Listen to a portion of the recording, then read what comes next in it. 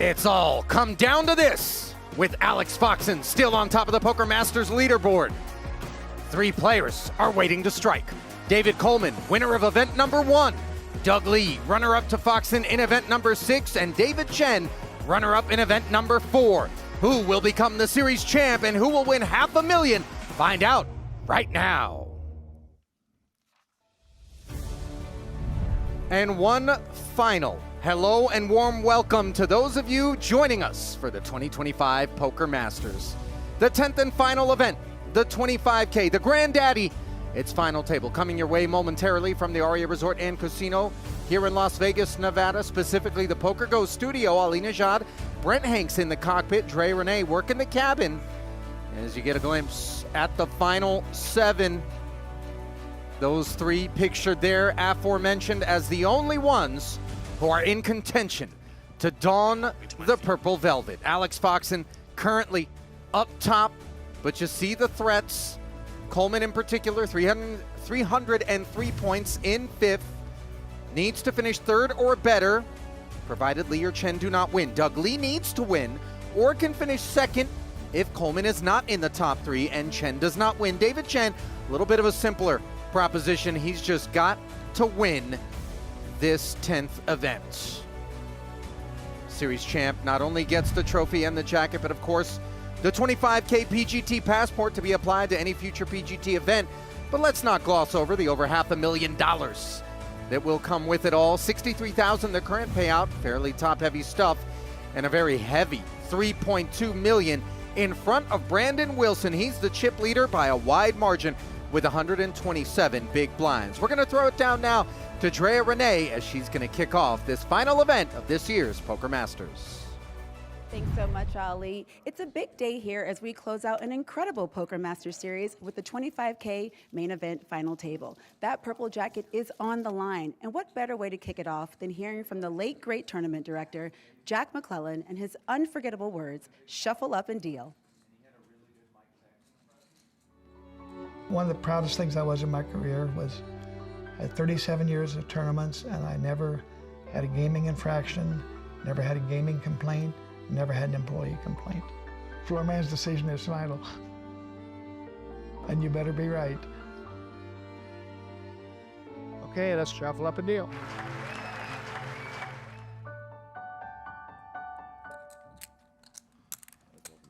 That room at the Bellagio was the best, man. Dude, that's the one I'm talking about. Yep. Festa El Lago was my first WPT final table. That's where the kid came with the sexton? It was, yeah. He brings out the sexton while I'm mid-pod. He's like, all right, man, so we're going to do this and that. And I'm like, on the turn, the kid's got the microphone, everybody's laughing. I'm like, this is crazy, man. Like, this is really crazy. This is a big spot for me. And I got a kid I'm playing against with a microphone doing commentary live. Players sharing some fond memories about the Festa Al Lago days over at Bellagio, one of really kind of the bleeding edge high roller tournaments that was held in the Fontana Lounge. No longer, of course, there on the property, and Jack McClellan was the longtime tournament director over at Bellagio for those less familiar. And Brent, I know you had some memories of Jack throughout the years, did you not? I did. Some of my earliest memories actually from the Fontana Lounge, playing in those tournaments, overlooking the beautiful water show in front of the Bellagio. And it didn't take long, as a young whippersnapper at the time, to realize, Jack, okay, this guy is a legend of the game. Truly. Played on loop for like 2 years straight. Didn't take long for us to get the action underway. Apologies for the interruption. We're playing 15, 25, 25. Coleman. It's like, bro, like. On the button, one of those in the hunt for the jacket, attacking with the ace-5, coming up empty. Same story, of course, for chip leader Brandon Wilson. Always a bit treacherous squaring off against the big bad stack. Coleman happy to check back, and even happier to see an ace of clubs on the turn. Paul, you want this off, right? Beautiful presence. Reaction manifested. The old carrot. It was like an out-of-body experience. I don't even recall it happening. Comfortable feeling when you knuckle back and miraculously spike. Tournament, I just backdoored straight. Oh my God! And then he goes. Oh. By the way, Brandon Wilson, are you familiar with this guy? Oh yeah.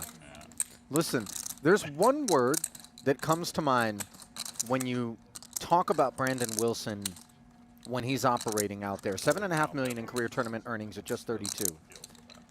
Composed. Absolutely steely, in his element. Never seen this man flustered in a spot, ever. I've seen some flustered when squaring off against him, but the inverse not so much. He is absolutely filthy at this game. And already here, look at this. Leading out with the Broadway gutter. Not just leading out, but he almost 2x the pot. He does things different than so many of our regulars here at the PGT. And what we thought was a comfort card for Coleman, now all of a sudden you start to have concern. Wow.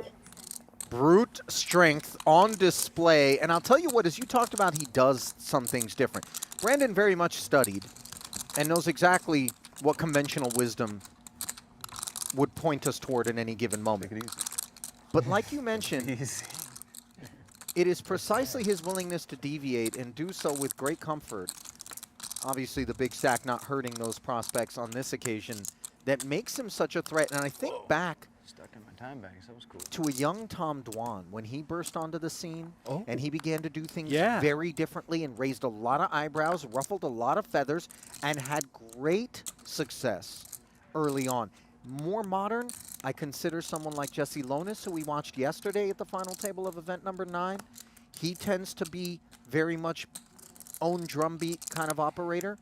Brandon, for me, is a delightful combination of command of craft in terms of, you know, inbounds, right, within the lines, and then knows how to grab that crayon and get all over the canvas when it comes to outside the line stuff. And just look at what he's managed to achieve here with a great setup to win this 25K. I love the way you presented that. Wilson, for those tuning in, if you're not familiar, one of the most studied players. When I say studied, I'm talking about game theory. He goes hard. He might study 10x more than what he actually plays, and he harnesses that, he learns, and then he deviates, which I know you touched on. He finds a way. Well, it's going to take something special here with Jack-9 against Ace-9. Dominated pre-flop, limping and then calling the tax. Imposed by Schulman, who has found the nut flush draw. Perilous are both camps. Hang in there, Ali. I know this is your guy, Schulman. He's in a great spot. You want him to win. You don't want him to lose this pot. I can see the anguish in your face. You're concerned. Why would I have any anguish when you're looking at 93%, Brent? Misread. Guy's got the best hand position. Betting lead. Nut flush draw. Anguish, my friend? Just keep it together over there. Keep your composure. I didn't exactly back up the truck, you know, in the prediction markets or anything. Everything's on the square, and everything's playing out exactly as we would have suspected with the C-bet and take it for Nick. Many of you obviously well familiar with him from his time in the booth, such a beloved color analyst of the game, but also a professional poker player from New York, Hall of Famer, inducted this past summer. His passions extend beyond poker to pool, thanks, boxing, man. chess Hey, you wanna, get as that well. down? Thank you. Part of the thank you for the drink. 7 Bracelet Club. I firmly believe that Schulman is the greatest overall well-rounded poker player on the planet. When you're talking about all the games, all the variants, I don't think that anyone is above Nick Schulman. I've said it for a while, and I sticking to it. So you mean like just mix, but then also cash, tournament, Every you know, all of it? single format, every game, there is nobody in the world better than Nick Schulman. He's too humble to ever lean into that. This we know about him. As we see Lee leaning into this baby suited ace. Dylan considering how to approach the king-jack suited. He's going to simply defend. But he's in the conversation. You know, no matter who you are, to deny the idea that he's you know, arguably A lot of gut shots on that board. that guy, you're just. The only thing that I don't like about Nick Schulman is this Raiders hat. Where's the Bills hat, Nick? You know, repping the what is this? The Raiders? Yeah, they're the Las Vegas Raiders. He's so a bandwagon fan. Right. He's from New York. Should be a Bills fan. The only team in New York that matters. I think there's some Jets and Giants fans that would have something to say about that, and perhaps Lindy's going to have something to say about this C-bet. Fruitless on a non-heart board. Just a polite request for what's in the middle, and Lindy with top pair will not be stepping aside. And as we watch Lindy cut out just the call, take a look up at the scoreboard. All of these stack sizes, very, very similar, with the exception, of course, of our chip leader, Brandon Wilson, and our short stack, David Chen, meaning Coleman, Doug Lee, Schulman, Lindy, they have to play very cautious, and they will. Respecting the ICM, you saw the payouts at the top of the show. There are some big rungs, gaps between them, ladders, if you will, that are going to be on the minds of that midfield cluster, bookended by Chen and Wilson, as Lee left with the deuces that he connected with on the turn here, awaiting Lindy's orders. And let's see, 290, and into it comes the barrel of 215. We touched on the Fontana Lounge, by the way. Jack McClellan. Yeah. Bellagio did. I played with Doug Lee. In the Fontana Lounge. Back in 05, 2005, 2006. He has been around forever. You're familiar with Doug Lee, yeah? He's also not aged since then. He really hasn't. No. I mean, beyond just the emotional baggage and you know, age that poker as an exercise will put on you. I don't know if it's affected him. The ebbs and flows, the variance, the trials and tribulations of poker. Doug Lee he's built different.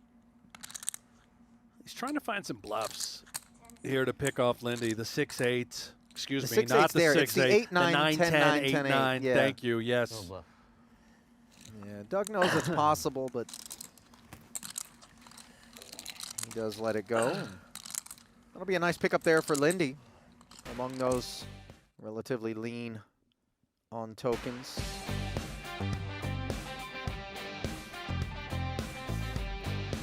Well, listen up, because this offer ends today and it ends soon. For $300, Global Poker is offering you 1.5 million gold coins, 300 sweeps coins, and a free SC99 Stage 1 seat.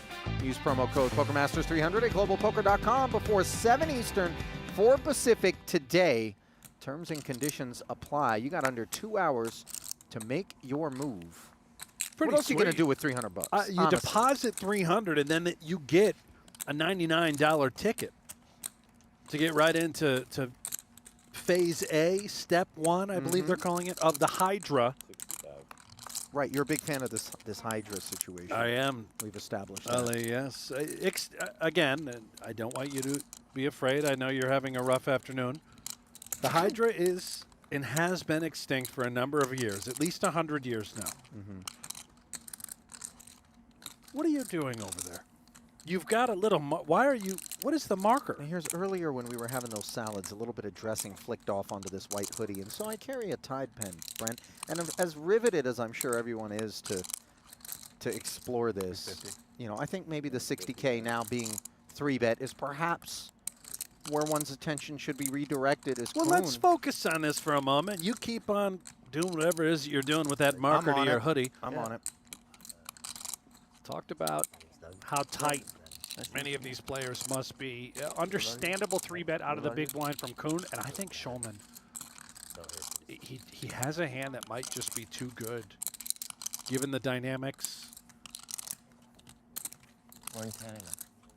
This is button big blind, and absolutely outstanding by Schulman rather than 4-betting. and just ripping it in. He's going to keep this worse ace in play Indeed. in hopes of not getting unlucky. 7-6 Trey. Koon is adrift without a spade. Schulman also lacking one. I just like visit the major lakes and hiked and whatnot. But Koon going right into the I enjoy like going right. off the What beaten path and finding our own types little- of kit would Schulman be calling a summer. 3-bet I wanna with? say August. A lot of these Yeah.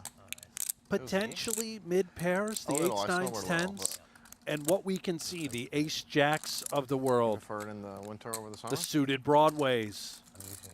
Koon seems content to Yeah. maybe just Just to ski a couple times. pass.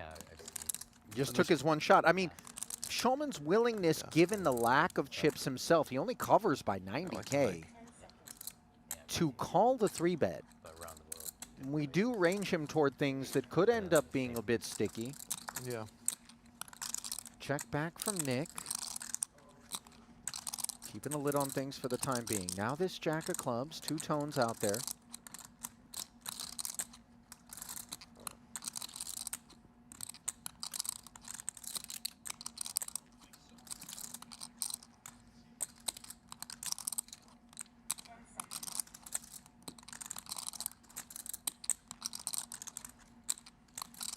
$300.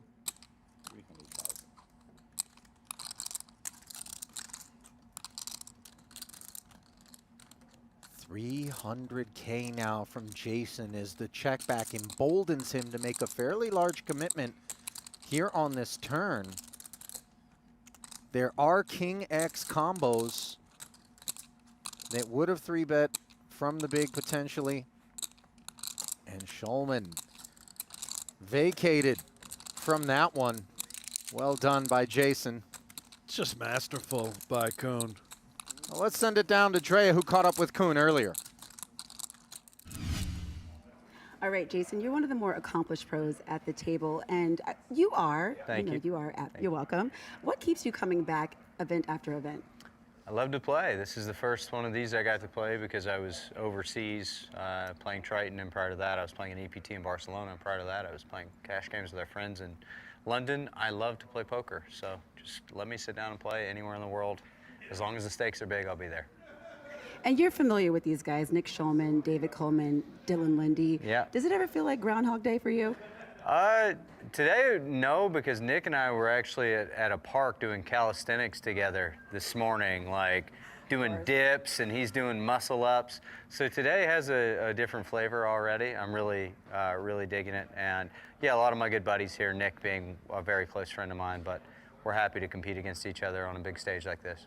And I see you're all in black today. Normally you have a bit of a pop, Jason. Are we going under the radar? Yeah, well, you know, what was the Johnny Cash quote where the guy's like, you look like you're going to a funeral. You're wearing all black. And he said, maybe I am. All right, well, thanks so much for your time and best of luck. Thank you. Tell you what, that man has served as the undertaker to many poker dreams throughout the years. When he's at a final table, obviously plenty of work to be done.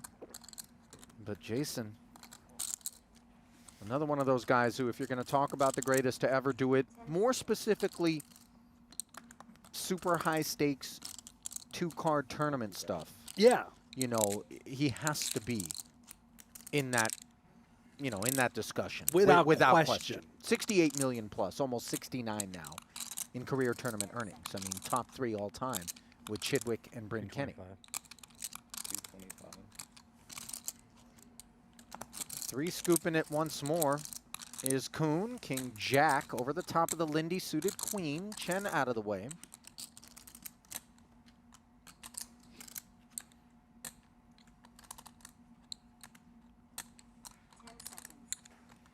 And Linde as well. So a nice little upswing here for Jason. I'm glad you talked about that with Koon. And when it comes to the highest of stakes, whether it's cash or tournaments, I'm having a hard time actually thinking of somebody better. Haxton comes to mind, I suppose. Ben Tollery. By the way, these are all good buddies. They all talk the game with one another. His story to me Yeah. is the most remarkable. Came from nothing out of I West mean, Virginia. you're not and- kidding. Yeah, He'll tell you a story about being in a literal like a police napkin, anything. chase right. back in Great. West Virginia Yeah, when he was a that- kid, and he's that's like, better, yeah. to think about where I am today, when that's the kind of knucklehead stuff that I was getting into when I was a teenager, is infinitesimally improbable. It's truly amazing. There's a show for those of you on PokerGO. If you haven't seen it, go watch Pokerography, the episode about Jason Koon, all about his childhood, his upbringing. You won't believe it, what he's been through in life. He's been through plenty in poker as well. I remember famously that viral clip of a hand where he's talked about, you know, he was buried in a game, huge cash game. I believe it was in Montenegro. And he ends up playing a, you know, multi-million-dollar pot, $1 million plus pot. And the other guy runs it once. And so he stops and he's like, do you want to sweat it? And the river card gets dealt face down and passed over to Jason so he can peel his own fate to see whether or not he wins the pot. I believe he did end up winning that particular pot, and he talked about how maybe he's not where he is today. If You that know? river card was, It's just, we've all done been him there, wrong. you know? yeah.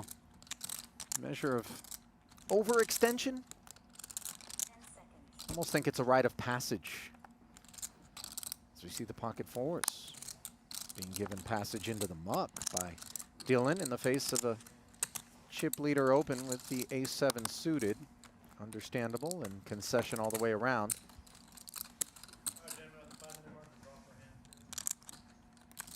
You know, the setup is a rather nice one for Brandon right now as he's scanning things with everybody mindful of the immediate ladder of 23K and change, as well as Chen's ever-dwindling stack, now down to 265K, that treacherous 10 big blind realm. Got me last. Oh, you took my card? You took my card. Oh, What are you doing? that's a crappy one. You might be thankful for that one. I appreciate that. Fancy. Chen, Not by the bad, way, blaming Matthew, I Brent, just apologize. 22 years of age, Matthew. playing a 25K, I believe he's the youngest ever PGT champion, Ali. 2.4 million Yeah. in career tournament earnings. Always wears a basketball jersey of sorts whenever he plays. Have you noticed that?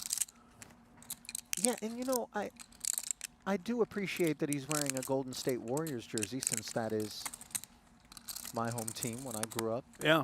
They were trash when I was growing up. At an earlier event, he was wearing a Boston Celtics jersey, and oh my. Aces for Lee in the big Wilson's Queens. Felt like they were just going to slide all the way around, and now all of a sudden, we've got Mentos and Diet Coke on our hands. Keep your eye on how Wilson responds. It's two queens. Sometimes the money just must go in.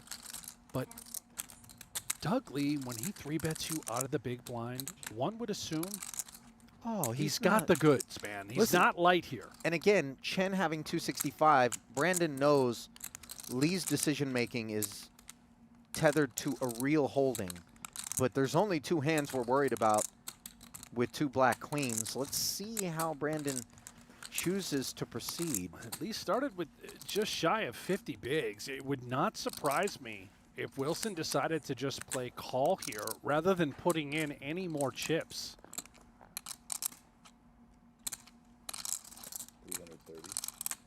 And I stand corrected. He's going to shoot it up to 330, which we're not folding now, I don't think. I get exactly why it is that you felt that maybe the tread lightly would be the path forward, but now let's see if Lee wants to try to spread the rest of his chips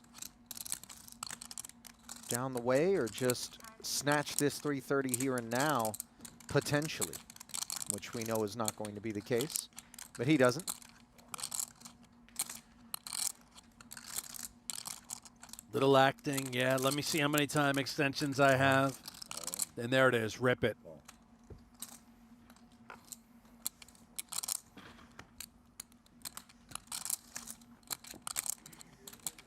Oops.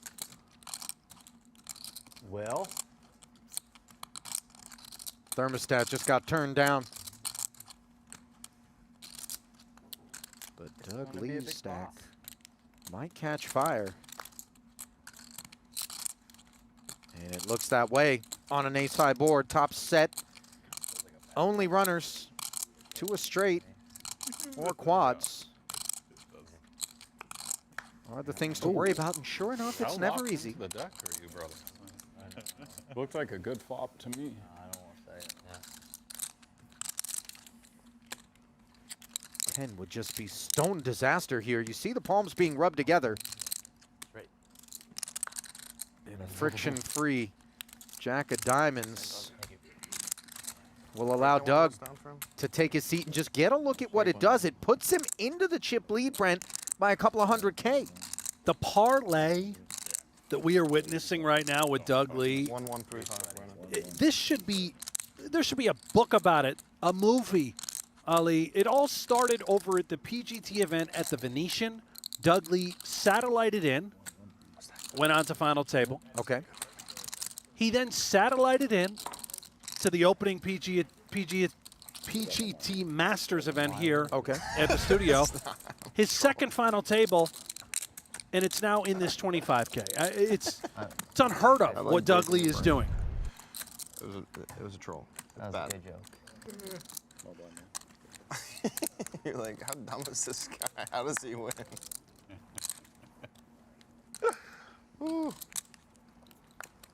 Well, this is where, if you didn't believe me earlier, as I talked so much about the poise and composure of Brandon Wilson, you're going to want to keep an eye on him and just observe the way in which he conducts himself in the aftermath of what has to be a deflating and disappointing exchange there. Not at all how he scripted this, but I think he just shakes it off, rolls with the punches, and gets back to work under the new circumstances. Yeah, last hand. And let me just revisit it once more, For Najat, Doug for Lee. Doug Lee. Okay, Yeah. over the course of the last, call it 14 days. Hang on. Yeah, I'm seeing this. We got Master Chen all in. Queen Jack. Yeah, snapper hand.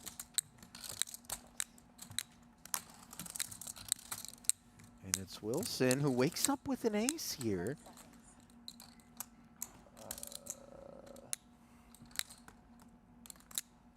He wants to call, but I think he's realizing now it's 10 bigs. A little hair more. And once they get on their backs, he'll be happy he did. Eventually, we assume that'll be where they're headed. Not quite yet. Check. Dark check from Wilson. He swapped the wheel draw. He's Chen. probably not folding, Ali. No, never. I mean, it didn't really matter what was on the board. David happy to check back.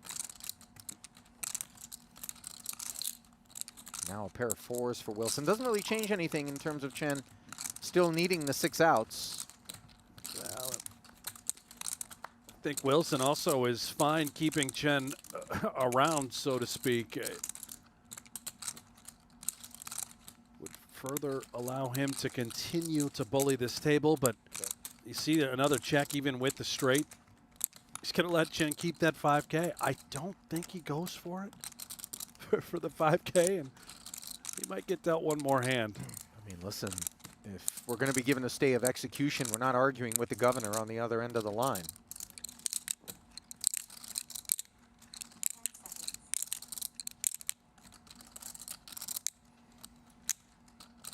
He's really taking his time, yeah. Oh, the wheel. When it's all said and done with,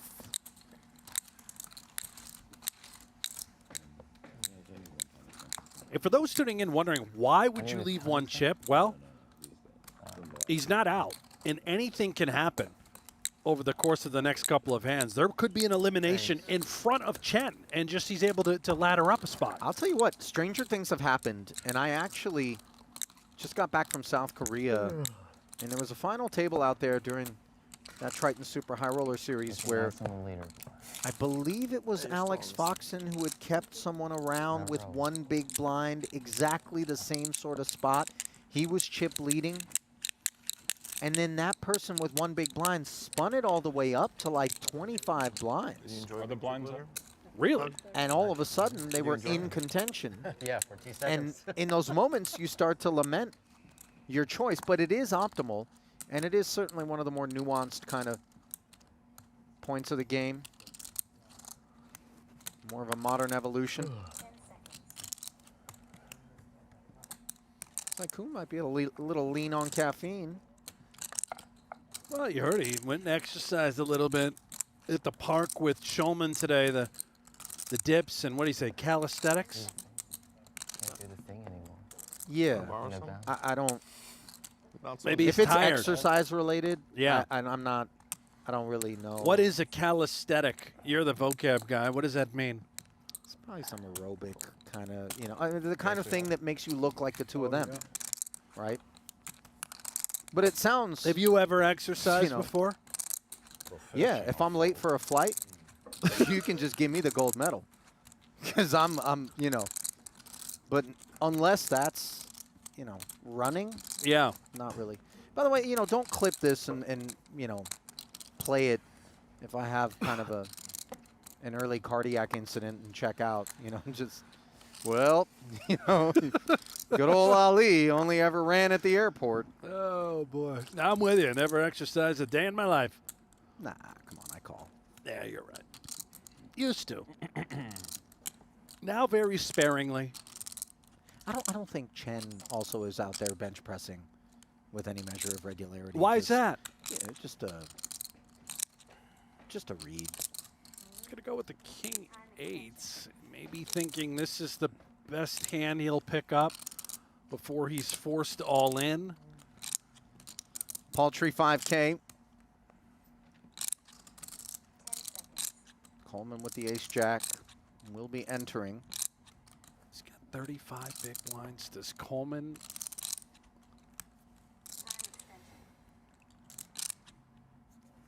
What are you thinking? Does he raise? I'm actually very curious. It has to be a raise. I don't think we're just calling the 30K, right? Being the big blind. I think he's going to have to shoot it up. A little bit of extra money in the pot now. There are occasions in which you observe kind of an open invitation being provided to other players in the pot in an effort to team up, if you will. But Coleman does indeed min the sevens for Lee, climb aboard. Schulman in the small with a couple of fives. He's getting a great Give you a little price, action, is little mount Schulman. boy. Yeah, I love this just call. Sure. He considered maybe heading north, but there's a lot going on. The Coleman min race. Doug Lee beat everybody into the pot with those 2-7. Schulman certainly soaking up the live tells, if you will. Hope people know that's your nickname. So the main pot is complete at 55K. Who gave him that nickname? Bulk of the chips on the outside. It comes queen 10-8. Double gutter here for Coleman. Note he's got the most equity despite not having a pair. Chen with the eights technically has the best hand right now.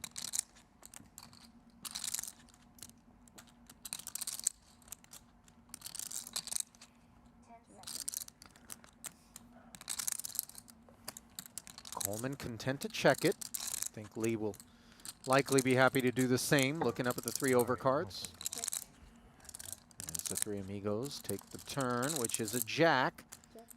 Now Coleman finds a pair to take the lead. Chen, open-ended.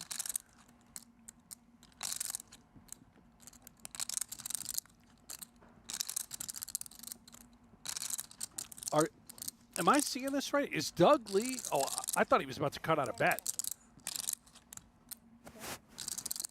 Well, he was going to have to wait for Coleman's action. Okay, there we go. Everybody checks. And the Board pairing queen on the end means it's all over for David Chen. Coleman can lay claim to the 190 on the side as well as that 55 in the middle. Once they get to showdown.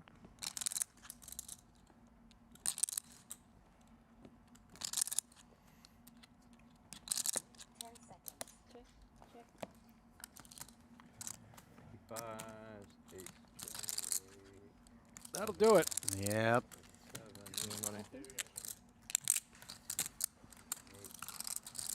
First fallen soldier Good game. GG, bro. on this 25K battlefield as the GGs are issued. And David Chen showered in 7th, 63K for his efforts.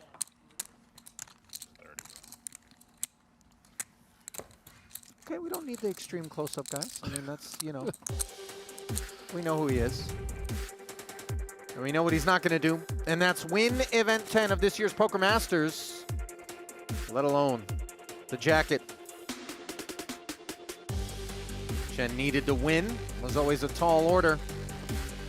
But now it is David Coleman and Doug Lee who are the only two that can upset Alex Foxen. Brandon Wilson I think he would. inheriting You don't think so? the chip lead You're again. asking me, I'm telling you. I don't. No bluffs for him on the river. I don't think so. I feel like Little Math Boy always has bluffs. Oh, Math Boy. That was the nickname that we slept on. Little Apparently, Math a Boy. little Math Boy given to him by Chino Ream. That's the one. You know what's interesting about it Yeah. is, Pretty hard. you know, well, hang on a second. Something interesting could develop here. Ace King for Schulman on the button. We know that his range is going to be broader than top tier. Linde covering with black sixes.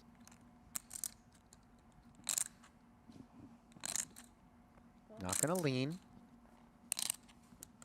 Koon's got a nice price, but a dusty holding. I was going to say, Little Math Boy, Uh-huh. for me, always felt like a Ben Chu kind of nickname. But, you know, similar makeup on Chen and Chu. You with me? I'm with you. It works. I hear you, Ali. We got a guy in our game as we see Schulman thrashing the sixes on this flop. We call him Little Fella. Stanford guy, Scott Abrams. Sure. Also, Little Math Boy could be Is he kind of directed in his. actually a small person, a little person? From when you say that, like biologically, you know, designated? No, Right. he's just diminutive. Hence, Little Fella. Okay. Yeah. Yeah. A lot of jockeys in poker. We talked a little bit Yeah. about this yesterday. You and- Which means yeah. that we don't need to talk about it again. No, for those that are new tuning in, but Right. you know, Chen, Ben Yu, by the way, would be fantastic. Did I say Chu? I'm sorry. I said Chu. I meant you. Oh, hang on a second. I want something. As Linde gave it a Chu, and then came up with call here. It's understandable. The down bet sizing by Schulman. He only bet 50K on the flop. You're going to keep a wide range of hands in. Schulman doesn't have to have a king, by all means. And by the way, he's happy to keep that wide range of hands in, just given how strong his particular hand is. Can he get one more street? That's really what I'm most interested in. What is the sizing now? We got 300 in the middle. Top pair, top kicker. Schulman thinks he's targeting sixes, 150. sevens, eights. He says 150. Half pot.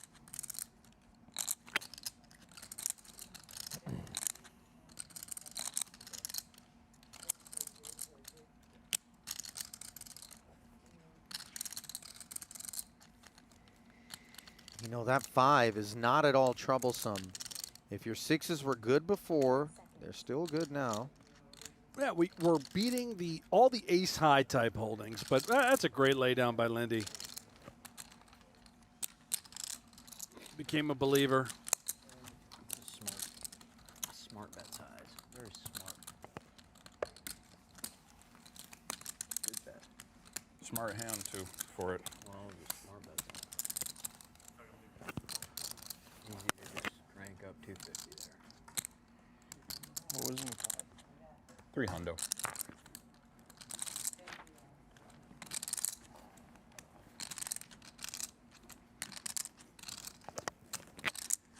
I would only say that. 86,000 and change. Don't worry. The Good on-tap hand. payout. Pot with us. No. 31.5. It's on you. Nah. The ladder. We're not.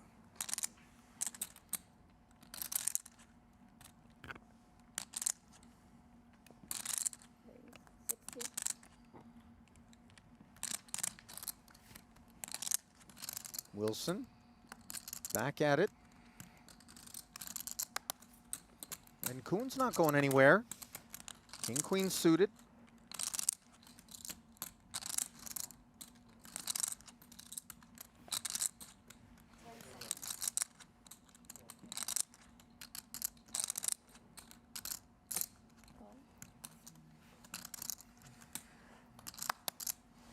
Playing it as a flat here.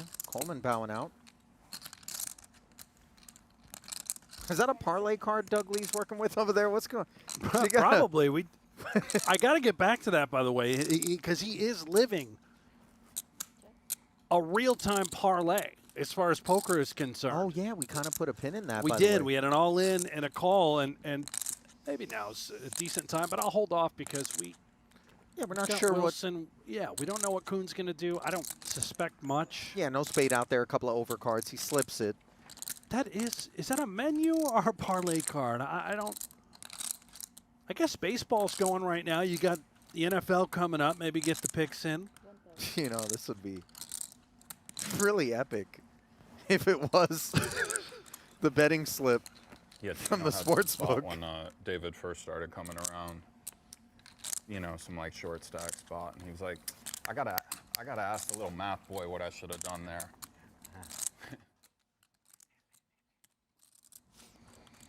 Little man. And then it became LMB, which is so strong. LMB. I thought it was Little Mouth Boy for a minute, and I was like, that kind of makes sense too, because he's oddly like, he'll hit you with some zingers. You know? Yeah. Yeah, that one, no. I think Little Math Boy is better. Yeah, for sure. You don't want to be the Little Mouth Boy. It's like I'm just a little bit off.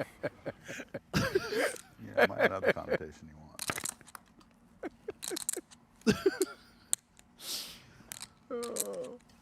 I can't tell a big mouth boy or a little mouth boy is.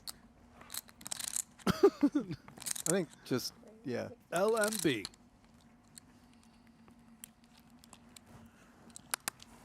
PFR from Linde with the ace-7.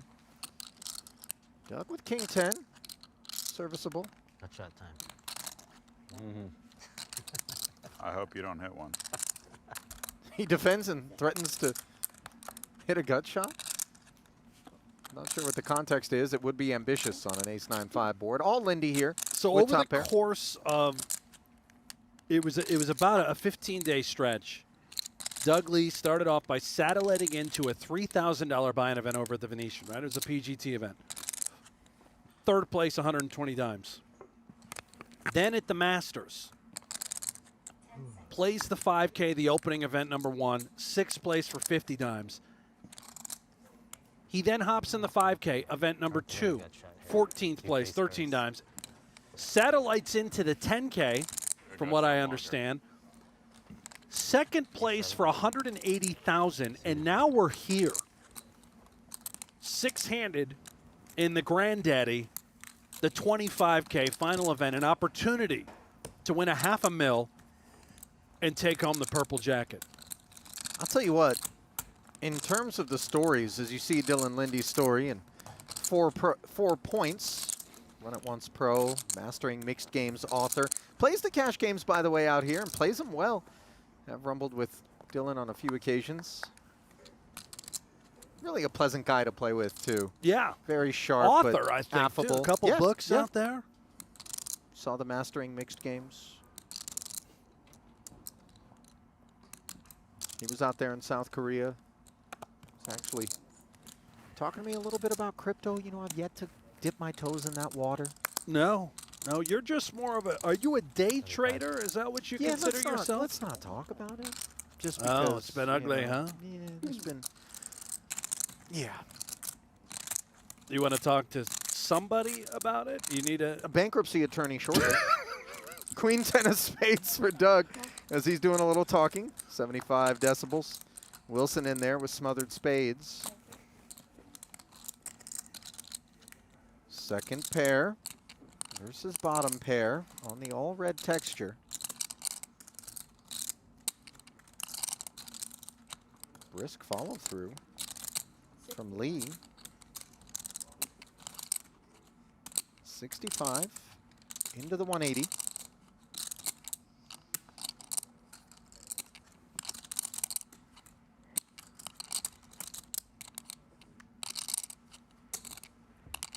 Wilson just enough to want to stick around. See if we can hit a clean 8 or 7. Oh, dear. What was that? Bottom 2. Now, it's a hand that's vulnerable, and it cuts a couple of ways. I mean, these are the 2 big stacks at the table right now. Lee getting called on the flop, obviously, maybe a little bit uncomfortable, but I think he's looking to set the turn price himself. 10 seconds. 160. 160. It's an interesting line by Lee. Raise pre, bet flop. You get called on this type of texture, and he's going to bet again on the turn. Are you not more inclined to shut it down on a turn here? Maybe you just check and decide, but I think Lee, the cloth that he's cut from, he likes to bet and gather information. If he were to face resistance, he could then decide. But right now, I love what Wilson has done. Well, what he needed to gather was an ace, queen, or a 10. Instead, a third diamond in king form rolling off the deck. And now Lee promptly showing his distaste for the circumstances. Everything gets there, right? The diamonds, you were already concerned about maybe Wilson having you beat when he calls you again on the turn. This would be fairly thin value if Wilson were to fire it, but you do ask yourself, would aces and kings, aces and queens sets not have been heard from even on this diamond completing river? I would expect a value bet. You're targeting the ace-10, ace-jacks of the world. I'm a little bit concerned about Lee. He's unorthodox. I'm more concerned about king-queen than I am anything else, and there is the knuckle, to your point. Decides to just keep things contained and put himself now back into a healthy lead. There's 1 million separating he and the second place stack of Doug Lee. If you're looking to separate yourself from the pack, look no further than Octopi Poker, the next generation study system for one and all, casual, pro, folks like Stevie Chitwick, fun to use, affordable, and full of features. Head to octopipoker.ai now and check it out. And for a limited time, use promo code MASTERS for 20% off an annual plan now through October 2nd at octopipoker.ai.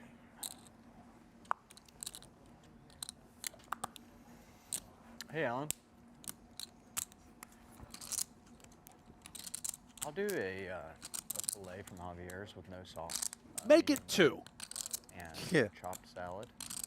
Pass on the salad. That chopped salad from Javier's is fire. Good. Yeah, that's actually my go-to. The chopped salad with either steak or chicken. Oh, you're just full of bluffs today. No, I'm pass serious. on the salad, but oh no, it is good. You know, just right on my bandwagon. Okay. He had me at the filet though. Just give me you're the a meat. ribeye kind of guy though. Yeah. Stop kidding yourself. Oh, I am. You're actually more of a chuck steak. I'll eat kind any of, meat yeah, in my mouth. Thank you for that. Any and all. All are welcome here. Right. I can masticate with the best of them. Yes. Oh, just really full of landmines today, aren't you? See, I'm not doing it. You know, I'm not going to step down on one of these things, end up like Lieutenant Dan. No, well, wait, everything turned out great for Lieutenant Dan in the Yeah, end. save for the fact that he was nubbed No, but at the both end, he was spots. standing upright. Remember? He got the nubs back. What do you mean got the nubs He back? regenerated like a Hydra. No, that's not. I don't know what version you watched. He was upright at the end of the Yeah, movie. just no He's potato. standing. Right. They gave him his nubs. Right. He had like a prosthetic stuff going There on. it is. That's the word you were looking for. Right? Yeah. Not the prostate. No.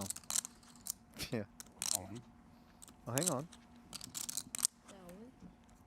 Schulman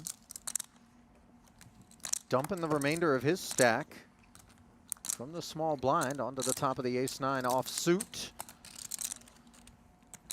Wilson bows out without further consideration.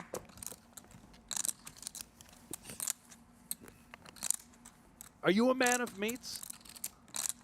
You know, You're not like a vegan, right?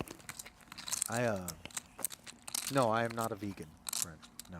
Not a vegetarian, I assume, judging by your physique. Yeah, thank you for that. You can be, overweight and vegetarian, That Well, doesn't I'm not tipping the seem- scales over That here, doesn't by the seem way. possible. You know. Are you telling No, me it's there's true. such thing as, You never as seen, an you never obese seen a vegetarian? corpulent vegan? No, just no. French fries Vegetarian. all day. Is there Well, such vegan's thing? more restrictive, so vegetarian, absolutely. I mean, you can do the eggs and cheese, can't you? Vegans can just eat a pack of Oreos at will. Yeah, also vegetarians can do that. See, because vegetarian is a subset. Or vegan is a subset of it. Yeah. Brent, I know you haven't thought through most of what comes across your lips, but I thought vegetarians only eat vegetables. I thought when I showed up for work today I was going to talk about poker, and believe me, I'm okay to talk about other things, but just Coleman doing the talking with Ace King. Jack 10 suited, a pretty one for Schulman. Decides to take it north.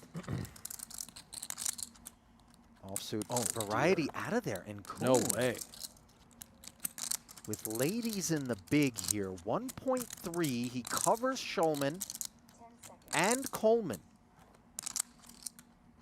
Starts the hand a little north of 40 bigs. He's deciding 4-bet.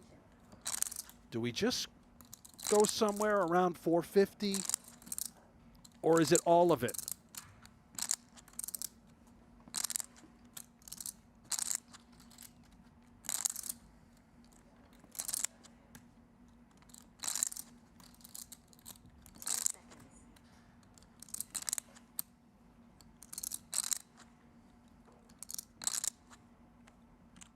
One thing is certain. 400. This is all going to somehow, some way just get in between the ace-king and the queens. Yeah, deflating here for Schulman.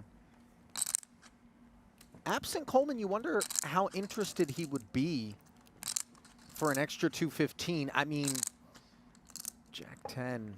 But we know it's not going to come to that. It's not. And I love what Koon has done with this sizing. By the way, he can mix in some really filthy, cold 4-bet bluffs with the ace-5 suited type of kit. And it would always be this sort of sizing. You leave the door open to be able to 4-bet fold. Instead, we just have our hands, another cooler. Sure. 10 seconds.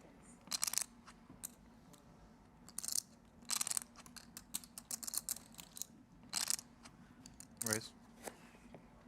Time extension. And by just saying raise, that is the Sorry, what- declared Said min raise. raise. I got it. 6, 10. 6, 10. Here we go. Things getting clicky. Schulman knows it's time to vacate. Maybe the first time in history that we see a 6-bet all-in. I don't know about first time in history. At our PGT events, I don't think I've ever seen one. It's a mythological beast. Seldom observed. Time extension.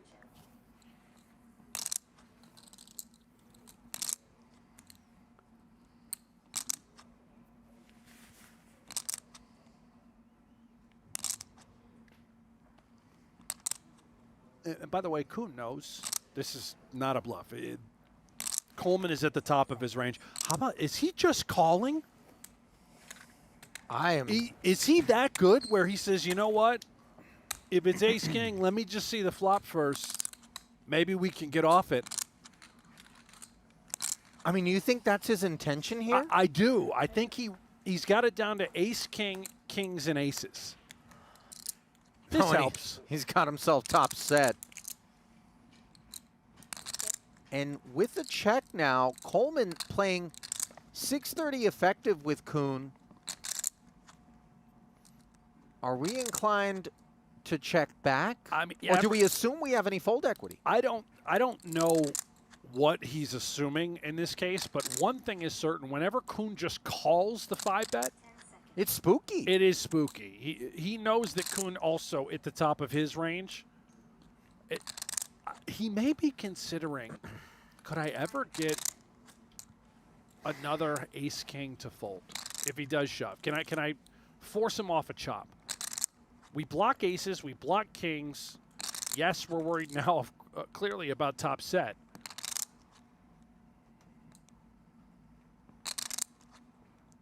But if he does shove, I think it's with that intent to try and fold out what could be another ace king, and he does shove. And you see Koon with the sporting immediate revelation of top set, but as much as he would love to be out of the woods, he is far from it. 4 jacks in this deck, 2 of them not available. Well, boy, I'll tell you what. Unbeknownst to Coleman. You see David demoralized, but now finds the flush draw. Remember, Ali, 2 of those jacks were dead. Well, now Jacob's got company in terms of Coleman's opportunities to win this one. And Jacob says hello. There were 2 of those left in the deck.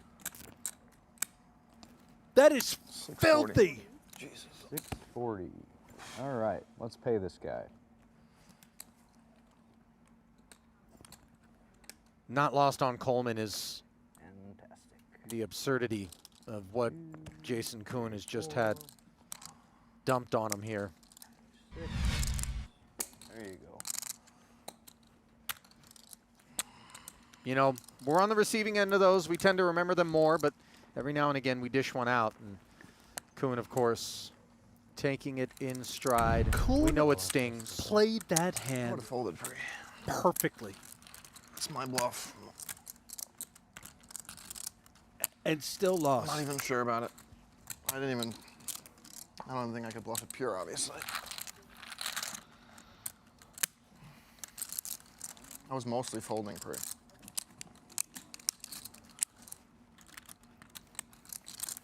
You know, it's interesting.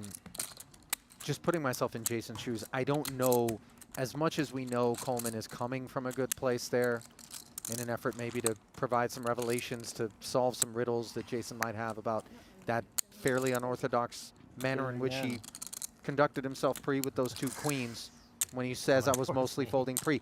You want my cards, believe me.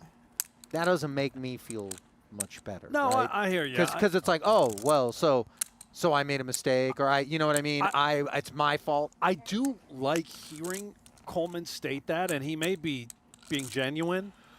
Had Koon he's not trolling. 6-bet shove. Yeah, he's not trolling. I think ace king off is probably in the muck. He puts in half his chips, slightly more. Very, very finds the fold. I mean, it's such a specific scenario in which ace kings can contemplate hitting the muck pre-flop in these spots. But that one in particular, right?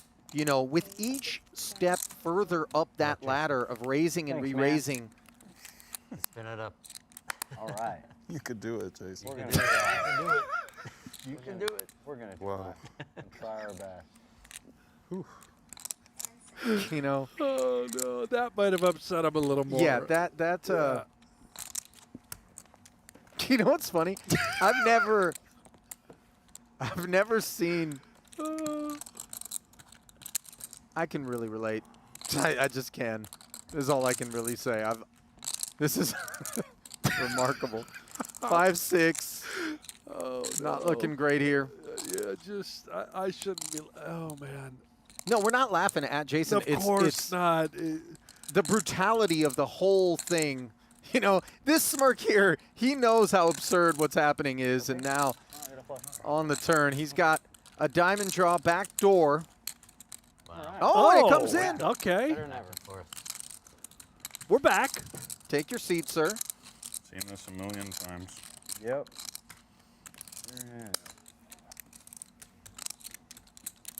Unbustable, unbreakable, Jason Koon. He's bustable, Brent. He's got 90. 120, sorry. Give him a little credit, Ali. I'm just saying He's on the button as got- well. He can ladder up another spot. You think he wants you running out be there right gently- now? I'm gonna go out Quick there and- shoulder yeah, rub, I'll you know, encourage him. the towel, just Yes. hyping him up. We'll just take it to that next level. First there was Coleman, then there was Doug Lee, then there's me running out of the booth. Just run over there and give him a high five. Yeah. I think that's what he wants. You got Brent. this, man. Yeah. Don't give up. I think it'll go over great. Yeah. Meanwhile, great are two red jacks playing six-handed final table poker. Brandon Wilson welcomes them to his doorstep. Rolls out the 60K mat. And this one will be uneventful. Nice.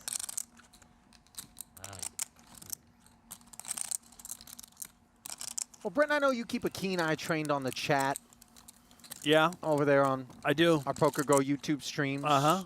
What are they talking about in the aftermath of that one? Or in general here today? Anything noteworthy? Actually, I did see a great comment from Edward Halameric that Coleman's shove on the flop not only would fold out potentially ace-king, but also jack-jack. So thank you, Edward, because he's totally right. Well, listen, if you want to get right, get yourself over to Play Poker Go. It's the home of free online poker, and it's also where you can win a dream seat to play in the PGT $1 Million Championship. Download the free Play Poker Go app or head to playpokergo.com. Create an account and play a single hand to get automatically entered for a chance to win a dream seat into the PGT Championship. You know where they're never folding ace-king?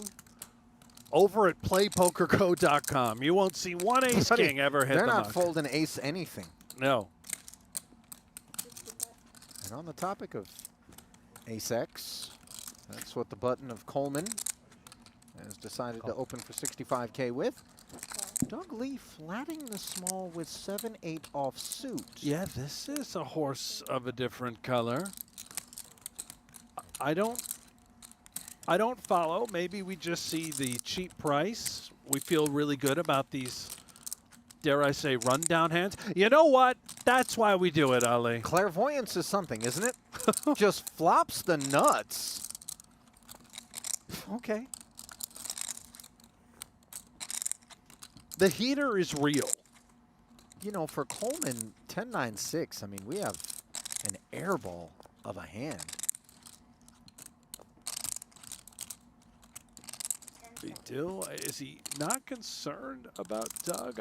Coleman, by the way, the one thing that drives me nuts, and I understand why he does it, but if you watch carefully, he will take his maximum amount of time every decision. Will it really? Yes, and you'll hear the dealer say 10 seconds, and that's when he acts. Okay. Every time, every street.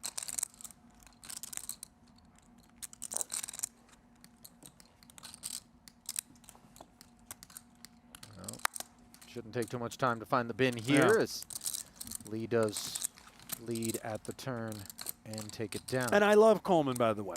Let the record state, I'm a big David Coleman fan. There's timing tells going on. Sure. That's the intent for Coleman, as well as many other players. Jimmy Platinum talked about this a few shows back. He pointed out that Coleman will always wait the maximum amount of time, and I never realized that until I started paying attention today, and he was spot on. You know, this Jimmy Platinum thing that you're pushing pretty hard on, Jeff's on board with this? Or is there some resistance? Jimmy? Yeah, Jeff Platt. Yeah, he's on board. Sure. He's specifically told you this? Well, it's his nickname. You know, he's got an OnlyFans account. Jimmy Platinum. Really? Did you make it for him by chance? Maybe. Maybe I did. Yeah. I believe it. Yeah. King Queen here for Coleman. Let's see how much belief Wilson has in the cutoff open. Queen Jack offsuit. Tempter. Gonna flat it. Price is nice out of the big here for Nick, but apparently the holding was not, so he'll step aside.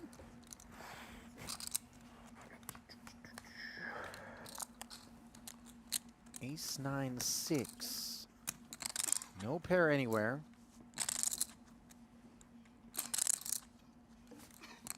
Am I wrong? Was that not ace 9-6? I'm looking at 9-6-4 in the graphics. No, it was indeed ace 9-6. I believe you're correct. It's the ace There of it is. hearts. There Okay, it is, thank yeah. you guys. They heard you in the back.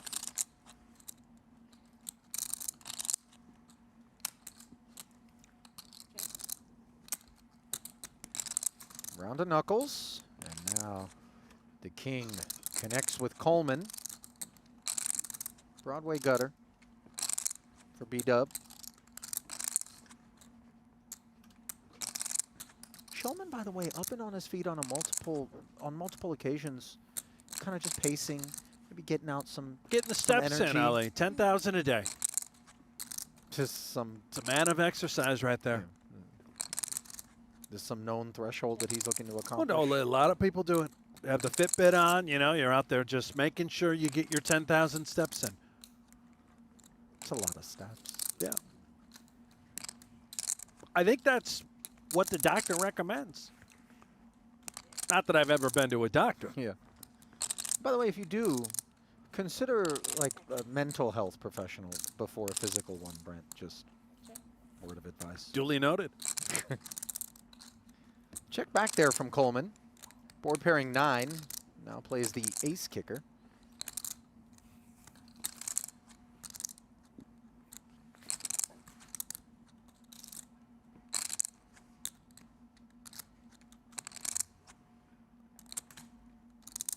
Levels, by the way, in this one, 45 minutes, and they will stay static at that length throughout, unlike prior events where as the field gets whittled down, level length decreases. I think that's one way of saying we're in for a long one today, pal. That, you know, that's one way, but remember, the fewer hands that you're playing in each of those levels, then the leaner and thinner the stacks become. Yeah. And you kind of backload the bust outs. And we're seeing, what, 4 to 5 hands a level? I'll take the over, but I hear where you're coming from. Wilson, by the way, with just the queen playing, not queen jack, decided to fire 70. Maybe just decided I'll set the price. I feel like bluff catching if he barrels, so be a lot more content at 70 than at a bigger number. And Coleman snacks. Did you say snacks? Yeah. You've got a lot of snacks over there, I see. Yes. The Fritos, the Twix, you also have a full meal. Have you had a bite of the enchilada? Haven't touched the enchilada. Do you want me to feed you? Absolutely not. You know. That's what I'm here for. No. Got It's long arms, Ali. If that's what you're here for, that would explain a lot. The feeding guy ended up somehow I'm very on the comms. delicate with the silverware. Those pearly whites are in good hands. Yeah.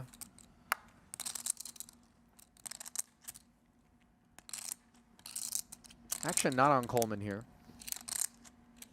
There we are. 10 seconds. Schulman will just say goodbye to 5-3 suited. Linde was ready.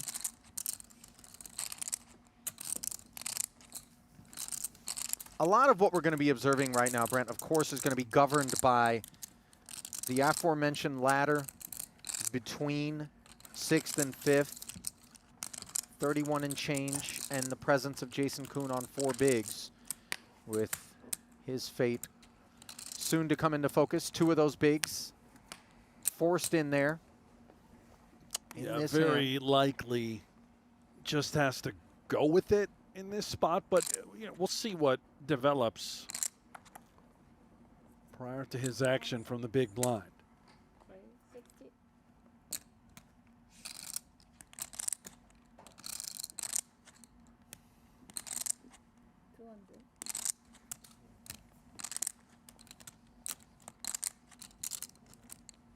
60 becoming 200. Schulman steps away from the 8s. Koon, now or never, would rather take a shot at a triple up. Let's see what Coleman's sentiments are. Another 140 required, but obviously he'd like to team up with Lee 10 seconds. just to make it that much tougher on Jason to win this hand.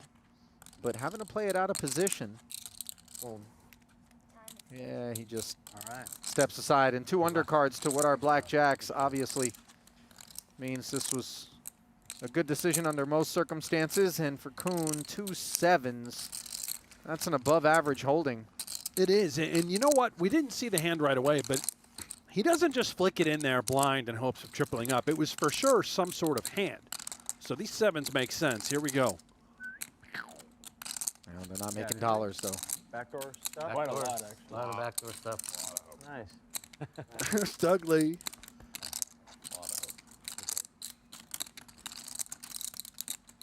Appreciate the good vibes, man. Oh. Oh, there we go. It is. Too many outs, I think. Too many outs. But I'll take them. I'll take those too many outs. Well, he found backdoor diamonds already earlier. Can he find the running hearts here? And the answer is no. Good game. Awesome. Yeah. Good game, guys. Good game. Jason. Good game. Yeah. See you later. One of the GOATs, no question about it, as the path further cleared to a potential jacket for Doug Lee, who hauls in the remains of Jason Koon. Your 6th place finisher, 86 and change. There it is officially, brought to you by Global Poker. There's only 9 cash of our original 63 and only 5 remain. Go ahead, Brent. The year is 2025, am I right? Yeah. And we just watched Doug Lee eliminate Jason Koon at the Poker Masters, and Doug Lee has an opportunity to win this purple jacket. Yes, sir. By the way, Coleman, as long as Lee doesn't win it, 3rd or better, and he wins the jacket. 60.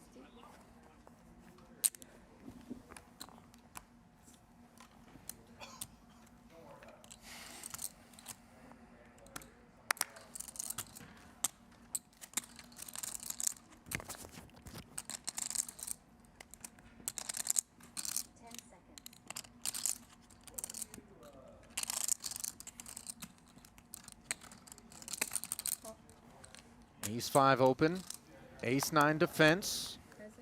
Coleman dominating. King 8-6, the 2 big stacks. Locking horns here. Coleman still with the best of it. Doesn't have the betting lead or position, and let's see how much claim Wilson wants to lay.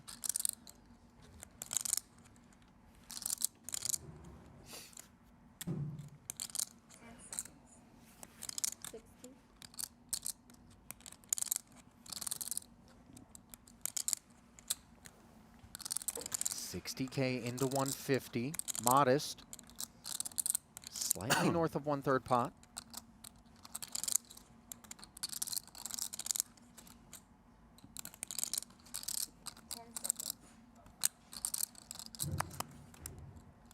And the Ace 9 just decides to step away. Well, Jason Koon may no longer be at this table, but he's still in the studio, and he's with Ardrea Renee right now. All right, Jason, pretty tough beat you took there from David Coleman. How do you shake off moments like that? I don't know. Go home. You know, flop top set. Oh, I have the nuts. Oh, he just said all in. Awesome. I'm out. That's all right. That's how it goes. I've been on the other side plenty of times in my life. And these Poker Masters event, you're no stranger to them. What sets them apart from other high rollers to you? Well, this is the only one I've played. I think I only have played the main event the last 3 years, and it's always been a good tournament, and I love coming to the PokerGO studio and playing. It's good to be home, you know. I love America. I love American poker, and I don't get to play nearly as much of it as I'd like to, so every time I get to play on home soil, I get really excited about it. All right, well, thank you so much for your time. Guys? Thanks, Drea. you got to appreciate, you know, Jason has so much perspective. Anytime you talk to him, as unbelievable a poker player as he is, and I mean, he's just built different, there's no question. He's very ready to talk about how fortunate he has been. Lee, unfortunately, has picked King-8 offsuit with which to lean back upon Dylan Linde's open here.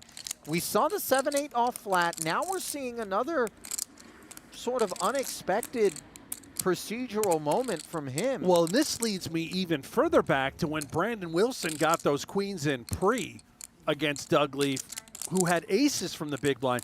I suspected that Doug Lee would be 3-betting very snug out of the big, and I stand corrected because he's clearly capable and willing to mix in a variety of hands. I'm going to say this. Yeah.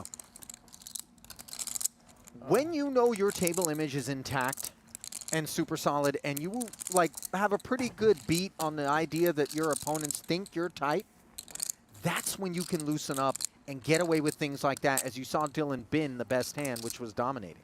Yeah, that's just great awareness by Doug Lee, leveraging and attacking Linde, who is handcuffed, by the way. He's in a way trying to wait out Nick Schulman, who is the short stack.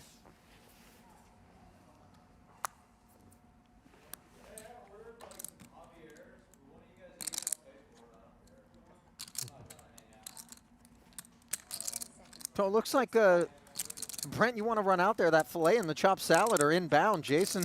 Oh, hold on. I'll be right back. Just, I guess he's going to orphan dinner. I did want to touch on your remarks about Koon. Thank God you said remarks about Koon. Go on. And then I'm going to touch on you in a moment. Yeah, thanks for However, what I took away from the interview was, yes, Koon is so well-spoken, the perspective, but also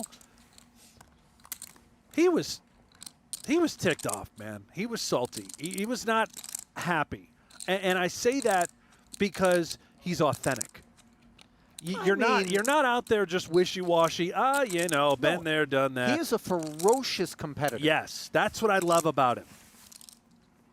Meanwhile, Doug Lee has been given the competition fits on more than one occasion, sitting third right now among the 2 million plus stacks. And is there a method to this madness that I am missing? Doug Lee flatting out of the small with queen 7 off.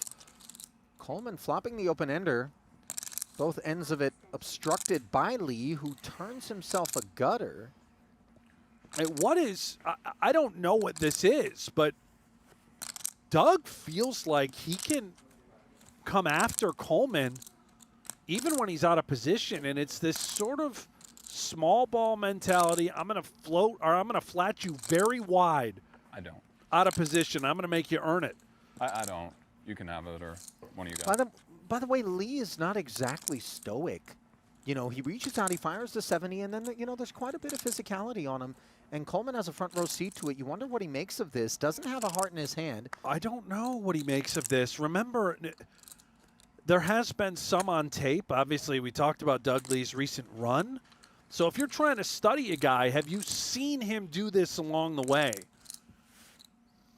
It's unclear. I don't know what Coleman knows about Doug Lee's game.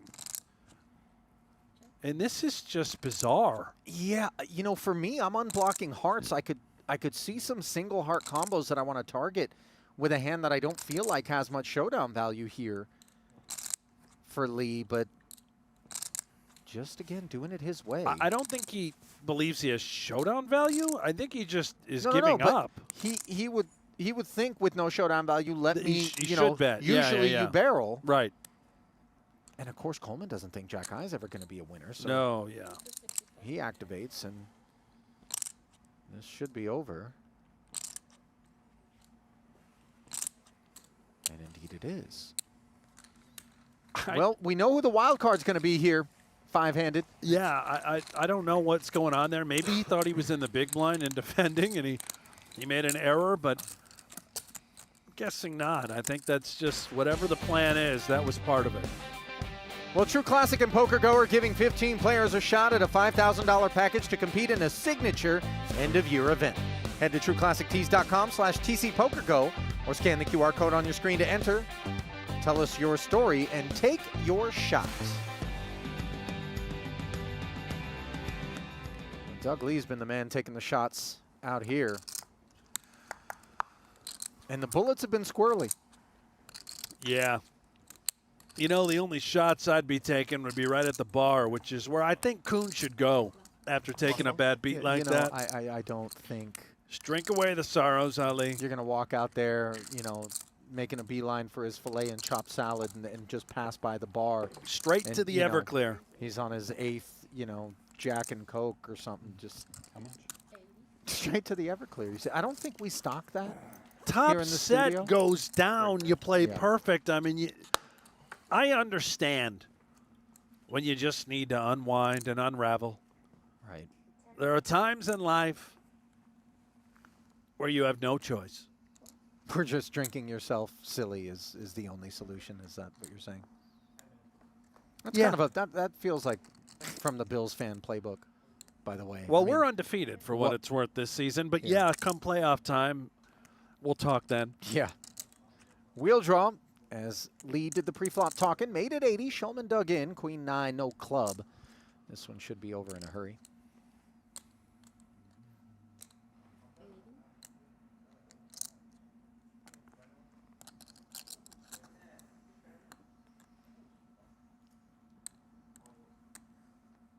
KC bet.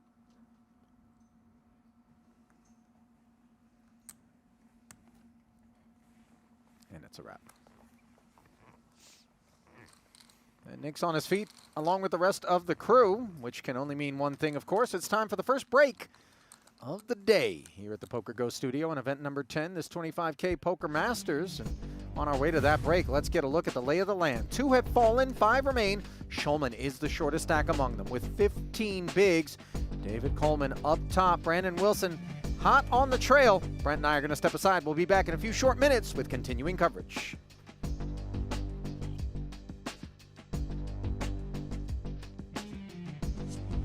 First WPT final table. That's where the kid came with the sexton? It was, yeah. He brings out the sexton while I'm mid-pot. He's like, all right, man, so we're going to do this and that. And I'm like, on the turn, the kid's got the microphone, everybody's laughing. I'm like, this is crazy, man. Like, this is really crazy. This is a big spot for me, and I got a kid I'm playing against with a microphone doing commentary live. 10 seconds. Players sharing some fond memories about the Festa Al Lago days over at Bellagio, one of really kind of the bleeding edge high roller tournaments that was held in the Fontana Lounge. No longer, of course, there on the property, and Jack McClellan was the longtime tournament director over at Bellagio for those less familiar. And Brent, I know you had some memories of Jack throughout the years, did you not? I did. Some of my earliest memories actually from the Fontana Lounge, playing in those tournaments, overlooking the beautiful water show in front of the Bellagio. And it didn't take long, as a young whippersnapper at the time, to realize, Jack, okay, this guy is a legend Oh, yeah. of the game. Truly. Played on loop for like 2 years straight. Didn't take long for us to get the action underway. Apologies for the interruption. We're playing 15, 25, 25. Coleman It's like, bro, like. on the button. One of those in the hunt for the jacket. Attacking with the ace-5. Coming up empty. Same story, of course, for chip leader Brandon Wilson. Always a bit treacherous squaring off against the big bad stack. Coleman happy to check back, and even happier to see an ace of clubs on the turn. Paul, you want this off right? Beautiful presence. Physical reaction manifested. The old carrot. It was like an out-of-body experience. I don't even recall it happening. Comfortable feeling when you knuckle back and leaping. miraculously spike. This tournament, I just backdoored straight. Oh my god! And then he goes. Oh. By the way, Brandon Wilson, are you familiar with this guy? Oh, yeah. Listen, there's one word that comes to mind when you talk about Brandon Wilson when he's operating out there. $7.5 million in career tournament earnings at just 32. Composed. Absolutely steely, in his element. Never seen this man flustered in a spot, ever. I've seen some flustered when squaring off against him, but the inverse not so much. he is absolutely filthy at this game. And already here, look at this. Leading out with the Broadway gutter. Not just leading out, but he almost 2x the pot. He does things different than so many of our regulars here at the PGT. And what we thought was a comfort card for Coleman, now all of a sudden you start to have concern. Wow. And I think back Stuck in my time banks. That was cool. to a young Tom Dwan when he burst onto the scene and he began to do things Yeah. very differently and raised a lot of eyebrows, ruffled a lot of feathers, and had great success early on. More modern, I consider someone like Jesse Lonis, who we watched yesterday at the final table of event number 9. He tends to be very much own drumbeat kind of operator. My home team when I grew up. Yeah. They were trash when I was growing up. An earlier event, he was wearing a Boston Celtics jersey, and oh my. Aces for Lee in the big Wilson. And welcome back for continuing coverage of the 2025 Poker Masters, event number 10, the 25K. Final table, where 7 began and 5 remain. Back underway, Ali Najad, Brent Hanks on the comms, Dre Renee working the sidelines. First and second. 2 of these remaining If you win, 5 you win. trying to work their way toward the jacket. And You hear if David I Coleman and Doug Lee talking bust about it. now and you get second, you probably win. Yeah. 118K on lockup as the ladder grows to almost 40,000. If you can outlast one more player. Why am I sharing all this information with you guys? You think we don't know what's going on with the points, Coles? We're professionals. I mean, Brandon has no idea what the fuck is happening. I do also sleep on that stuff, so I'm happy Dylan brought it up. I knew y'all had a chance, but it wasn't. I knew you were both live, but yeah. It definitely affected me 7-handed, I will say that. I 20, wanted 40, and chips. 40 now. It's weird ICM though. Like,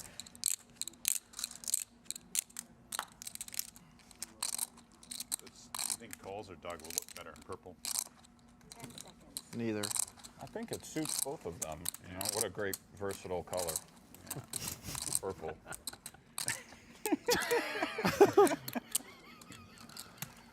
I just love your announcer voice there. Thank you, Doug. It's so like He's the fucking goat. authentic. Thanks, man. I've been told I put a lot of people to sleep, but it's not like a bad thing. You know, I'll take No, that. it's relieving. Soothing.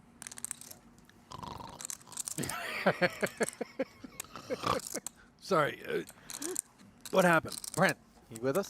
Oh, Nick was talking and I fell asleep. Well, he's waking up on the button here with King Queen. 10 seconds. TBD the sizing. Raise. He starts the hand with 15 bigs. Shortest stack. Lindy second shortest, out of the way in the small. Unclear what Coleman's working with. 10 seconds. But whatever it is, it's not interesting enough to defend, so Good fold. important pickup there for Nick. King 8 off. You had King 8? I thought you just said King 8. That's what you had. Oh, no. I folded a King 8 out of the big blind this series to Dan Shack. Oh, no worries. So he checks Thanks. out. Appreciate it. Got really shook pre. He was bluffing. Fair play.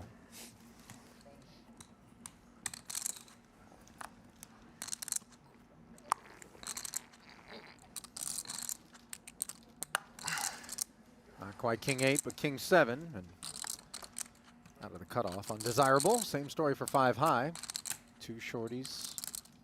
Now leave Coleman and Lee in the big and small. Going hard at the PLO series or more just the big stuff with Dan? Gonna play? Yeah. I would have played all of these. I just wasn't scheduled. Yeah. Makes Then sense. I couldn't stay awake for like 2 or 3 days after I got home. Yeah, that jet lag is really no joke. It's Ugh. amazing. Yeah, the way back is just always nasty. 10 seconds. Yeah, it's pretty amazing. Like, Look at Doug Lee, Brent. 8-2 soft suit, bottom of range, deciding to wag his finger in the face of the limp from Coleman here. And like so again, hard to we find. kind of just see him doing his thing out there. Really well. Like I'm normal. I'm so shocked to see this from Yeah. Doug Lee. Every time I come back, It's specifically. impressive. Maybe it's I just mean, the listen, first that one's in the playbook, though. You know what I mean? In general, Clearly, yeah. where the 8 deuce doesn't want to see a Did you go flop. to Jeju, Coles? No. You were in Barca though, right? I was in Barca. I don't know. I just wanted to go home. I hear you. I got some FOMO after looking at the fields, though. It was way better than I expected it to be. Yeah, those were amazing tournaments. Yeah. I probably would have gone if I could do it again. I expect I might feel the same way about Bahamas. You were out there in wind's so good, too. Jeju, Ali, yes? Being home Indeed. is so nice. Yeah. You ever play from when your you're own bed is a part one of the best Triton things you Tour? can or- do. Nothing but work for you. On the mic. Not only nothing but work, but what could I afford to play out there? I don't know. Well, like a private mixed game. You don't put Ali's game together? Are you upset I'm Again. not going to Bahamas? What could I afford to play? Or who would slum it with me if I was Still on the setting Yeah. up one I of guess those I games? missed the That's fucking fair. Early bird package thing. They extended a little, no? That's what someone was saying yesterday, but Because they fucked up the crypto deposit thing. They didn't have the options for people. if you deposit, you decide not to go, you're just screwed, right? That's What's that? you deposit and you decide not to go, you can't get your money back, right? Schulman's ace-8 has company, and Yeah, that's the problem. both Lee and Wilson have smashed this one. Yeah. Well, maybe for the first time, we're going to see all Doug about Lee being sleeping in potentially someone's get punished. He flatted again out of the small blind with a I don't know, man. A bizarre Start getting holding. desperate, they'll start giving away. 10-8 off. And now just leading, which I sort of understand the lead. They always do. Yeah. But you know, the lead is supposed to be more frequently from did the the price big call win blind last than year? the flat caller and For the the main? small on a board such Right as on the this. nose, whatever the, what It was was 15. Yeah. They moved the goalposts a little bit for reentries. Right. Top two content to flat. Schulman could close the action for 105. They got me. Not laying him close to 5-1. Feels that ace is live. I mean, when you could, what was it? You could So max I'm for trying like to 7 piece it bids. together. What is Doug Lee flatting with that he just led Only one reentry per day. But out of the small blind? What is Brandon Wilson doing? And what we can see is Wilson remarkably What's been 4? under you went for wrepped 7. and trapping. no, you could enter on Oh, day boy. two and re-enter on day two. Okay. And I think there were. Nines full on the turn as Schulman does bow out. I think I got through. Great decision by him. On one of the. Like, Well, news, let's like, see what Lee day wants when to I do. had We my saw him double barrel already. Not this time, though. I don't know. It was all kinds And now Wilson with the world. See what he's got on his mind. Well, I mean, it might just be as simple as, well, I've got the 10-8, and Wilson called me on the flop. Maybe he's got some sort of 9. And Doug Lee's read is right. He's got more than just a 9. It's a house that's been built.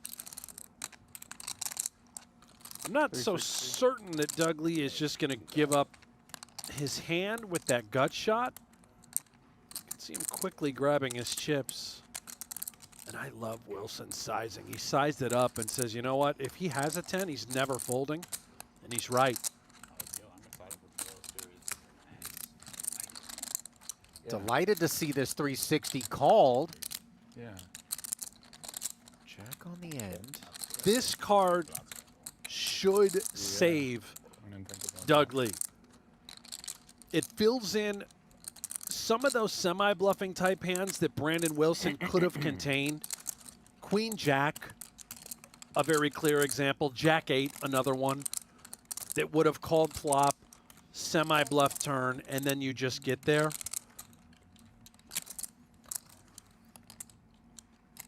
I would be shocked if Doug Lee puts another chip in the middle. I mean, he'd have to be targeting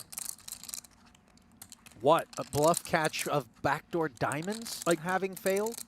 I suppose, but even those backdoor diamonds must have contained some sort of pair X along the way, like, you know, 6, 7 of diamonds, I suppose. I mean, but that's the stuff we're beating. It is what we're beating. He doesn't have a diamond in his hand. I'd be very surprised. Barreled.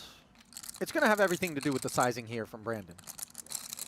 And if Wilson thinks that he's targeting a lot of 10x, maybe, again, a hand like Queen Jack that Doug Lee realistically should have calling. I'm not saying anyone should call with Queen Jack out of the small blind, but it makes more sense. He goes for all of it. Massive overbet. And this, I think, goes back to your point. If he had a hand like 6-7 of diamonds or 6-8 of diamonds, he would have to turn those into bluffs, and he may consider overbet jamming. The all-in on the river is even more suspicious. So polarizing. You either have it being what we can see, the house, the full house, or nothing. You missed.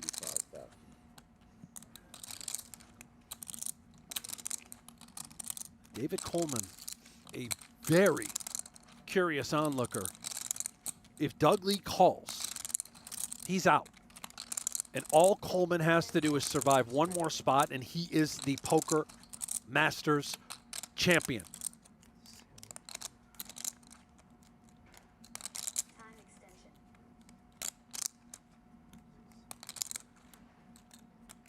Remember pre-flop, Schulman was the raiser. Both Lee and Wilson called. Wilson out of the big, crucially, getting a nice prize, has the widest of ranges. Lee then let out for 105. Wilson flatted. Check called to 360 and now is faced with a decision for his tournament life. And I would just be shocked, again, if he called here. Yeah. He's out. Pays the time bank off, but doesn't pay off Brandon Wilson. And that was always the right decision as Brandon now vaults up to 3.3 million. I like this hat, by the way. All right, Brandon, you're coming into today as the chip leader, but it's a pretty tough field. How have you prepared for today? As I always do. I mean, it's tough to prepare over the course of 12 hours when we just bag and go to sleep, but as much as I could over that period, a lot of the preparation came before the tournament, so just another day. Another day. $500,000 for first. Is it the type of event that's more about the money or the competition for you? Well, I mean, poker, first and foremost, like, we're playing for money, so obviously it's about that. I do love the competition. I think that's what brought a lot of us here. It's what draws a lot of us to poker. But yeah, I mean, playing for the money is kind of why we show up, and the competition's an added aspect of enjoyment, at least for me, yeah. All right, well, thank you so much for your time and best of luck today. Thank you. Brandon's pre-match thoughts there. Did you ever watch Ozark on Netflix? Absolutely. That's what the hat reminds me of. Remember before the show, before each episode, they'd have the O and there'd be 4 little Easter eggs that you needed to look for during the episode? Ah. Also didn't actually know that there was a reveal of sorts in all the intros and you're supposed to be looking. You never connected those dots? No, I didn't. Right. You know what? I'm not surprised, Brent. That show is phenomenal. Ruthie? Yeah, Ruthie was savage. Get Ruthie out here. Speaking of savage, it's bottom set for Doug Lee up against Schulman, who remains interested. Yeah, not clear what he's got under the hood here. He did end up defending in the big against this button open. 6 of clubs turn.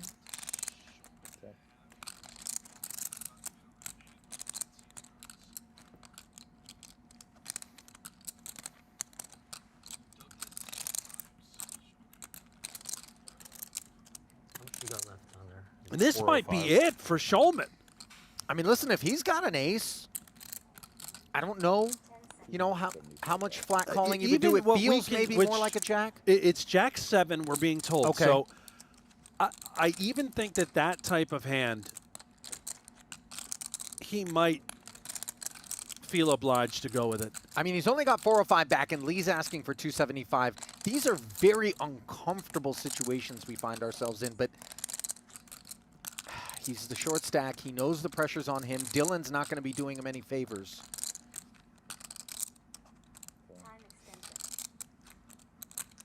He's made the call. He's left with just 130, 980 in the middle now. He is drawing dead.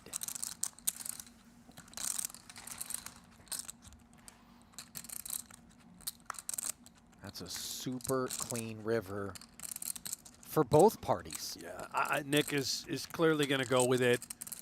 I think he's decided that Doug Lee has enough bluffs. It's never ace-jack when you have a jack in your hand. He doesn't see this. If it's a set, so be it, buddy. You know, nice hand. Sometimes you got to pay him the money. Right now, he doesn't love it, but I think he just feels like he's got a call. And call he does. Good luck, guys. Thank you. And that Enjoyed playing with y'all this week. Likewise. Pleasure. is going to do it for Nick. Nice hand. Doug first on his feet to shake the man's hand as he claims yet another pelt. Nick will be left to claim 118,000 and a tickle for the 5th place effort. That was a rough one. Yeah. Added to his 24.6 million in career tournament earnings. As Dylan Linde now inherits the short stack duties, but also inherits that nice ladder. Nearly 40K. Assured 157.5 now. The next top up, 63K. I'll tell you what, Doug Lee might have sent a little lump hopping up Alex Foxen's throat here. Well, Foxen is sweating because he's a huge dog to win the purple jacket at this point. Coleman has to be the next player eliminated. And then he needs Doug Lee to follow Coleman out the door.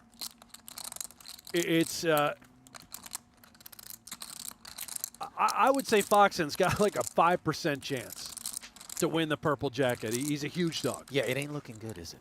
No. One of these two will be most likely your purple jacket Poker Masters champion.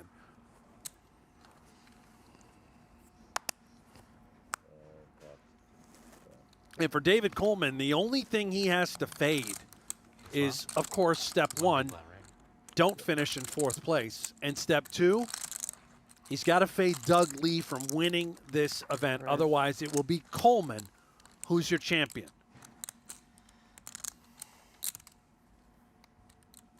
High drama here inside the PokerGO studio, as to be expected. Right down to the wire to determine who's going to be the Poker Master. Well, Nick was unable to slip into the podium, never had a shot at slipping into the jacket, but he is going to slip on down for an interview with our Drea Renee, who's standing by. All right, Nick, you've had a lot of success with the WSOP, 7 bracelets. You've had a lot of success with the PGT. What keeps you excited coming back to these final tables?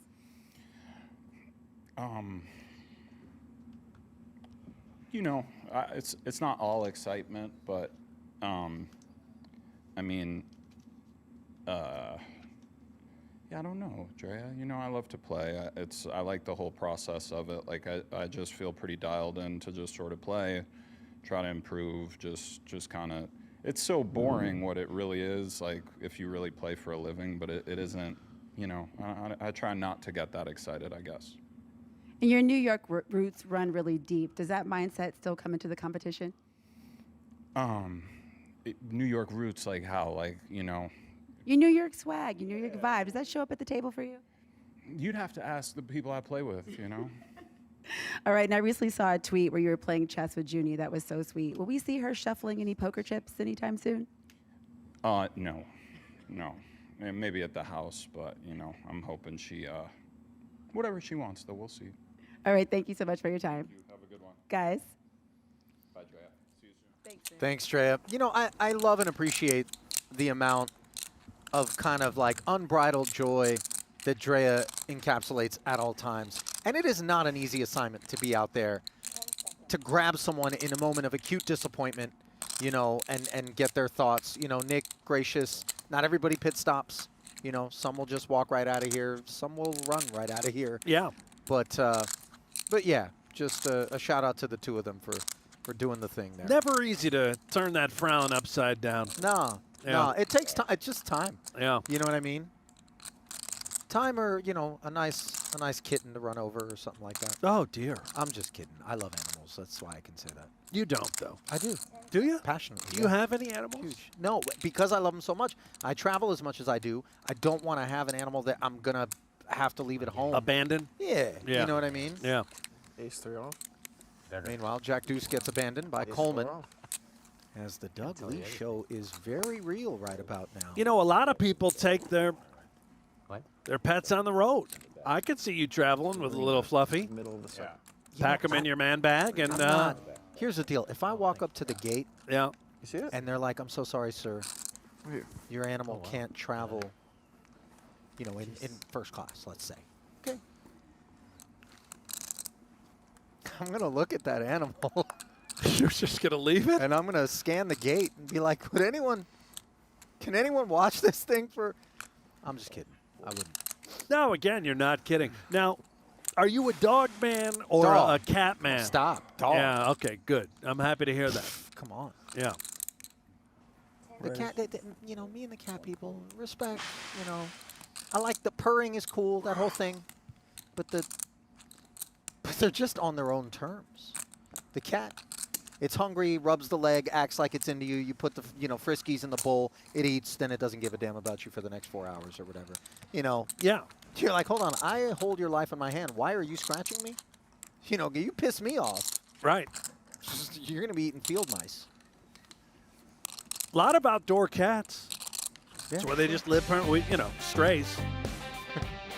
Were you a stray? Still am. You continue to lead us astray. But Octopi Poker won't. They're the next generation study system for everybody. From casual players to elite pros like Steven Chidwick, they're fun to use, affordable, and full of features. Head to OctopiPoker.ai right now and use promo code MASTERS for 20% off an annual plan good through October 2nd. Now, today is the 2nd of October. So does that mean that until midnight Eastern, you can use the code? Only one to way get to that find 20%? out, but I wouldn't risk it. I would just go do it right here, right now. Yeah, I'm with you. And they're based out of Australia, so it's probably like October 6th there, right? Aren't they 3 or 4 days ahead of us? Are they really based out of Australia? Yeah. I didn't know that. Because, Yeah. I mean, quite a few Americans involved in the project. As we can see, Brandon Wilson involved in this pot. Made it 140, upsizing from the small blind. Standard and customary. Not so standard, perhaps, his choice of holding 8-5 offsuit. Linde has dug his heels in here. Doesn't have a ton of tokens. Comes into the pot 26 bigs. Bottom pair for Brandon. Does not follow through on a dry texture. A lot of mystery hands today. Not sure if the readers maybe are having a rough time out there today. Hooked on phonics. Didn't work for me. Yeah. Still can't read.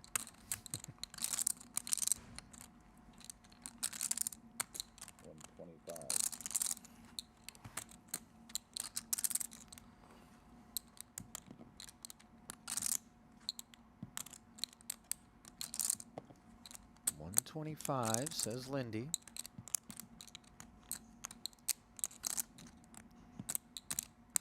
His stack deep enough that some of that ace-X stuff isn't necessarily going to look to bloat it.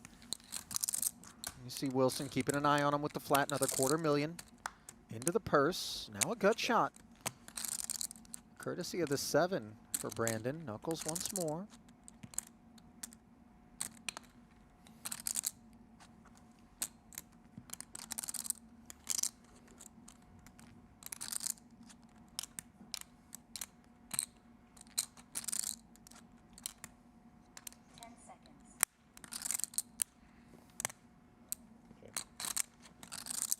Check back this time from Dylan. Backdoor hard arrival. 4 overcards to the 5s. You could see some pot control lines here from Dylan with better than 5s.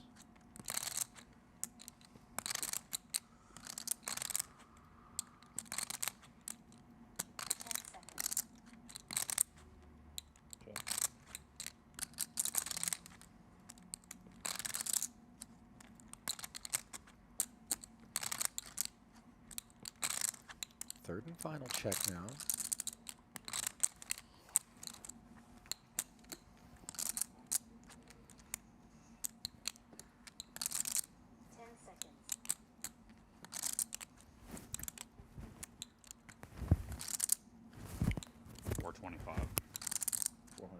Dylan means business here. 425 of 755 delivered. And if you had to take a stab at this, Brent, this is better than a 9? Always, right? For value. I would certainly assume that to be the case. As played. Not a queen either? Never queen X. You know, there are aces where I think that maybe the one solo pair we play for value, and it's sizable. Does he have bluffs? I'm with you. I can't find any. I really can't find any. All in. Oh, my goodness. But Wilson does. He's turning 8-5 of hearts into a bluff. Linde with a snap fold. And do you know how nasty that is, considering that Dylan only had 330 back? That check raise by Brandon Wilson had to be spot on. He had to know exactly that Dylan wouldn't be able to make a call with all of that in the middle and just 330, and sure enough, it was air for Linde. Stone air. And wow. You know, feast your eyes on a man that's going to be with us for a while in terms of the high stakes tournament streets. Brandon Wilson showing incredible insight there. How about, by the way, Dylan Linde? We couldn't see his hand the whole time. I didn't think he could have any bluffs, and he had absolutely nothing. Yeah. The line he took was so credible. You know, flat, big blind. As we see Coleman with the incredible pocket queens. You know him? In the big, but, you know, generally that bet, check bet in position, a lot of value.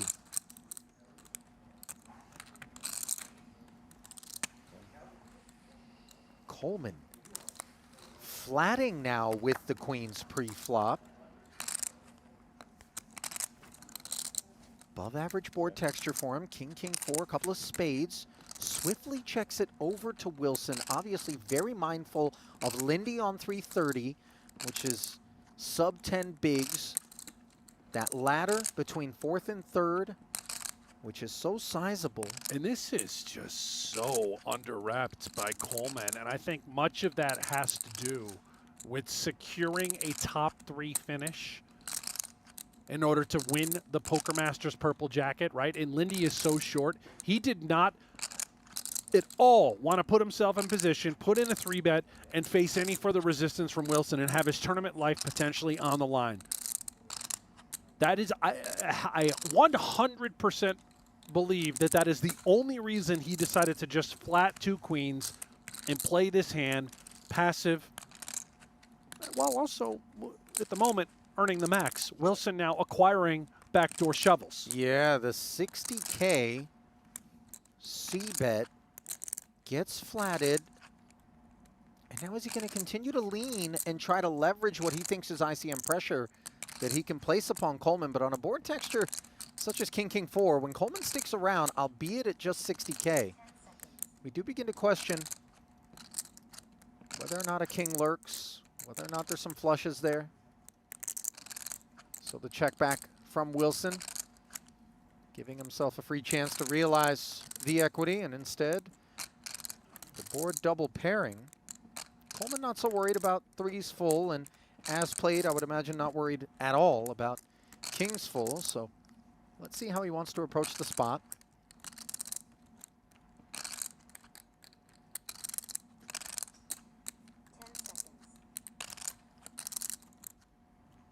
The concern, of course, when you do go for value is you open the action, and we saw what doing so can do to you.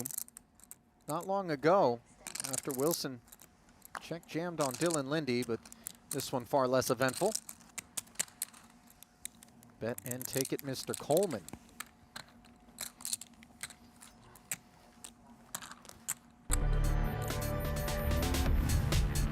All right, so let's get an update here at the Poker Masters Champion scenarios. Foxen currently in the lead. Coleman, third or better. Absent a Lee victory, he takes the jacket. Lee has to win or can finish second if Coleman doesn't crack the top three, but as it stands, it would seem deeply improbable that a fourth place finish is in Coleman's future, given Linde on such a lean stack. Yeah, Coleman's a huge favorite. You know, he's just got to fight off Doug Lee. And right now they are second, third in chips. Coleman with the edge. Worth noting, very deep. There's a ton of game left here. You know, anything can happen. And I think Lee has very much shown himself to be an anything can happen type of ingredient in this crock pot. You know, and I wonder how that affects Coleman. Obviously, if we have a man who is willing to kind of ball the ICM up and toss it in the wastebasket, then we want to let them do that.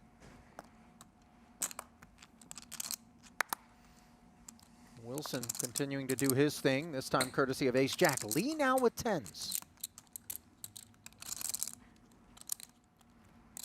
And this is the kind of spot that I'm talking about, Brent, where other people might be taking other things into consideration that would lend to a more conservative approach, as we saw with queens from Coleman moments ago. Instead, Lee shoots it up to 240, showing the difference in kind of sentiments between those two. Yeah, and I'm wondering if Doug Lee is playing for the win, right? If he's changing his strategy, understanding, all right, we've already won a lot of money. Now we know we have to win this tournament to win the Masters. Is he going to up the variance and up the aggression? And uh-oh, those 10s are in trouble. Dire straights here on such similar texture to what the queens enjoyed moments ago, but unfortunately not at all enjoyable is being up against the trips. 150 as the fuse is lit. This would be surreal if something incendiary took place. I mean, it's tough to imagine. Well, if Wilson eliminates Doug Lee here, that's what I'm saying. It's over. David Coleman is the Poker Masters champion. Well, wait a minute. If he finishes in fourth. No. Remember, I'm saying if Wilson eliminates Doug Lee, there would be 3 left. Coleman is guaranteed the win. Right. Oversight there, the fact that he would inherit at minimum 3rd place. So much on the line this hand, this moment. Look at Wilson, by the way, shooting it up immediately. Now on the turn, the gut shot is acquired. That's going to keep Lee, you know, more attached to what has now turned itself into a 1.2 million chip spot. And I love the decision, by the way, to shoot it up immediately. He is saying, all right, well, if he's got an overpair or some sort of pair like 10s plus, those hands aren't folding. 10 seconds. And by the way, they're unlikely to be folding here either. No, they are not. 675. Ooh, things are getting very serious now. 675, the payload.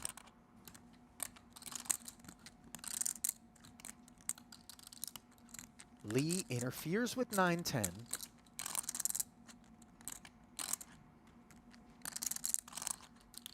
And for that matter, the Jack-10 combos. It's almost $2 million in the middle. 10 seconds.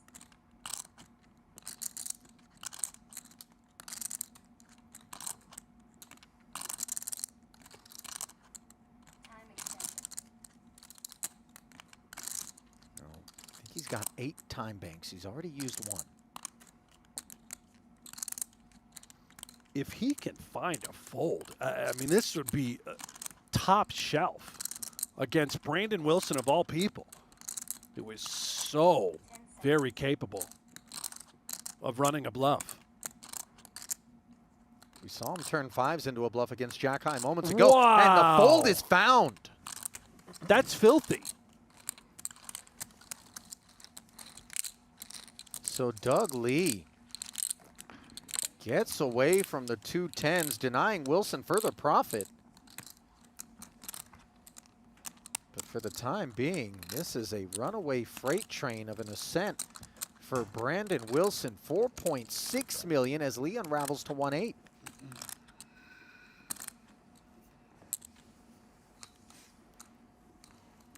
You know, if not that there was anything wrong with Brandon's sizing there, Brent, but if he comes with something a little more on the milky side, I think he gets Doug Lee to book a ticket to the river.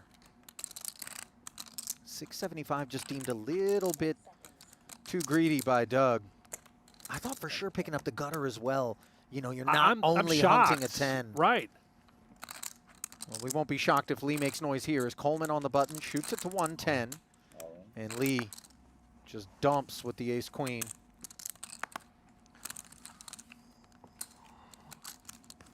Easy decisions. Circle that muck, by the way, Brent. You know, if Lee eventually goes on to win this thing, that decision there is going to have a little something to do with it. As the professional poker player from Calgary, Canada, real estate investor who graduated from U of C in marketing, 2-time circuit ring winner with $2.5 million in career tournament earnings, is looking to add a cool $500,000 along with some wardrobe to the closet, something for the trophy case, and of course that 25K PGT Passport. Now Coleman, armed and dangerous. 10 seconds. Raise. AK-47. Oh, Wilson, ace-jack, small blind.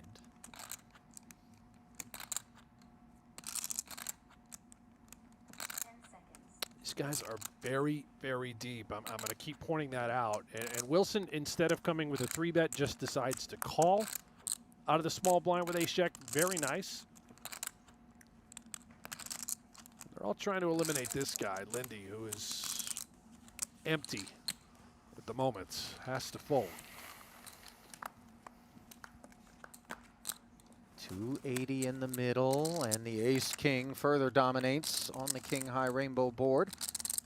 Mercifully for Wilson, doesn't find connections of his own. Could have gotten him into trouble.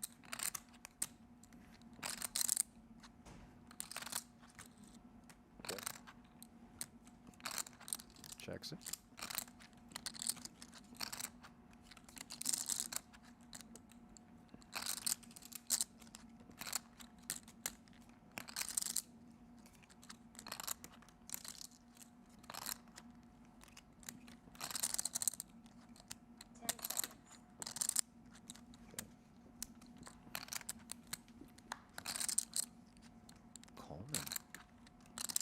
Back the ace-king, hoping to maybe ensnare Wilson in some sort of opportunistic effort.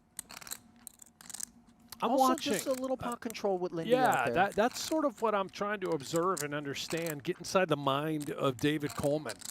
You got top pair, top kicker, and you opt to check back, which is very deceptive, very under-repped, and I think you're spot on. It's just a total display of pot control.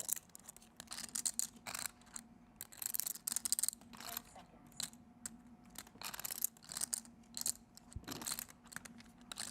Checks again. Running 5s are a non-issue.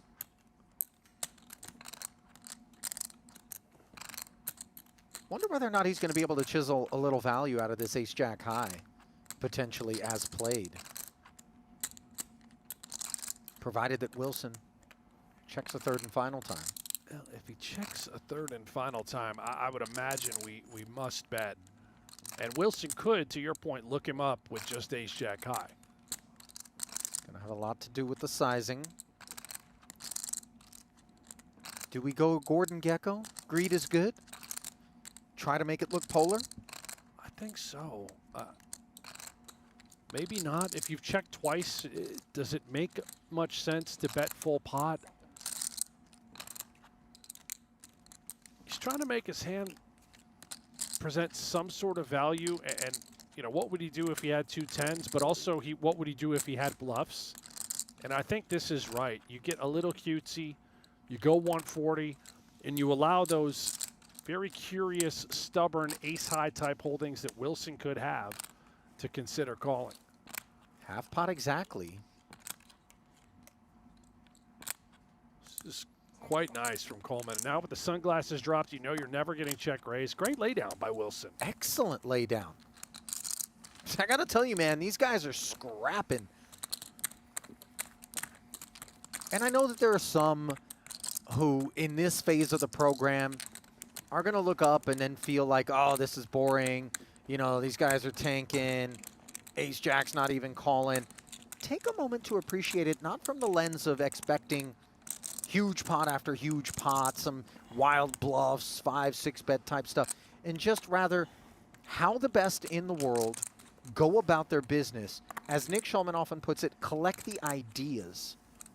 And then when you get out there and you're doing it yourself, try to deploy some of them. Yeah, but maybe play faster when you go out there and do it yourself. You don't need to take the full max time and then decide. Once you reach the Poker Master stage and you need to worry about the timing tells, okay. Don't do that at your local tavern. But to be fair, that's exactly where Coleman finds himself, as we I'm saying, max amount deployed there from Dylan Linde. I do think, though, that it's good to have a consistent demeanor regardless of what sort of hand composition you've got. I think whether you're bluffing, value betting, raising, call, just be consistent with the way that you carry and conduct very yourself. balanced. I get it. I totally understand it. That doesn't mean I have to like it. Yeah, it's annoying. Don't get me wrong. Listen, Yeah. you didn't live through being in the booth for Chris Ferguson. Oh, man. Do you understand what I'm saying? I mean, this was, oh, boy. This was an incredibly methodical force from way back in the days. Is he the OG, the original tanker? Yeah. Pre-Vogelsang era, Ferguson did it first. I would say he was there. How'd that work out for him? Listen, I promise you that man's not collecting government subsidies right now. Sevens for Coleman, as he'll be collecting this pot. Absent improvements for Lee, would be quite ambitious with Jack-6 off and a limped one, blind versus blind.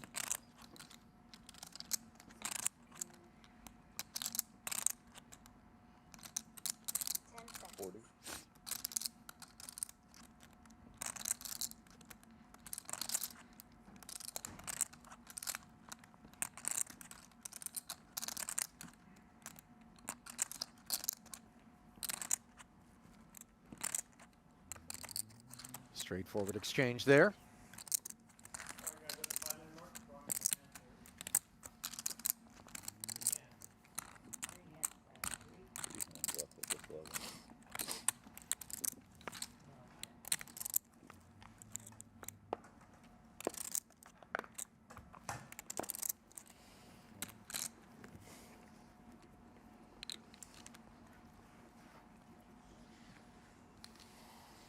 King Jack for Linde now.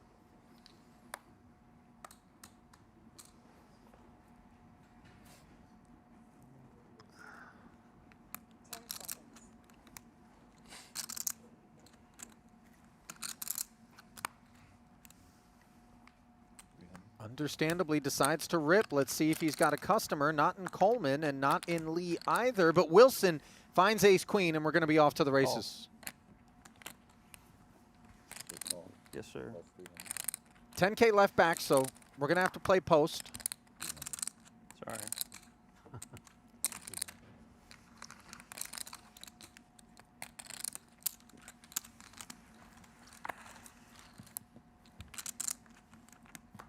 I check.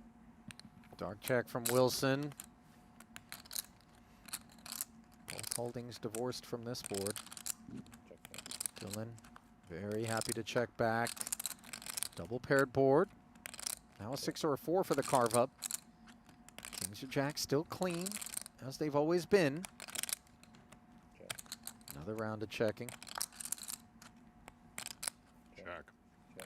And a full shutdown as Wilson keeps Dylan around.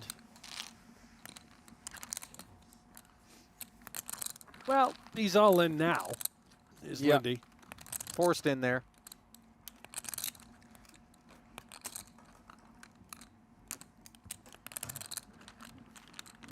And even just for a single pot,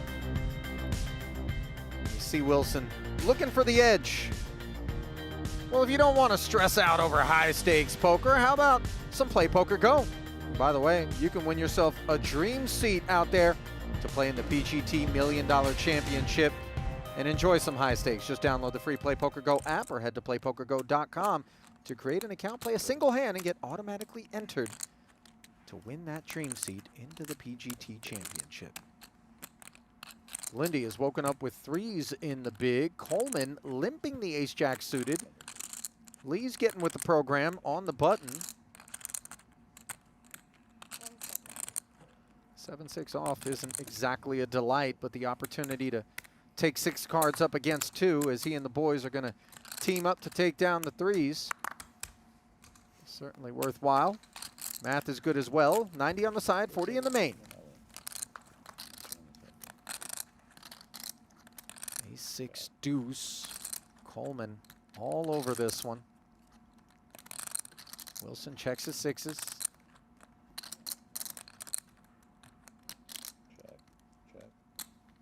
To the turn we go free of charge. Another duck.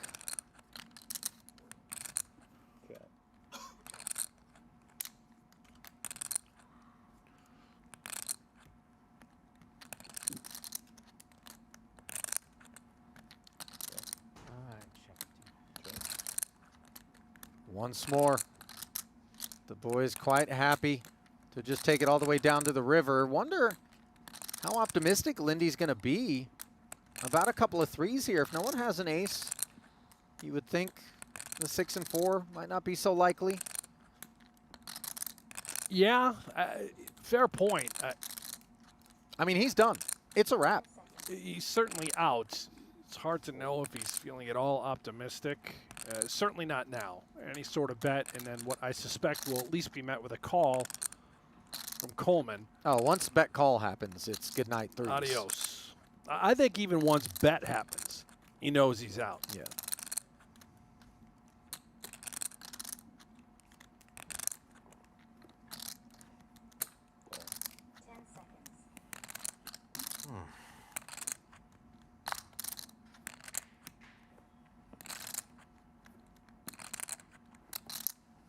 One card I looked at is a very good one.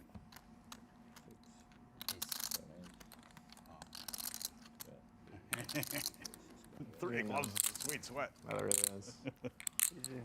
Oh, you know what's interesting? It seems like Dylan didn't know that he had the pocket threes. He looked at the three of clubs. Yeah, that's a hell of a sweat card there. And that's a hell of a lot of talent. Out the door in fourth. Linde will collect that payout of $157,500, and we will have ourselves a Poker Masters champ who is not going to be Alex Foxen. You see it there, officially eliminated from contention, given Coleman has managed to finish third or better, and Lee now needs to win it. And he's been playing like he knows it. Well, he's the short stack, but again, plenty of chips for Lee. 46 bigs. I assume he changes gears, right? He's got nothing to lose at this point. You're on total offense.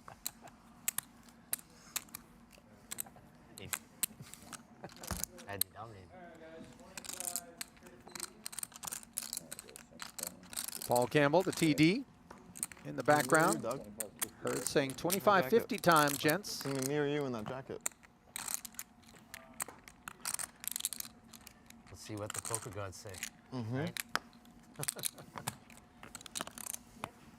Meanwhile, Brandon Wilson thinking, I'll take the 500 dimes, fellas. You can keep the jacket. Well, listen, Just me hanging out. Lee Trying to cock block is us. going to have to collect the 500 dimes if he hopes to collect that jacket. That's so right.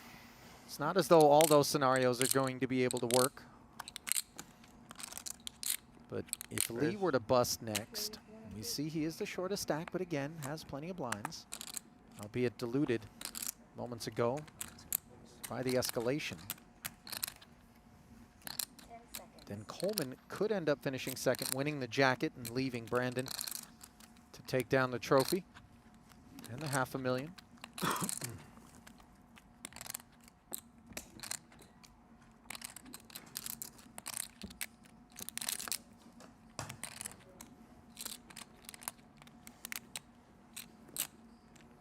Ladder, by the way, between third and second now, Brent. Not far off of 6 figures. 95,000 roughly. Real money here in a 25K, almost 4 buy-ins and a real hand on the button for Coleman. Hockey sticks. Little 3X slap shot. 115 rather, forgive me.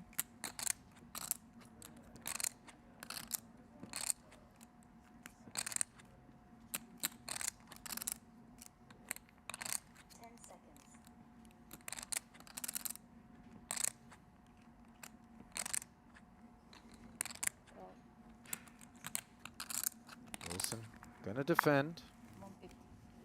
He really might be the worst chip handler in all the game.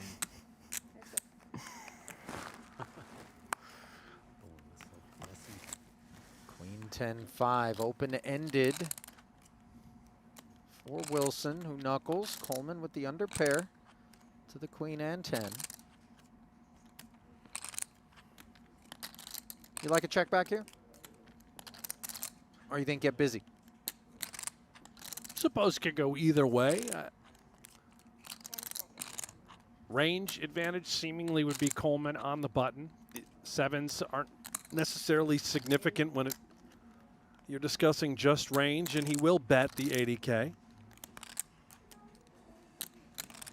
And he can certainly be mixed.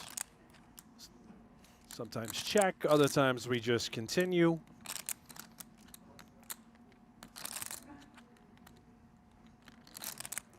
I'm more curious about what Wilson does with the open-ender. Do we take it north or just check call? And it looks to me like we are headed upstairs.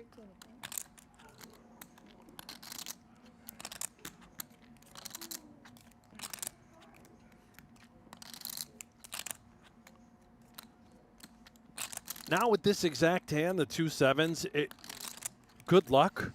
You can't continue. Nice procedure there from Wilson. Not taking the passive approach. You weren't Seizing wrong, initiative. And now seizing Good over 5 million. self-awareness. But you do have a lot of swag at the table, I will say that. Confirmed. A lot of swag.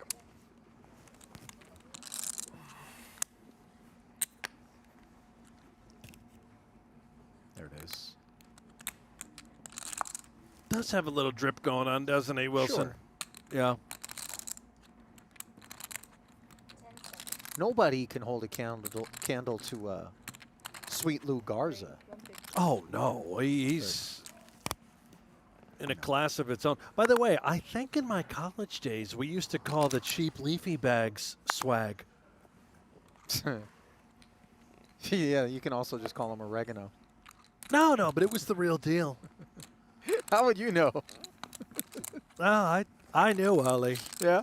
Yeah, I knew. There you go. Coleman, by the way, he looks like a guy who was a social chair in the Greek system, you know. At some, like that guy looks like he could get a mean party together on short All right, notice. Dylan, going out in 4th place.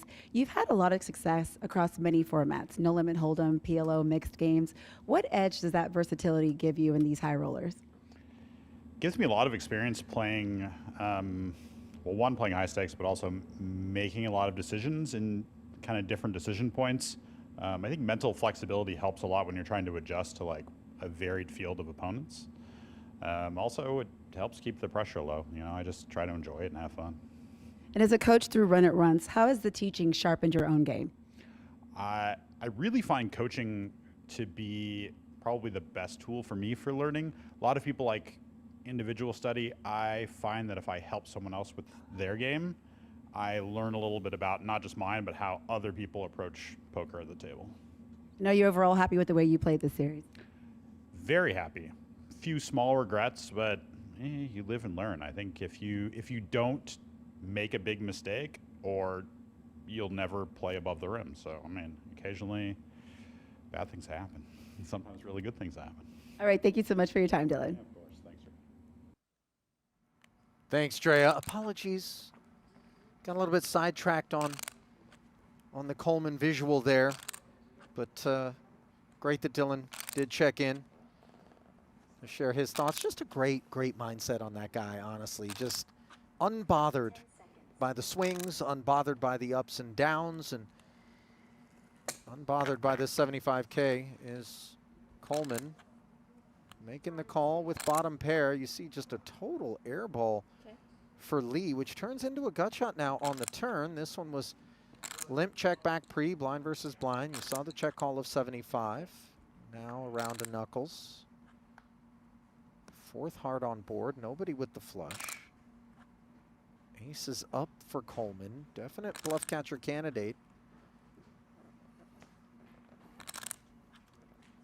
Would be pretty hard pressed to think that Coleman would be check folding aces up.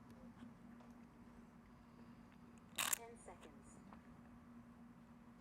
Of course, Coleman taking the maximum amount of time before deciding his action does knuckle, and Lee just gives up. No bet. Lose the small ones, win the big ones. That's the winning formula.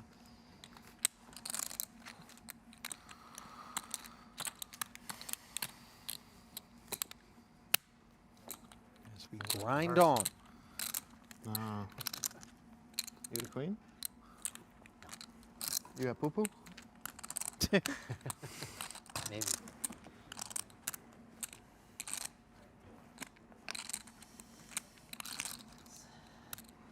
Sounds like a parent trying to track down the weird odor in the nursery.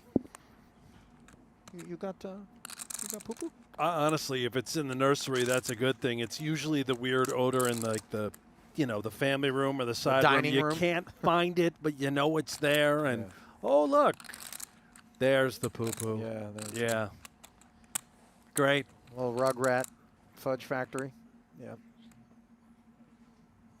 Ace 5 makes it 115. Wilson flats with the ace 9 in a great way here.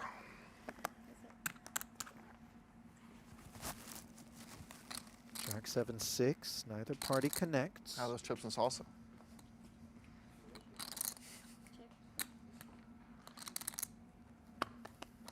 Salad in the flagon. Good.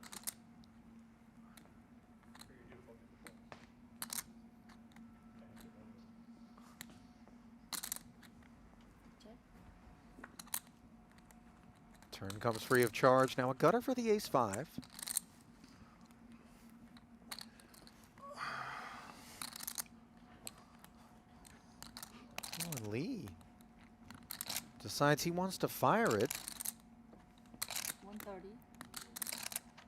130 into 280. Nothing more than ace 9 high and no draws for Wilson. He's actually got a bad card, being the 9 of diamonds in his hand. You would hope that that could be something your opponent would possess as a bit of a semi-bluffing candidate. Sure. But either way, I think Wilson is just more suspect, thinking, I just don't believe Lee. What did he raise me with pre? He does Check end up flop and bet turn, but yeah, river 9 for Wilson. I mean, this is pretty incredible. It's really among the better cards that you can hope to hit. Certainly you would think a preference for the ace. And Lee getting caught bluffing for the first time after 130 and 145 in successive streets. End up getting called, and I think that might cause some reevaluations of what Coleman and Wilson might have been thinking about Lee's ranges in those spots. The other thing is, I don't think Wilson needed to make a pair in order to correctly call on various rivers. Once he calls turn, he's prepared to call a ton of rivers. Any king, queen, and essentially that one liner to a straight, I think he's in. You know, there's been so many times, though, where you've been there, you've called the turn, you think you're prepared to call a ton of rivers. Then based on the sizing and mannerisms and whatever else goes into it, you reserve the right to amend your opinion on the end. You know, you do. And you end up bidding it, even though board texture didn't change in any significant manner, but your perceptions did. I think part of what's happening as well is Lee understanding that dynamic where he has to win. If he's going to be the Poker Masters champ, he's got to take down this tournament, and he's upped the aggression. And unfortunately for Doug Lee, he's sort of walked into it a little bit. Can't drag a pot, and I don't think he's going to stop. He's not going to just sit there and play passive poker. Well, this one taking shape passively as wow. both players connect. Advantage Wilson. Coleman not exactly a powerhouse, but obviously something good looking on this board, which he took involuntarily in the big. Wilson, of course, slipping some rope across. We're seeing a performance from Wilson very similar to what we witnessed yesterday with Justin Saliba. Playing fantastic while also at the same time running pure. Weird. It's almost like that's what it takes to win a tournament. Yeah, you know, it's not all your own doing. Take the worst of it, double. Things like this happen. As you saw the check back from Coleman, doing well thus far, now improving his kicker, courtesy of this ace.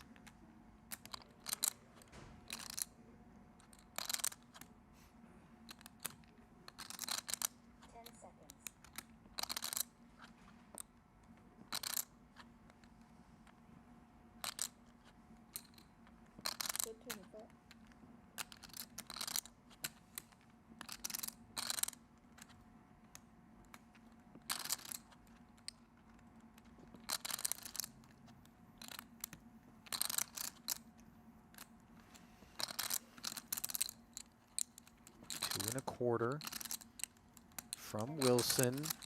The ace itself, you know, Coleman isn't going to be assigning to too much of that limping range from Wilson. But he knows how balanced the opposition is. He also knows he can't go folding automatically here. Calls the 225, pot up to 600. And just a casual quad fives now for Wilson. And this card is actually really bothersome because Coleman's going to have so much more trouble thinking that Wilson has a 5, forgive the obvious. And if we remove that, now our 6 performs far better. And the calculus is going to be, did my man limp the ace, hit it on the turn, and has now barreled at me twice, assuming that Wilson will be betting here. Yeah, I think that's about right. I don't know if Coleman elects to call. And again, that's under the assumption that Wilson does, in fact, bet quads. If we think that Coleman is relatively ace-heavy, there's a world in which we may consider a super sneaky check. I mean, he checked back big blind. I know it's not impossible that either of these guys have the ace, but ace-heavy? I don't know. I mean, as played, there are plenty of aces that Coleman in position would just knuckle and take a flop, but yes, I do think we have problems if we're Coleman, and right now it's all about sizing for Wilson if he does in fact bet. And Coleman's hand is essentially a bluff catcher. We lose to the ace as well as what we can see are quads, and we're chopping with a 6. 1.8. He's going to 2x it. 1.8. And this, again, we touched on this earlier, is almost more suspicious. I don't think he would ever do this with a hand like King High. Very nice. Well, he did come with that overbet designed to pique the curiosity of Coleman, but you can see David not biting into that poison apple. And Just 1.8. Brandon Wilson just soaring.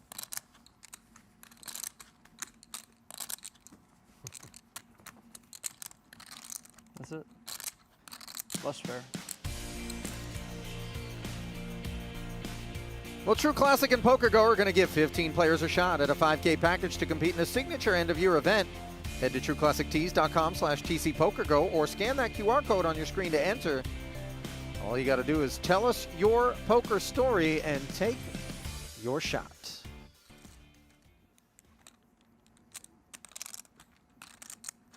Isn't that Matt Parvis of former Bluff Magazine, if I'm not mistaken, fame that's the guy behind the True Classic tees? No, it's not. It's involved with a T-shirt company, but it's I believe it's Ryan Bartlett is with True Classic. You know, very similar. Matt's company, forgive the conflation and the assumption given poker tie-in. His is, what is it? Fresh Clean Tees? That sounds right. That sounds right. Yeah. Both formerly tied to poker in some way, shape, or form.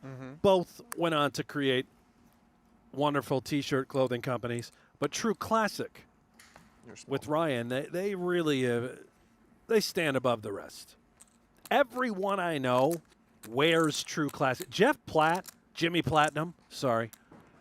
Every day, I'm not kidding, by the way, in this booth, he has a True Classic shirt on. It's all he wears. I mean, was this kind of like a, 200? you know, he got a little gift box here? No, we see the gift he of buys Ace it. As do all these poker players. They're not gifted these shirts. They are genuinely buying the product.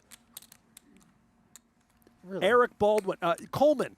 In fact, I know Coleman was one of them. They all wear True Classic. Yeah. Huh. Yeah.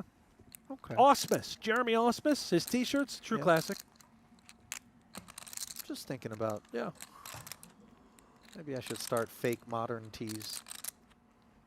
You know, it's just something to balance the market out a bit. Wouldn't be my worst idea. You know. I've got a good one. Do you, though? And I'll go in on it with you. Unlikely I'll want to get in business, but go Let on. me ask you something. Everyone these days wearing boxer briefs, and the men, of course, boxer briefs or the regular boxer shorts. What if we bring back the tighty whities? First off, they're still available. Yeah, but let's come into it with a new perspective. What perspective Let's is that? make tighty whities great again. Yeah, see. You know what, Brent? I think absolutely you should do that. And I think you should invest everything you have in it. I really do. I could see this being your ticket, you know. Not to success, but, you know, a ticket. 9-4 deuce. Couple of diamonds. Definitely the ticket for Wilson, as he's got the king of diamonds working along with top pair here. Just the 2 overs for Coleman.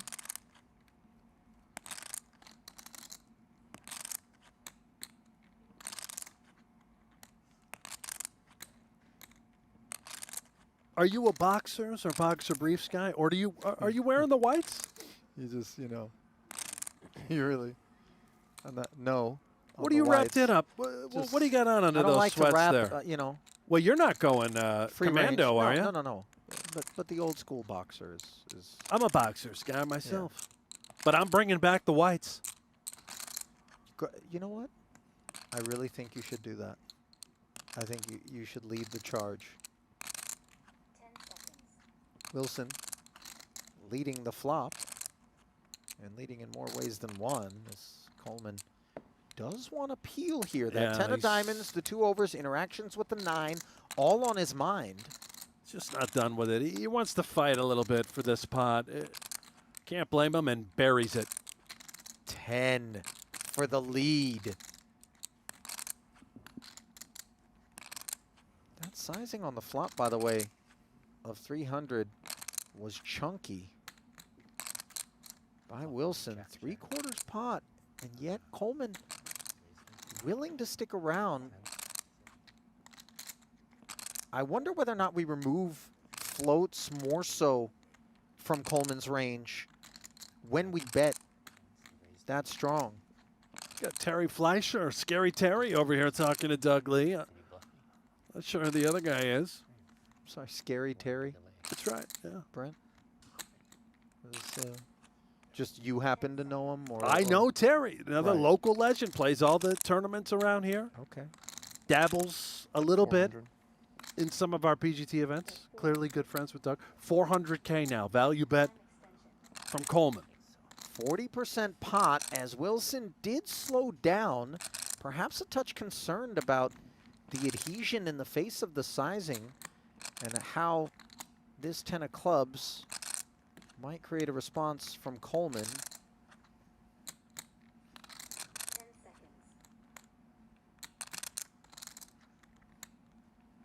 I like what Wilson's doing. Obviously, at the moment, poor results, but you're allowing Coleman to bluff in this spot whenever he goes unimproved. I don't believe we're ever check folding the king-9 on this type of board. You just have to buckle up, take the ride. At times, you got to pay him the money. If you got it, you got it. 10 seconds.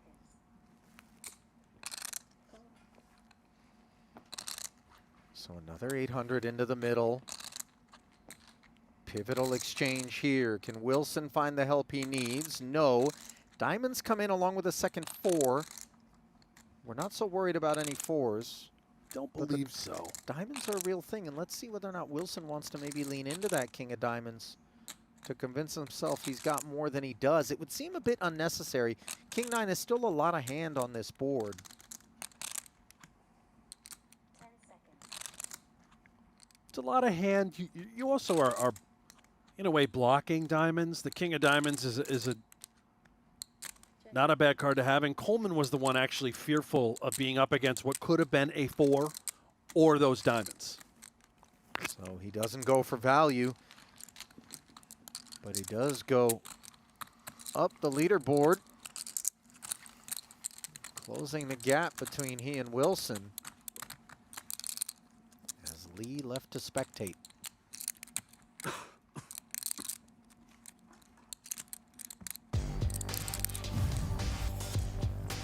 Well, there's a look at that leaderboard. 1.5 million roughly separating Wilson and Coleman. Lee, 28 bigs. No reason for panic. 4 have fallen and 3 remain.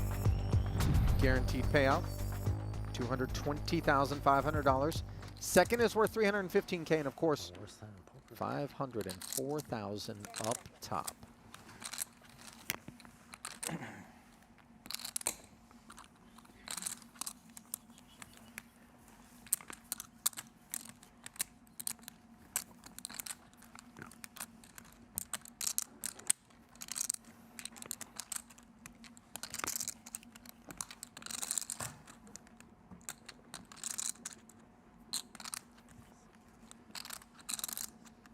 Round and round we go here in event number 10. For those just joining us, Ali Najad, Brent Hanks in the booth. Drea Renee diligently working the sidelines.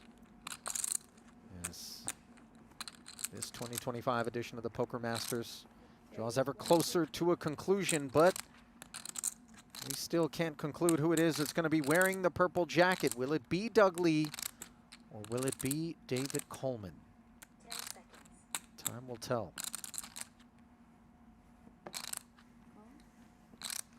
Suited 7-8, kicking things off. Wilson, king jack of spades. Throws in his extra 50K. The deck doesn't throw him any love though. Queen 4 deuce. Lee checks his flush draw.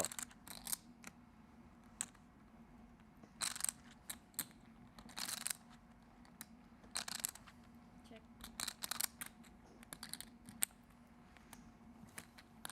Check back. Board pairing 4 and a swift barrel here from Lee of 200 into 250.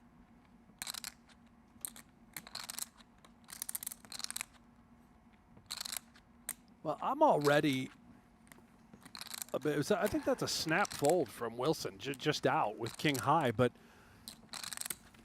I had to make sure I was seeing it right. Out of position, Lee just clicked it to 100K, blind versus blind. Yep.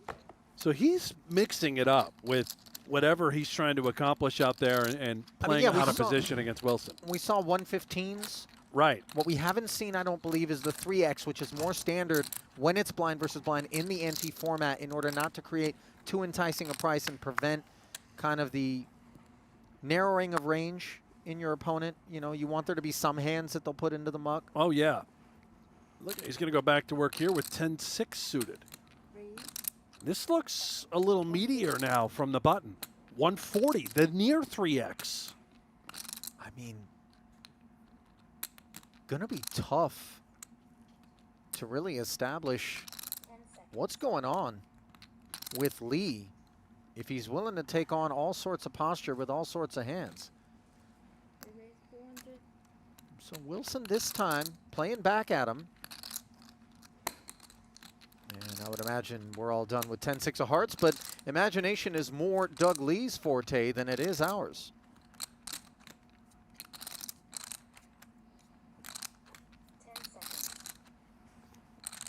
And he's out of there.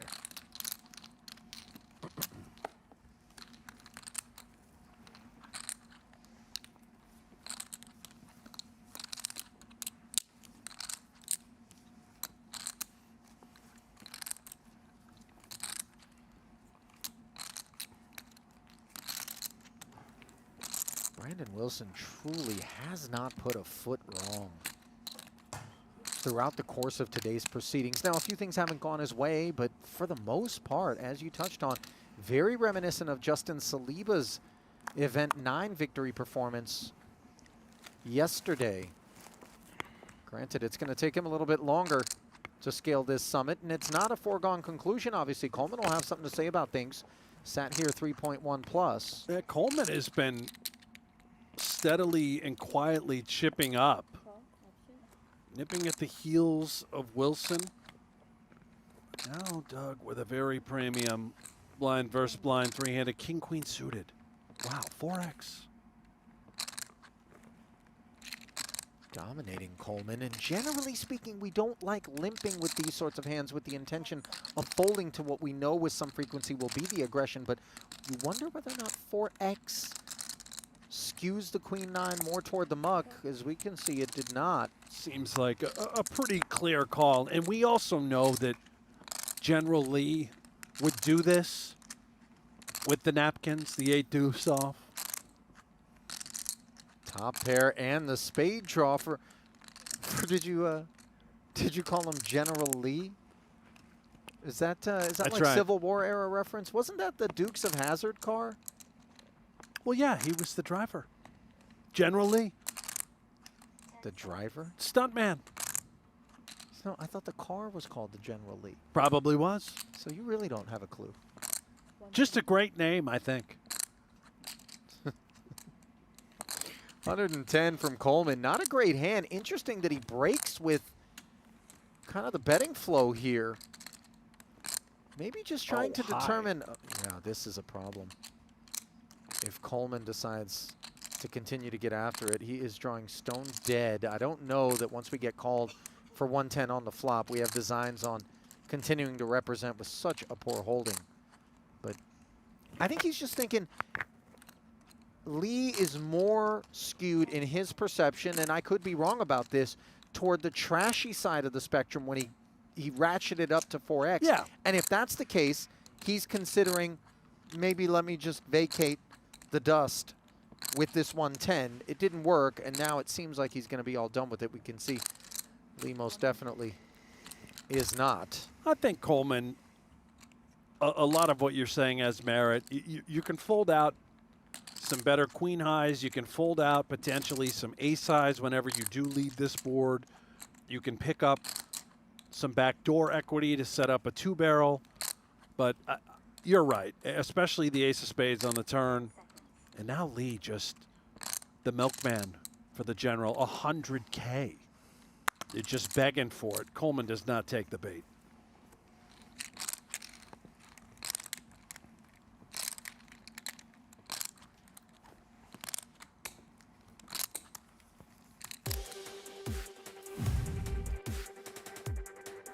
Well, there's what you've been talking about. The perfect parlay, the epic run. PGT Venetian wins the satellite. And Masters, event 1, wins the satellite. Event 2, 14th. Event 6, 2nd. Just a spin for the ages. And he is enjoying every minute of it out there. True OG Doug Lee.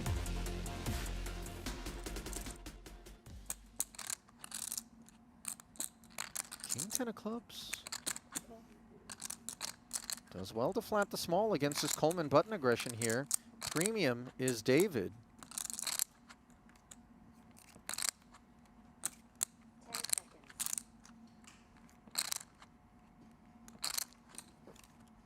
Call.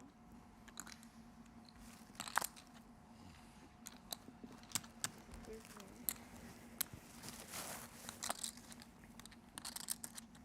Wilson joins the party. 2 deuces and an ace. This is an all Coleman affair.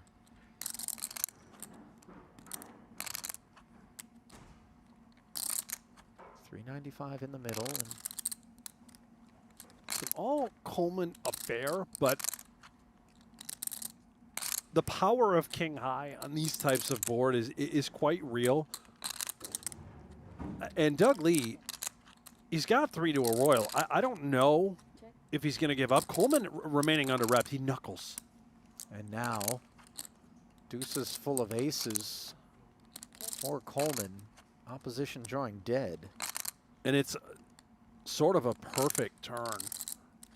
If it does check around to Coleman and he asks for some value, I'm not so certain that one of these King Highs will fold, right? I could see Doug Lee wanting to call. That might push Wilson out.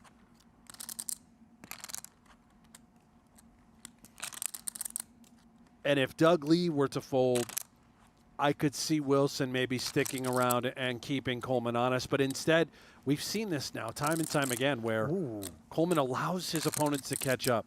And Wilson has hit this 9. You know, I don't know. Do we bet the 9 here? Is there any point? What are we targeting? Having a king in our hand is bad if we're trying to target a king high. I think it's that, but in a way you could block, and you can also be getting value from what could be the 7s, 8s of the world where Coleman may have elected to check both flop and turn.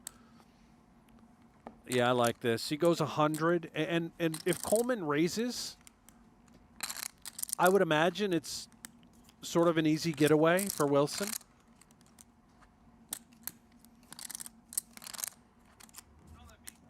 Now that being said, if Coleman does raise, which I suspect he will, what is he hoping to get called by once more? It would be a lot of chops, but an unlikely 9. These guys play at a different level, though, right? I mean, maybe somehow, some way, he thinks he's rebluffing against King High. It's hard to know.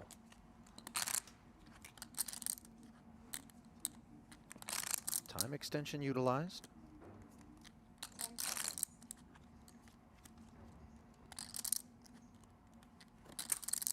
Raise to 70.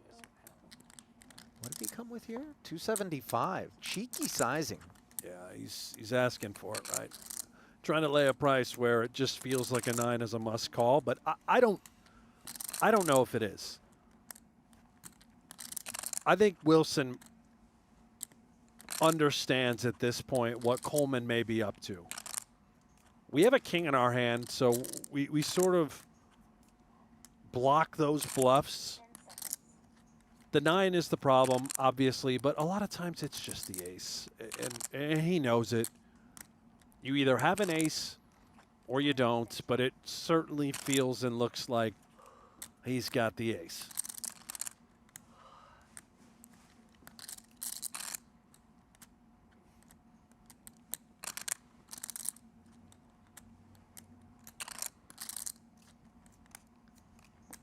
You know, sometimes you pay off here out of respect for your opponent being capable of a find like this without having you beat, but it does feel... Oh, my God. Oh, I think did he just do what... Yeah, he's just piled on Coleman, and consider the situation now. Remember, Coleman, you know, he made it 115 pre with Lee flatting in the small. There's a wide variety of holdings that Wilson will want to take the price with in the big. The deuces belong to Brandon. Have a 9, Brandon. Yeah. Oh, he says you just have a 9. Wow. Does he see through it? The problem is that ladder of almost 100 dimes and that stack of Lee with 1.64. Coleman could just bin it here, fight on with 2-5, okay? But he also understands the proposition. If he clicks call and he catches Brandon, this is a massive opportunity.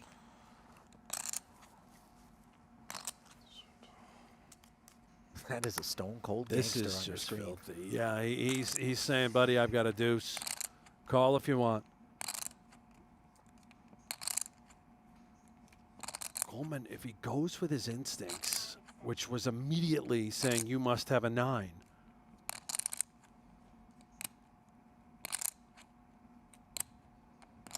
Brandon motionless, giving absolutely nothing away. And he could very well be taking a whole bunch away from Coleman in terms of both lost opportunity and this pot. And David forced to respect the ICM, bins the ace. That is a nasty, nasty man right there. That is filthy. We talk so much about what may or may not happen. Not once did we think, well, if he jams, he can force a fold. That's how good Brandon Wilson is. An absolute rising superstar. Well, he broke. Called with some aces, obviously. I had a bad suit. You had it? Oh, is he going to let Coleman off the hook? No. He didn't have it. He's had a stupid 9. Couldn't help himself. A firm, partner. A very stupid 9 if you're David Coleman. Why did I give you that opportunity? 10 seconds. Raise 115. Who was lamenting that he didn't simply click call. I mean, listen, if you want to be critical of the raise there, stop and ask yourself, and I say this often when I'm in the booth, the fact that Coleman is here, do you think that it wasn't a direct result of finding value in the thin spots like that? No, it was. So the fact that he's continuing to pursue it in those situations which maybe aren't for the faint of heart, you can't suddenly decide to criticize him. You know what I mean? No, I mean, it's all really, you just have to point the fingers at Wilson being able to exploit that. Oh, dude, which is what he did. That was so Said, you know what? You want to get cute? I'll show you cute. Yeah. Let's play for all of it. Because I've got all the mallards here and you don't. Yep. Yeah, and you're looking at that pay ladder. You're supposed to outweight Lee. It was flop top pair here. This one was 150 from Lee pre. Coleman defended, and well, he's check folding this hand. I can tell you it isn't the one he's thinking about. You tell me. Are you hitting on me? Are you hitting on me? See you later.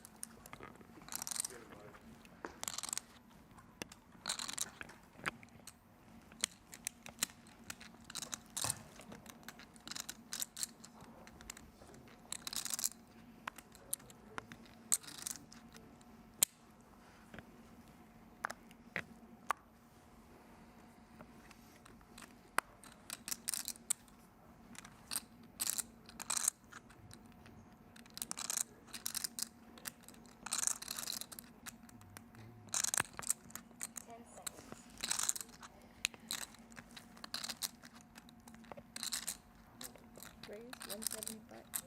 Oh. Call. Coleman attacks from the small. Lee with a brisk call, suited king. Squaring off against the jack 8, which turns into bottom 2 on an ace-high board. No diamond out there, not a whole lot to get excited about for Lee, shaping up to end uneventfully.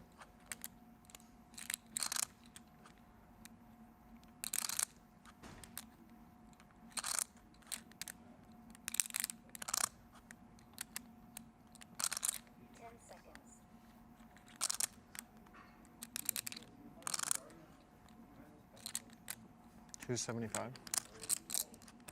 Bet 275. $275 an ounce.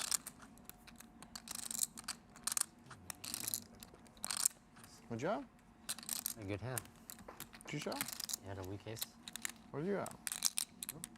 Hi. You the king? What do you have? I'm not the one who showed a card. What? I'm not the one who showed a card. Usually you tell me. Well, they're jousting and jockeying out there. I did not have a weak ace. How's that?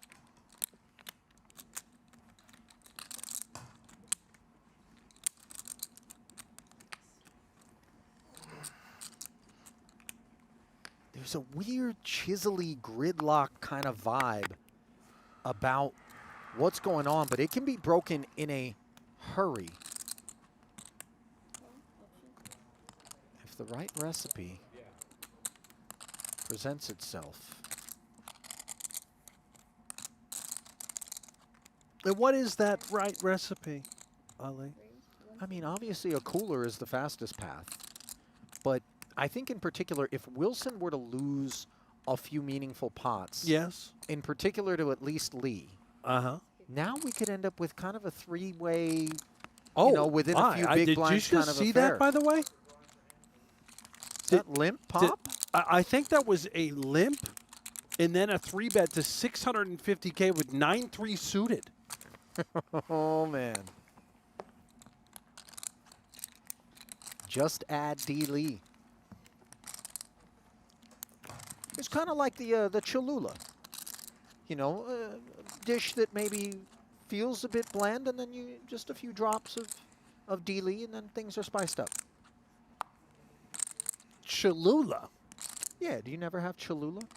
Tapatio, maybe? No, More no. your thing. Sriracha is now. I know what that in your is. lane Yeah. now. All right. I'm Right. with you on the sriracha, the red sauce that's spicy. Yeah. That's what a Cholula is? A Cholula is a brand. You know, the little Thought it round was a little wooden- dog. Little, no, that's Chihuahua. The round wooden top. You never had that hot sauce? Careful. It's just, okay. And by the way, careful is what these two are going to have to be.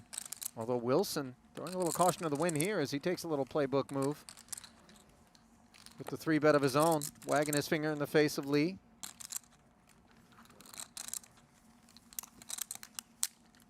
You know, this isn't the typical hallmarks of, you know, an entertaining sort of affair, but just there is a lot to appreciate about what we're observing over here, and it isn't all conforming with convention. Yeah. You ever been to a convention? Sure. Trading cards? What was it? No, it wasn't trading cards. But me and the Blez Some sort of just out crypto? there. No.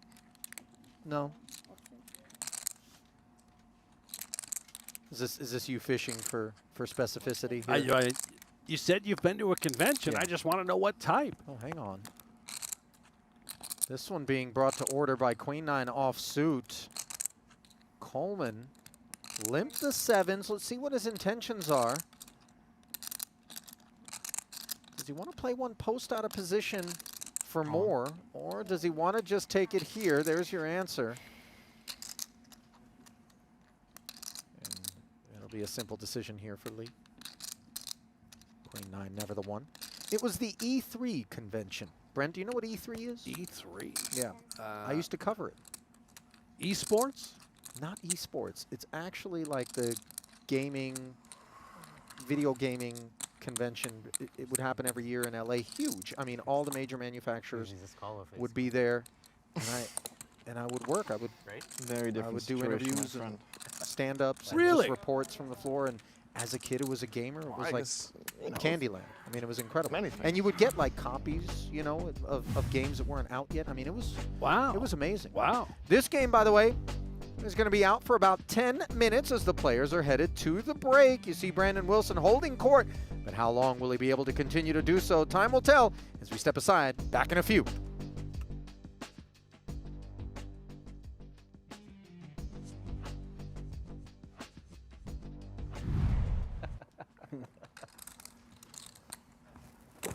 Fancy. Chen, Not by the bad way, playing Matthew, I Brent, just 22 years of age. Matthew. Playing a 25K, I believe he's the youngest ever PGT champion, Ali. 2.4 million Yeah. in career tournament earnings. Always wears a basketball jersey of sorts whenever he plays. Have you noticed that? Yeah, and you know, I do appreciate that he's wearing a Golden State Warriors jersey, since that is my home team when I grew up. Yeah. They were trash when I was growing up. At an earlier event, he was wearing a Boston Celtics jersey, and oh my. Aces for Lee in the big Wilson's Queens. Felt like they were just going to slide all the way around, and now all of a sudden, we've got Mentos and Diet Coke on our hands. Keep your eye on how Wilson responds. It's two queens. Sometimes the money just must go in. But Doug Lee, when he 3-bets you out of the big blind, one would assume he's got the goods, man. He's not light here. And again, Chen having 265, Brandon knows Lee's decision-making is tethered to a real holding. But there's only two hands we're worried about with two black queens. Let's see how Brandon chooses to proceed. Lee started with just shy of 50 bigs. It would not surprise me if Wilson decided to just play call here rather than putting in any more chips.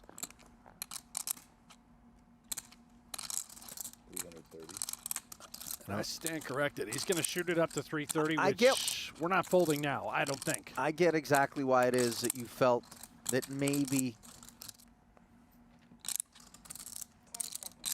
Coleman with the ace-jack will be entering. He's got 35 big blinds. Does Coleman...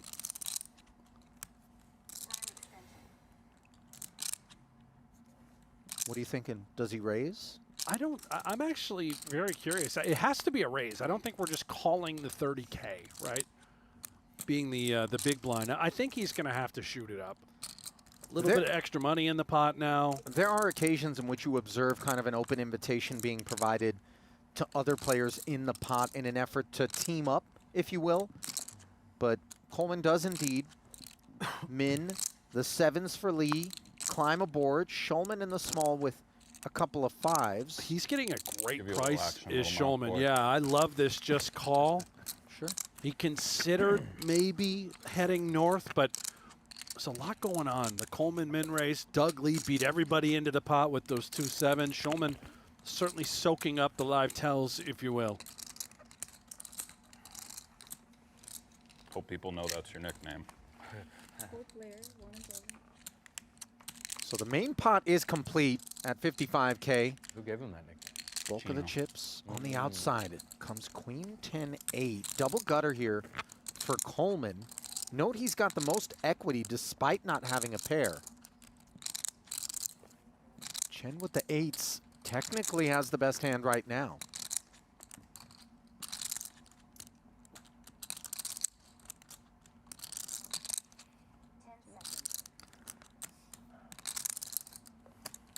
Coleman content to check it. I think Lee will likely be happy to do the same, looking up at the 3 overcards.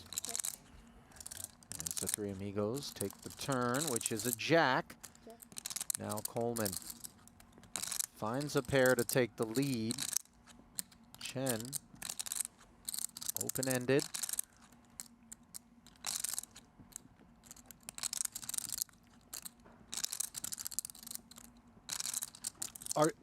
Am I seeing this right? Is Doug Lee? Oh, I thought he was about to cut out a bet.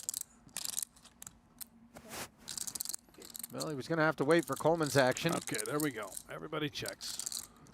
And the board pairing queen on the end means it's all over for David Chen.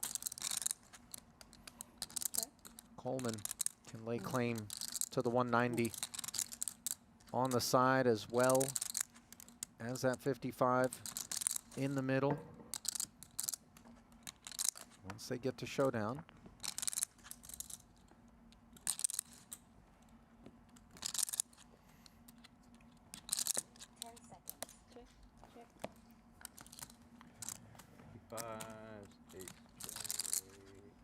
That'll do it. Yep.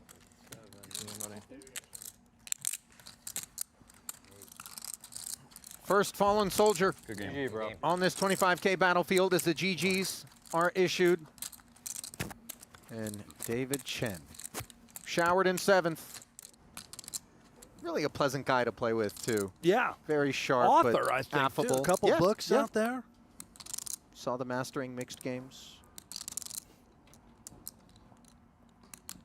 He was out there in South Korea. He's actually talking to me a little bit about crypto. You know, I've yet to dip my toes in that water. No. No, you're just more of a, are you a day trader? Is that what you consider yourself? Let's not talk about it. Just because. Oh, it's been ugly, huh? Yeah, there's been. Yeah. You want to talk to somebody about it? You need A bankruptcy attorney shortly. Queen 10 of spades for Doug as he's doing a little talking. 75 decibels. Wilson in there with smothered spades.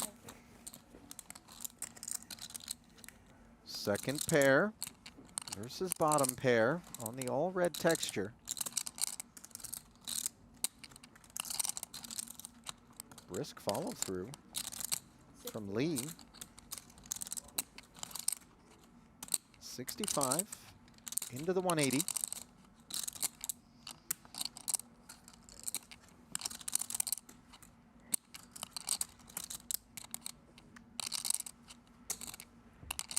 Wilson just enough to want to stick around. See if we can hit a clean 8 or 7.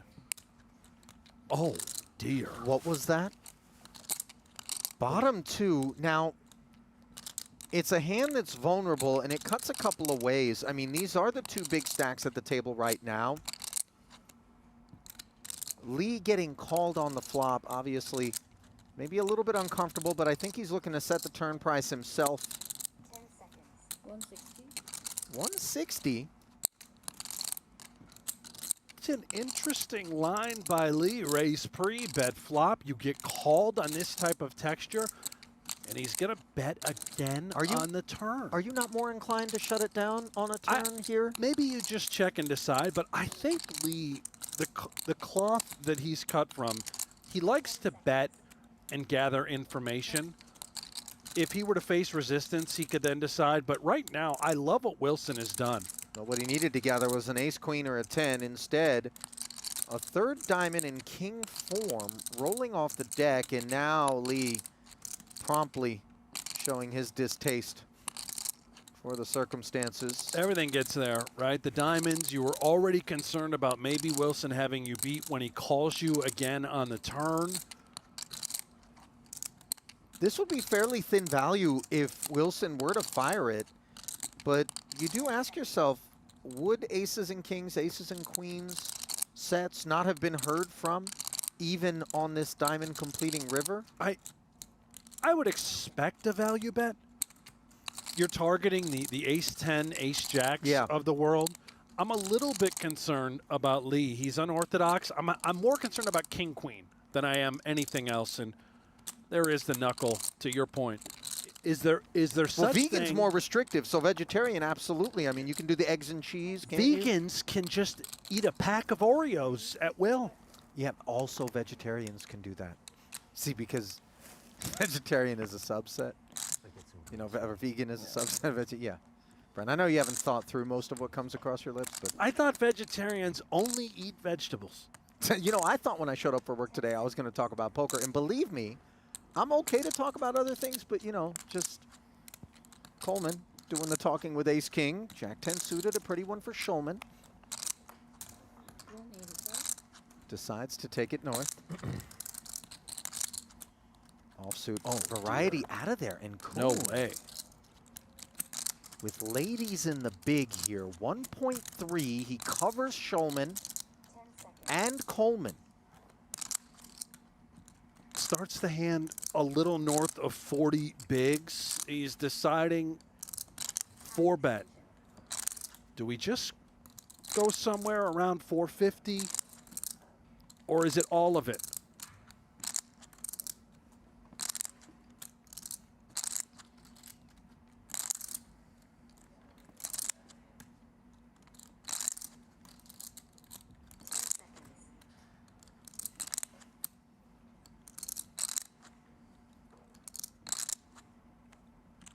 One thing is certain. 400. This is all going to somehow, some way just get in between the ace-king and the queens. Yeah, deflating here for Schulman. Absent Coleman, you wonder how interested he would be for an extra 215. I mean, Jack 10. But we know it's not going to come to that. It's not. And I love what Koon has done with this.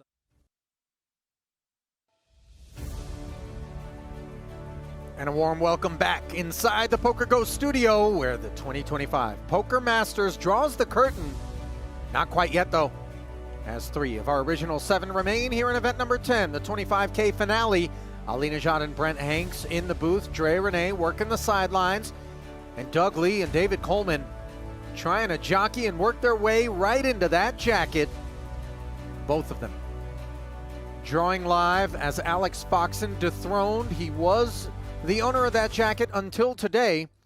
All remaining parties, the owners of 220,000 at a minimum ladder, 95K up to second, and then of course 504 up top as level 17 is upon us. 30, 60, and 60. 150 every 3 hands, or 50 on average. Chiseled right off of your stack, but we are still, Brent, playing deep. Yeah, tons of chips in play, and Brandon Wilson, I know we're not talking about him as far as the purple jacket, but this final table, this performance, in a way, consider it his coming out party. What is this? If you're not familiar with the guy, So well, 180. welcome. Oh, I thought he called. He's elite. I thought you said He is one of the best players in the world, a rising star. Raise them. He may not be crowned the Poker Masters champion, but he is master of his craft, and he has shown us that on more than one occasion as he shows Doug Lee a 3-bet with 7-5 off, purchasing the upper crust, holding the lower, finding middle pair, more than we can say for the King Jack, which hung around after making it 130. And, you know, shining the light on the guy, I'm not sure if simultaneously he misclicked with this 3-bet. Perhaps it was intentional, but it was the general Doug Lee raising it to 130, and then Wilson somehow making it 200K. And I think he meant to maybe 3-bet more or just call, and it was a bit of a misclick, unclear.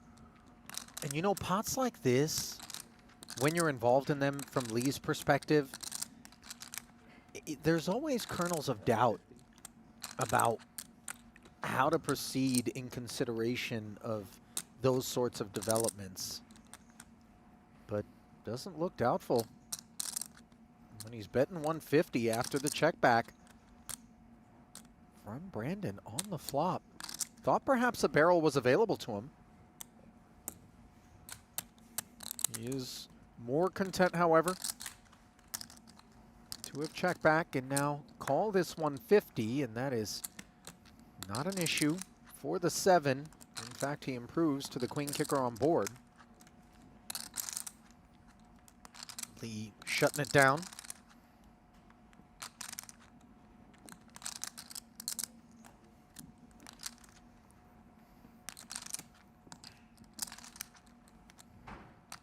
Maybe a little value hunting, believe it or not, with the 7. We can target Ace X, King X. All in. Yeah, how about for all of it? He knows it's good. Wow. Ali, this is a pure value shove with the 7.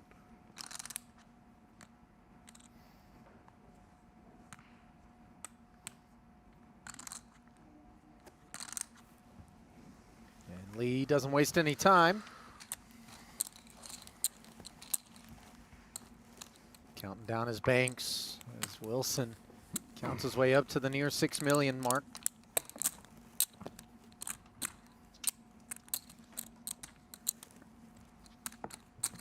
Brandon began playing poker in 2021, Brent. I mean, stop and think about that. That's 4 years ago. Yeah, and plays the biggest buy-ins across the world. Won 4 high roller events down in South Florida at the Seminole Hard Rock in just the past 16 months, accounting for his 4 largest career scores. 10 seconds. Comprising the majority of his earnings. Now the bio could be a little bit dated, so don't quote me on the exact chronology of all of that.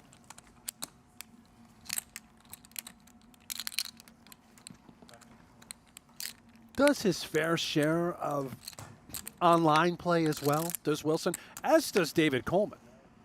Yeah, they get around. Now, the general, Mr. Doug Lee, on the other hand, I think he plays pretty much 100% live poker. Doesn't strike me as a guy that does a lot of clicking around mouse in hand, if I had to guess.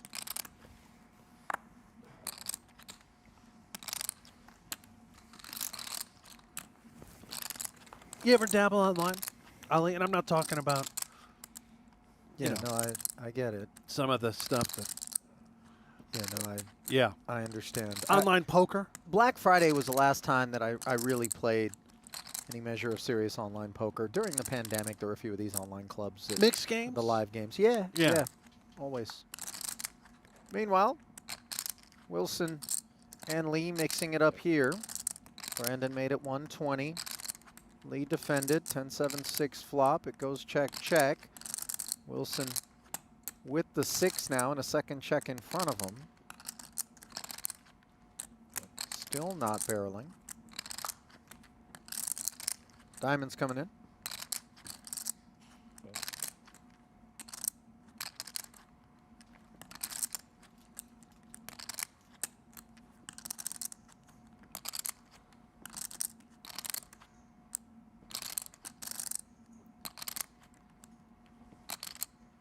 Now Brandon can wait no longer. Easy fold for the king high. Wilson, believe it or not, worked as an anchor once upon a time for Al Jazeera. You know, I mean, if you put me and him in a lineup and you ask yourself who of these two worked as an anchor for Al Jazeera, I don't think you're picking him. No, probably not, but believe he also attended Northwestern University. Brilliant mind. Guy like myself, probably not going to get into Northwestern. No. No, that's... matter of fact, you might have a restraining order from getting even near the campus, but looks like we got an all-in and a call situation, and it's been some time since we've had one of these on our hands. Lee, Queen 5 suited, gets caught speeding here. Seems like a potentially unnecessary spot to take. I know he's down to just 14 bigs. He's playing it for the win. And you know Coleman, anti-sweating for sure. Wilson woke up with the ace-king. Might the jacket find a home? Might the epic parlay spin-up dream come to an end? It certainly doesn't look that way on this flop. Well, you know, that's one way to do it. When you're feeling it, just get it in. You know, earlier he did the 7-8 flat call in the small blind and flopped the joint. Now the ace-king draws dead, and that is a rough way to get a bite taken out of your stack. Just a little nibble, though, not much. Wilson still plenty of chips. By the way, he still has more than 50% of the chips in play despite that loss. Love this. Generally, just having fun, man. Yep. You know? He's not playing games, though.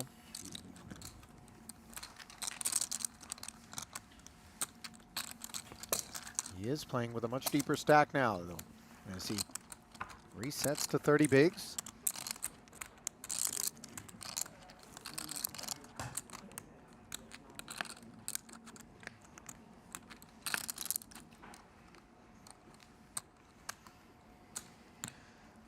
Maybe the next time we go down for a sideline report, we can let Brandon handle it. I mean, the guy won the Hearst Journalism Award for his reporting.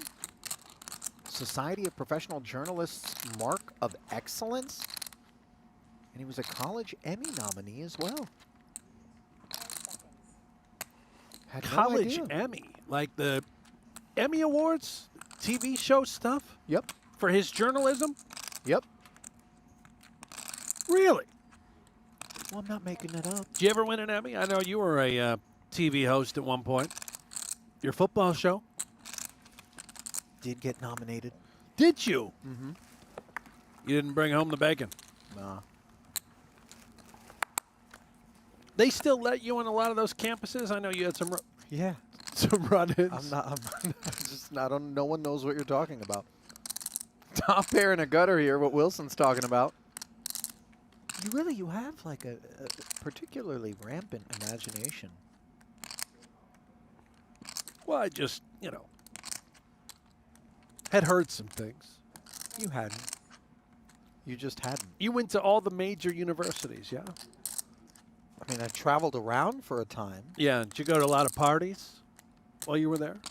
No, I was grown, man. I'm not trying to go to parties. I had to work. Now, this was better part of 15, 20 years ago. Yeah. You were in your prime. Yeah, I don't know what that means, Brent. You mean I was supposed to go party and catch a case or something? Dude, come on, relax. King 9 stays relaxed. Well, I'm proud of you then. Thank you. That means you kept it very I'm not going to say professional. a lot, Brent. It means something. It just... Anyway. 200 ahead brought us to the flop. No added chips into the middle on said flop.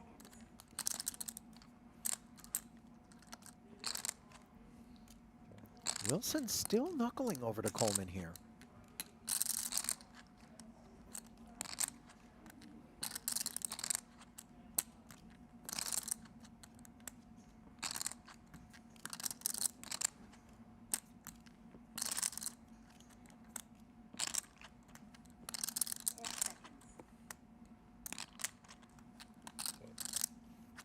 Coleman not going to get in trouble. Jack not going to change anything.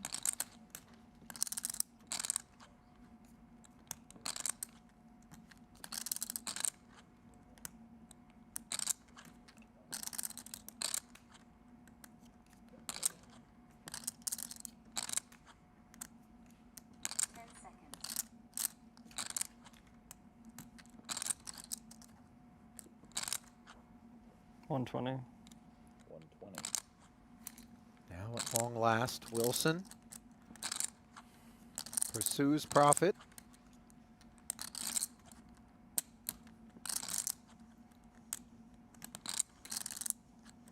And as played, which has been interesting, to say the least. Wilson again, 200K pre-flop. Checks turn. Checks flop, checks turn. And now betting 120, a down bet on the river. Coleman is curious with king high. Hold.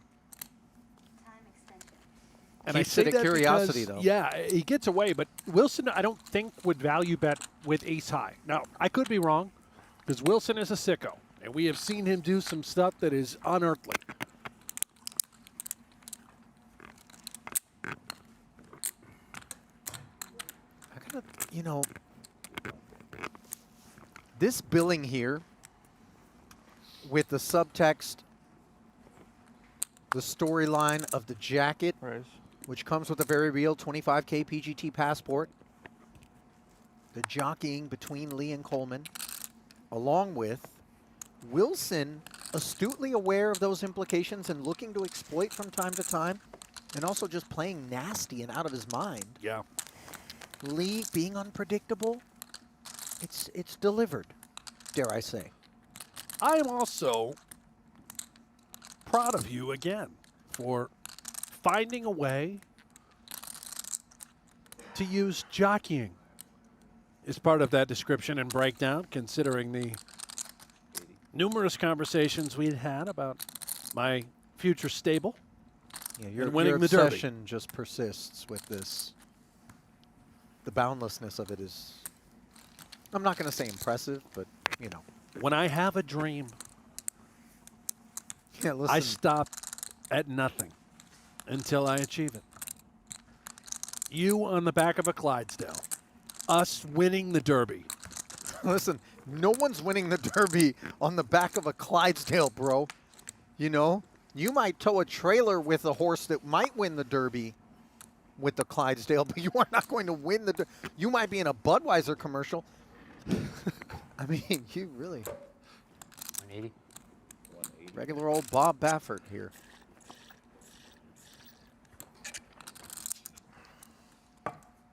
$180. Out of Queen 6 offsuit. It was Queen 5 suited that he ripped. Into Wilson earlier. Now again, Wilson with an ace. Not ace king, but ace 10. And Isn't it something else? Like, it's like Doug Lee enjoys the pain of playing out of position. I don't know if it's that. I'm going to tell you one thing, though. I don't think Doug even knows what he's going to do in any given spot. That's fair. I get the feeling, and that's not a critique, that he is just in the moment, kind of, you know, that feel-based thing. Unless we consider that an ineffective way to approach the game, I point you to this past summer where the incomprehensible PPC and main event victories in the same year, the fourth PPC, by the way, taken down by Michael the Grinder Mizrachi, every bit a field player. Yeah, no, you're totally right. I don't think I include the PPC. I know he's a field player, but correct me if I'm wrong, because you're a mixed game guy. Yeah. Not a lot of solvers out there for all these games that are involved with the PPC. No. For Mike to have won it 4 times. And how many years has it been around? What, 15 years? Something absurd? Under, yeah. Under 15 years, and he's won it 4 times? Okay, that's not just that. He's better than everybody. This isn't just luck at play, right? That he is outplaying the vast majority of that field at every game. I'm not going to take anything away from it, but I mean, when you do look at the final table, I would say that on the whole, it wasn't the toughest of the 4 that he was at en route to victory. I think that's fair. Sure. And that's not a slight on any of the opponents. It's just an observation because really the upper crust of poker turns up for that one. Well, with 2 See tables Wilson, left, it was pretty tough, right? Sure.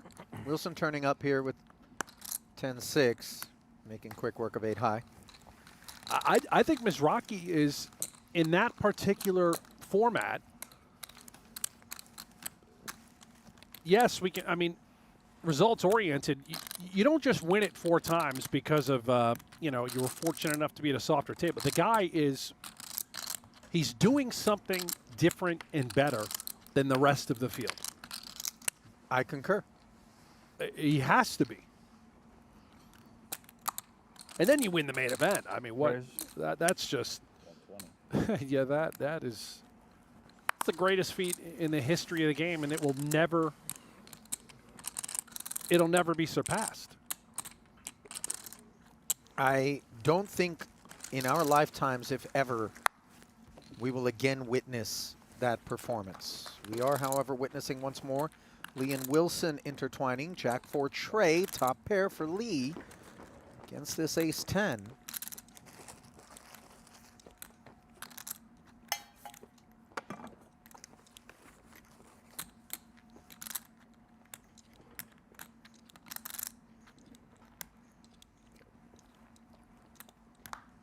Goes check, check, and now a problematic turn for Wilson. He connects with the 10. And Lee, as he's been very apt to do in these spots where the in-position player checks back, immediately brings the bet and does so at 250. Yeah, he does bet a lot in these spots, but I think it's the sizing of this bet that might indicate strength. 330.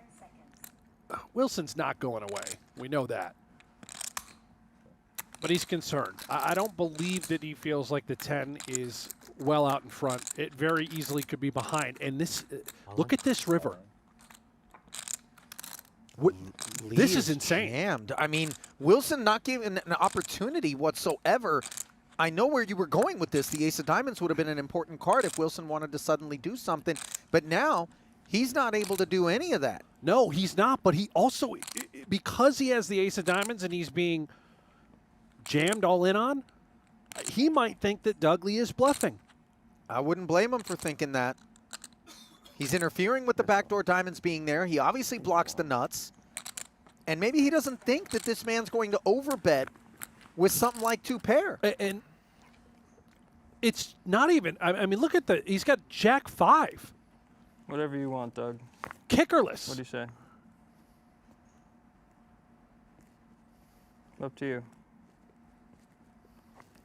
10 seconds. Wow, Brandon inviting Doug into a conversation. Lays it down, though. Does so correctly. Tidy fold there. That's what you wanted? I honestly don't even know if Doug thought he had the best hand. I don't. And I say that because when he played at his last final table here, he bet huge on the river in a spot heads up, got called by worse, and when the kid called, Doug said, nice hand. Not Well, really, and then rolled it over, and the guy said, no, worst. man, I called you with like 3rd pair. You know, Doug had 2nd pair, right? So that's the worst. Yeah. Not for Doug, obviously, but I think, it was against Foxen. Alex Foxen, yeah. who you refer to as the kid Yeah, before the you kid. remember who it was. I was struggling to piece together luck who the with hell that. it was.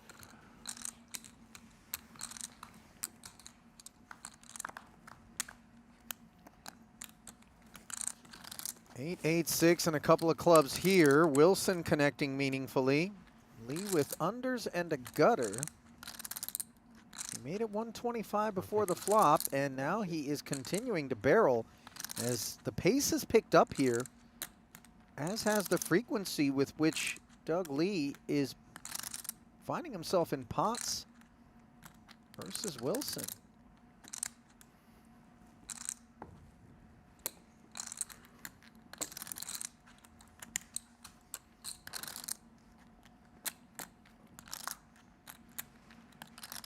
Wilson obviously happy to call and perhaps happy to have picked up a club draw as well.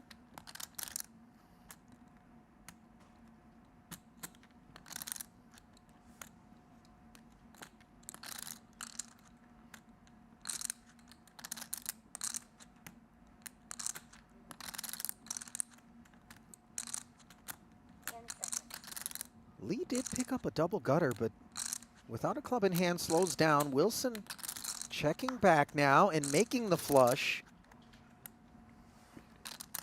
And, I feel as though that club, even though we haven't seen Lee, oh, my goodness, he's reaching for chips here, Brent. I was going to say is going to save Lee some chips.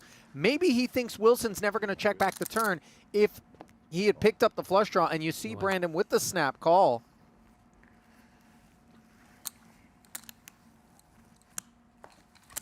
Wilson now at his peak, a hair more than 6 million chips, and that is 65% of the chips in play. He's the boss.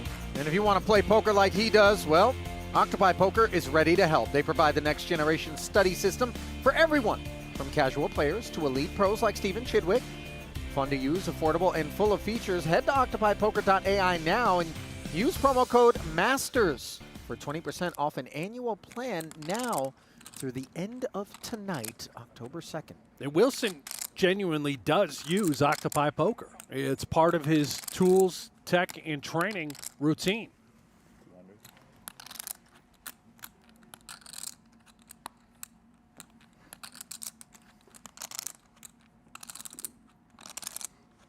Well, 5-6, part of his raising range.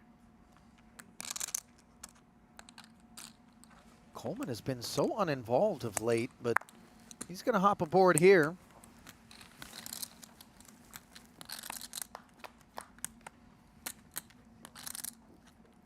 Seven tray, gutter and diamonds. A lot of hand here for Coleman, but note that Wilson with the double gutter and the 6 of diamonds notably could stay interested. 460 in the middle already. Oh, he will absolutely stay interested. These two hands both very much wanting to get to the river. And Wilson is going to lead. I believe that. Is that an overbet on the flop? Wow. 5 1/4. This is so crafty, man. You just don't see this. Again, Wilson raised it to 200 pre, out of position, and then he overbets the flop. And, you know, Coleman's got so much hand that he's not going to go anywhere, even in the face of an overbet. But it sort of takes the ability for him to seize initiative off the table. Because, again, Lee is sat there with this 1.2. Now, the call, of course, Wilson knows that Coleman's not fussing around here. Yeah, this is what a card for Coleman. Yeah, if we're going to miss the draws, this is the way to do it as he finds top pair. I love watching Wilson go to work, and obviously Coleman too, but now what? What was part of the plan if we're called? 10 seconds.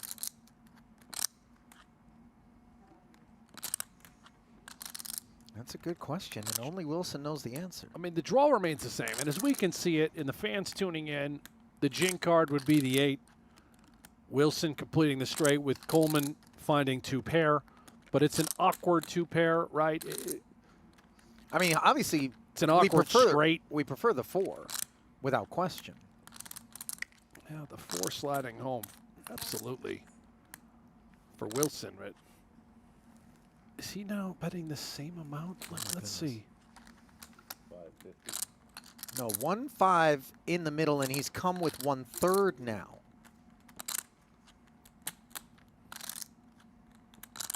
This one is getting weird. It is. Everything about this is bizarre. He's setting up, by the looks of it, a river shove. If Coleman were to just call, which, by the way, Coleman has the type of hand that I think Wilson is attempting to represent. But if Coleman just calls, I have no idea what Wilson is going to do on a blank river. Is he setting up the triple barrel all in? Is he planning on bluffing diamonds? He has a 6 of diamonds in his hand. 10 seconds.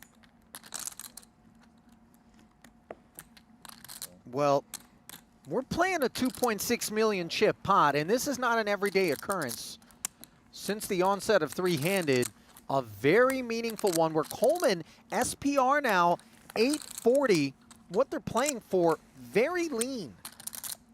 We're talking sub 3. Ace on the end. I'll tell you what, I mean, a lot of those bluffs maybe contain something like an ace 10 or an ace 8. I mean, it's possible, Ali. I really don't know. But I don't know if Wilson would have overbet the flop with like a blank ace 10. Maybe ace 10 with ace of diamonds. Yeah, I think this is just a really sharp give up.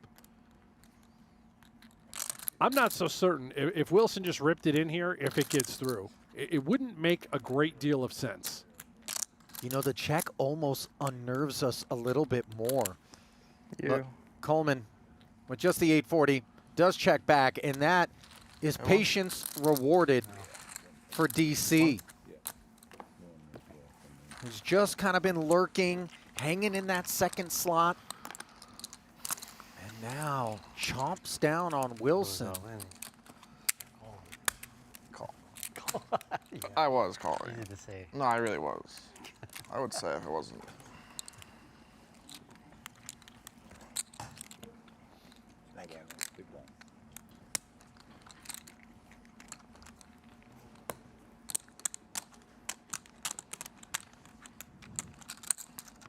Raise.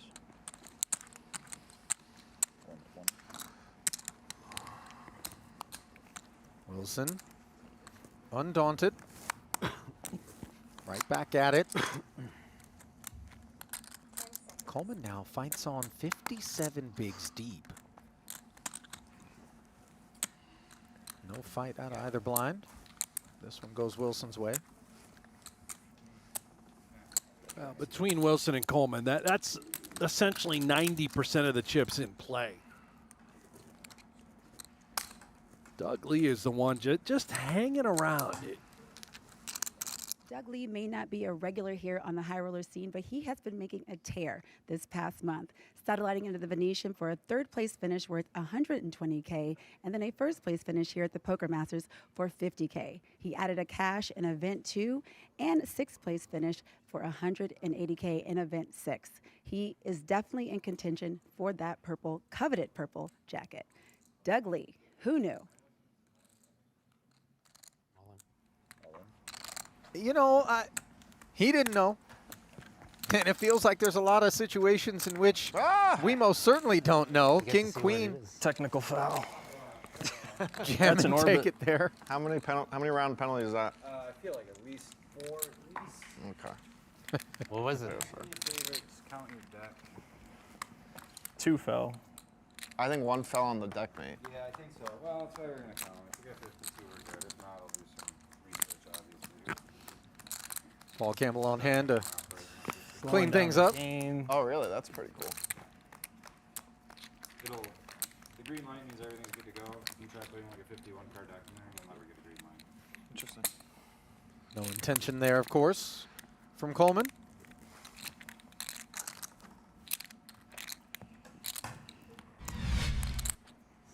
Here it is.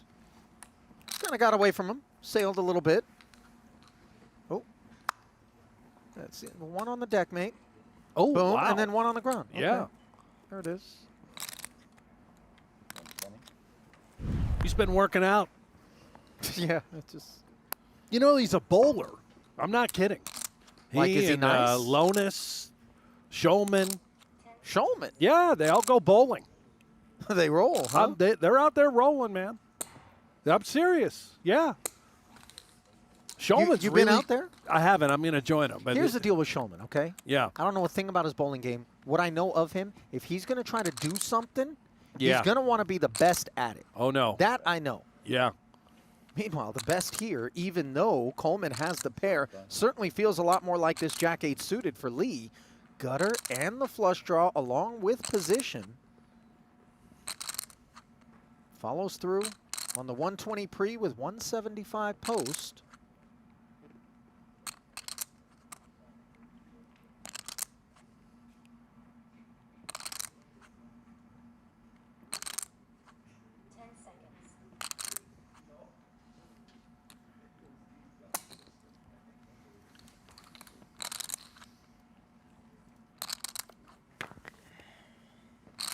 Now another pathway to a straight unlocked at the same time that Coleman makes 2 pair.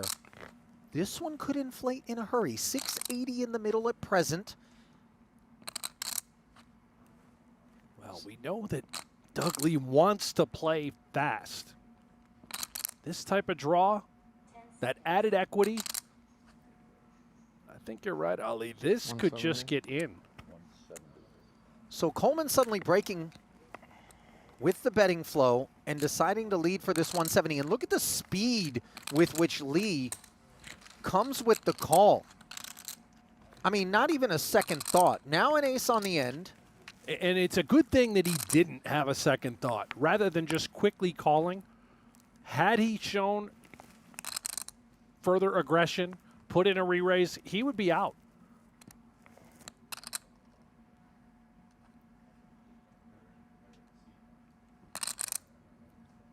I would love to know what Coleman makes, if anything, of the timing on the turn call. Whether or not it skews him more in favor of a barrel here, or more in favor of a check and allow Lee maybe to harm himself. That's a great point. Yeah, there's a lot to that, some layers to unearth. He's just going to grip and rip. He's hoping to get called by a heroic Queen X type holding. Huge draw. Straight flush. No, that one leaves a bit of a mark as Lee down to 15 bigs, and Coleman continuing to close that gap between himself and the top of this leaderboard.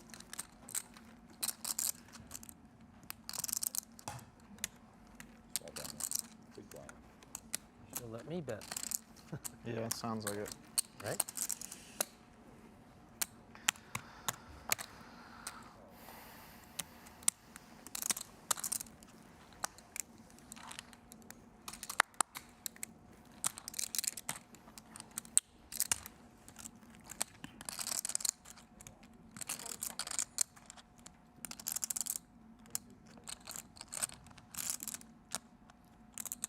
I feel like we got to cue the Phil Collins.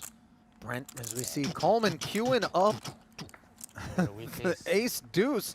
Lee, nick of time, finds ace 5 suited. Now you see a good bit of the time they will end up chopping. Roughly 40%. Flop will bring focus. 5. Chop it up. It's probably a chop.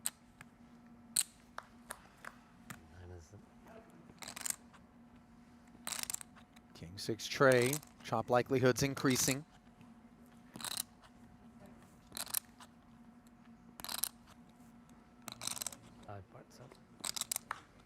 Ooh.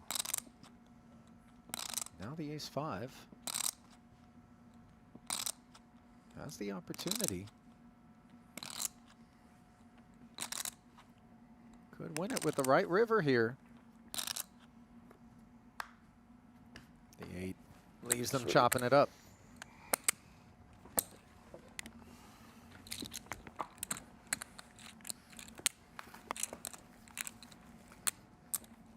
Good sweat.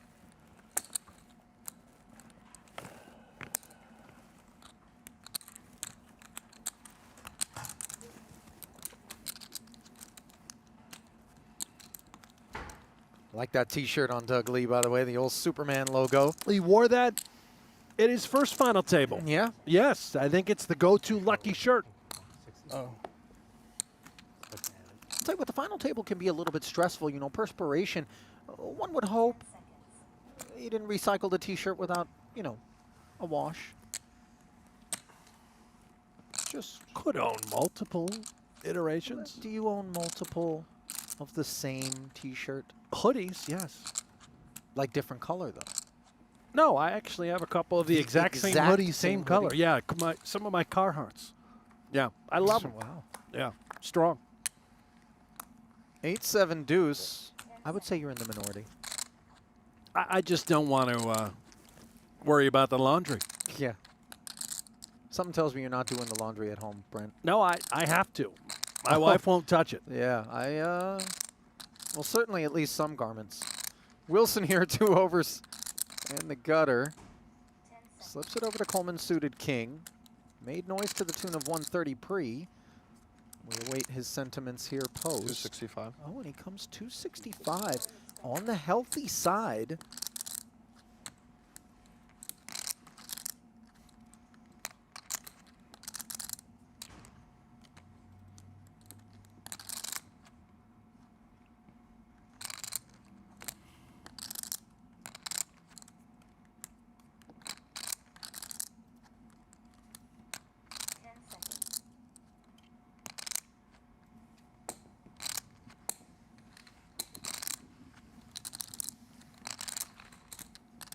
Wilson gonna hang around. Not gonna find improvement though. Board pairs. Backdoor spade draw acquired for Coleman. Could easily see him kind of lean into a check back here, make sure he realizes his equity. Board development kind of seems to favor a Wilson check calling range more. Yeah, this would be a really hard card to represent. And for Wilson, he may actually consider leading. Does knuckle.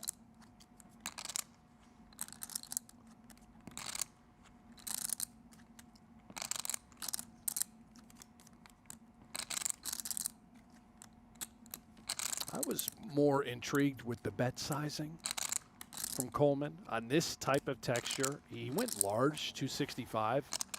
Maybe it was to set up a second barrel whenever we do improve. He did pick up the spade draw, but because the board paired, he's just going to take that equity to the dome and try to get there, but it's Wilson collecting a jack. He gets there.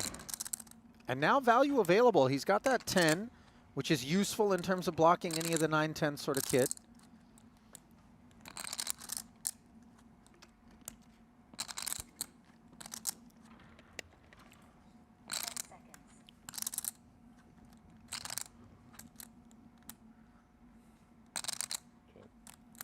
Does opt to check, however, and try to induce here. See whether or not Coleman takes this bait. Decides no. King high maybe has a little bit too much value in the face of some busted draws. So Brandon will now put some daylight between himself and Coleman once more. Back up and over the 5 million threshold.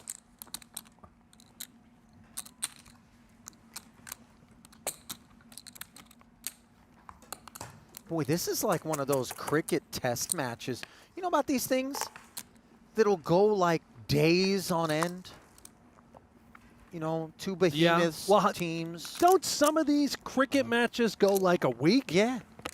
Yeah, this, if ever there was going to be a final table that might go a week, I think this is the one. Got that one in bounds. Apparently David Lee thought Queen 7 was the one.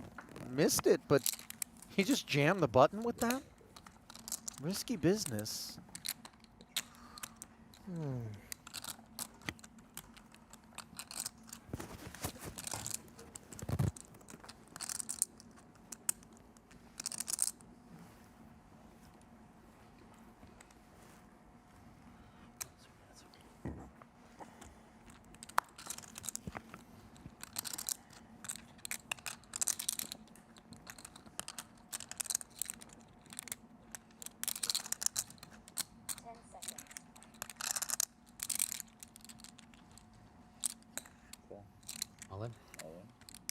Coleman limps again, Lee stuffs.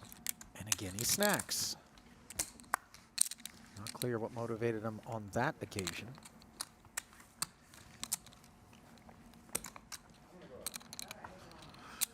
I wonder during these breaks, Brent, how much of the film Coleman and Wilson, for that matter, have been going back and watching, or if they've got anyone in their camp kind of passing down relevant pots where maybe the curiosity is there. I would imagine that to be the case, Ali. What is this? Who is this gal on our screen? Well, I don't know her name, but I know she's part of PokerGO, which is the home of free online poker. And it's also where you can win a dream seat to play in the PGT $1 Million Championship. Create an account, play a single hand, and get automatically entered for a chance to win that dream seat by downloading the PokerGO app today. Uploading 125 from the small is Lee.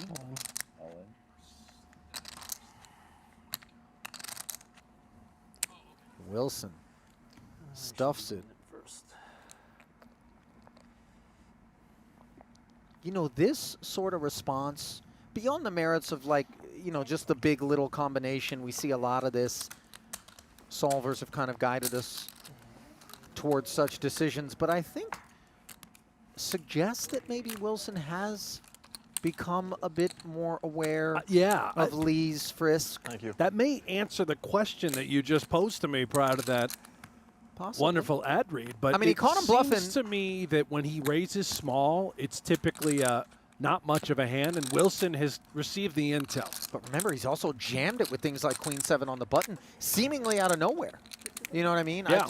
If he's got a randomizer, it is finely tuned. I can tell you that. Yeah.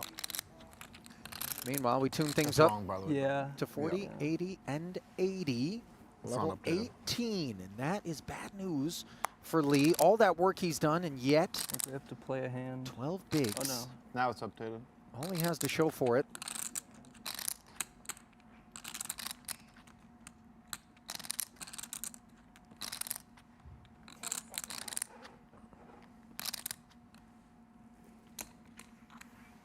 There's 250.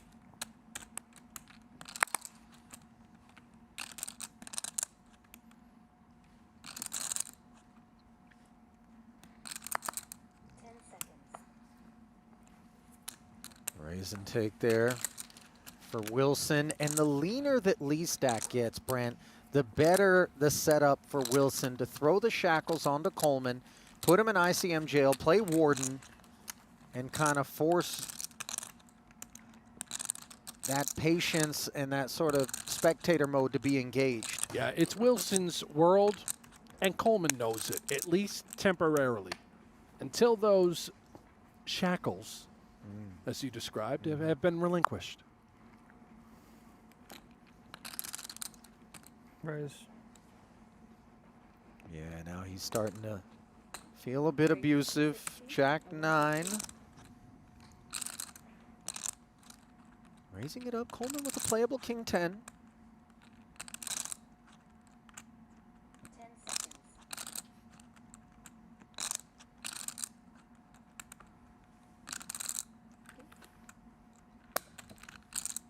Time extension.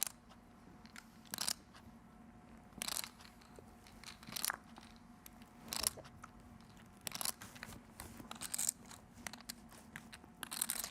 Lee digging in, deuce 3-4 and a couple of clubs. He's got himself top pair and a flush draw. The world against a naked Jack high.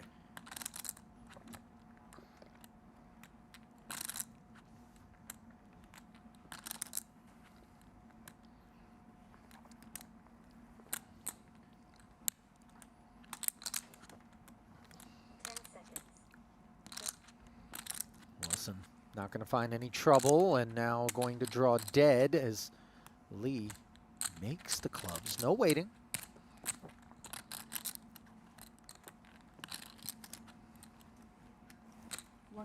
I like the consistency out of him with respect to the timing. You know, he's brought forth these turn barrels briskly, but this time doing it with the second nuts. Yeah, and notice too, by the way, Wilson just stoned out. No thought whatsoever, no pair, no draw, nothing to want to continue. Didn't waste our time. He also quickly made up his mind.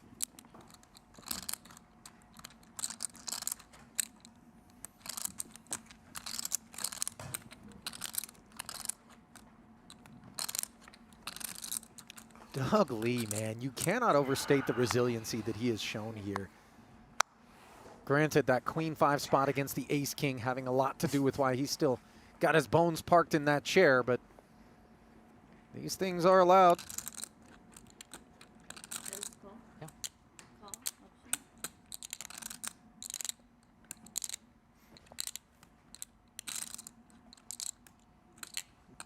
Queen 4 limping in. Wilson could impose some tariffs. And there they are. Not going to liberate the Queen 4 from Lee's stewardship, though, as he calls the extra 120. We play for 480, ace 7 deuce. Real dusty one for the Queen 4. Wilson, of course, has purchased the right to rep the ace X, which he does.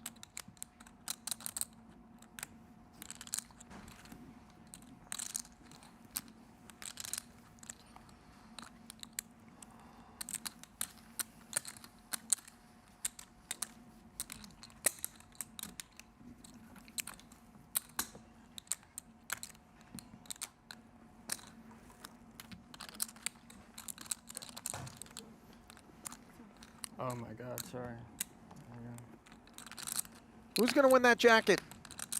Is it going to be Lee or is it going to be Coleman? It isn't going to be Alex Foxen, who had a real sweat given that 3 runners were in contention for it.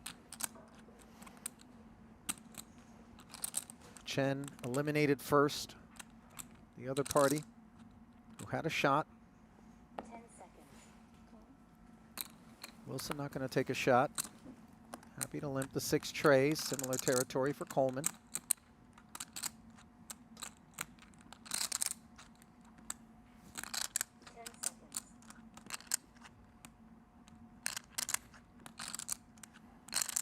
Check. Checks it back.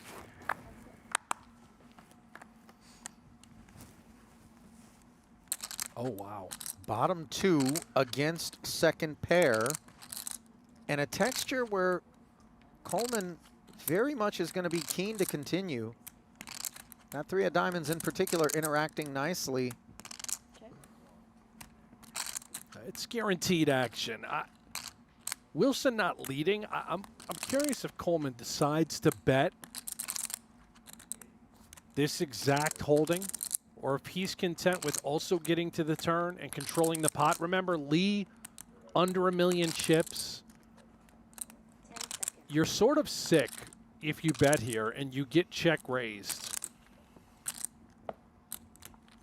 It's going to go minimum.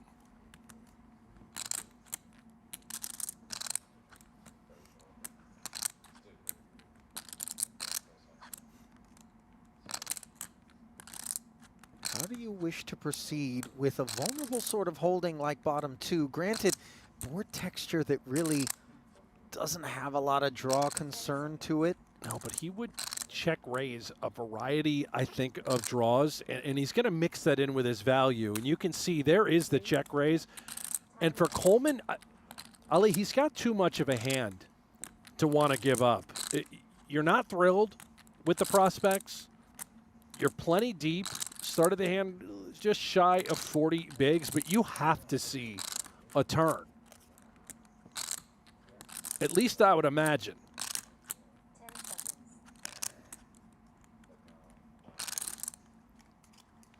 And he agrees, understandably, sticking around as the pot now grows to 660. Nobody loves to see these exchanges more than Lee, who's on the prowl for a sneaky little 6-figure ladder. 10 of clubs. Uneventful. This, I know it's uneventful, but for Coleman, I don't know how much really changes. The backdoor clubs present themselves. I think Wilson could have those suited backdoor combos. If Coleman essentially has the diamonds locked up, right? 650. Then what semi-bluffs would Wilson have had? Straight combos, backdoor clubs are starting to present themselves, and yeah, he's going to get out. That 6 starting to crumble under the weight of full pot there on the turn, coupled with the check raise before it. Isn't he so annoying to play against? It's insane. You just got to trap him with queen 5. Queen 5? I knew it was coming. You have to call. Oh, yeah, yeah. What hand are you talking about? Queen 5. Where he doubled up. Oh, yeah. 80. You know, I love that Coleman used that choice of words, annoying, because for me, some of the highest praise that you can receive if you're out there in these streets is somebody referring to you as such, because it's just an acknowledgement that you always seem to find that one move that your opponent doesn't want you to make. It puts them in the blender, and that's what makes an opponent annoying. And Wilson is very much that guy. Well, there's, you know, levels to annoyance. We saw some of this on display during this year's main event, right? So you don't want to be that guy. No, that's a different kind of annoying, but you want to be the type that is so good that you're annoying to play against. Correct. Yeah. Just wanted to clarify, Ali, for the audience. Well, a little gut shot here. Going to be pretty annoyed by Lee check raising all in. Top pair. That which motivated. Can't breathe.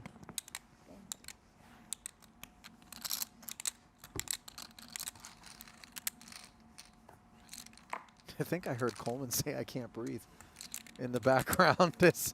He's just incredulous at Lee's ability to just hang around. He's sort of a cockroach. You can't get rid of him. Listen, if you just step on a roach, you will get rid of them quite efficiently. It's the aggregate infestation that's difficult to eradicate.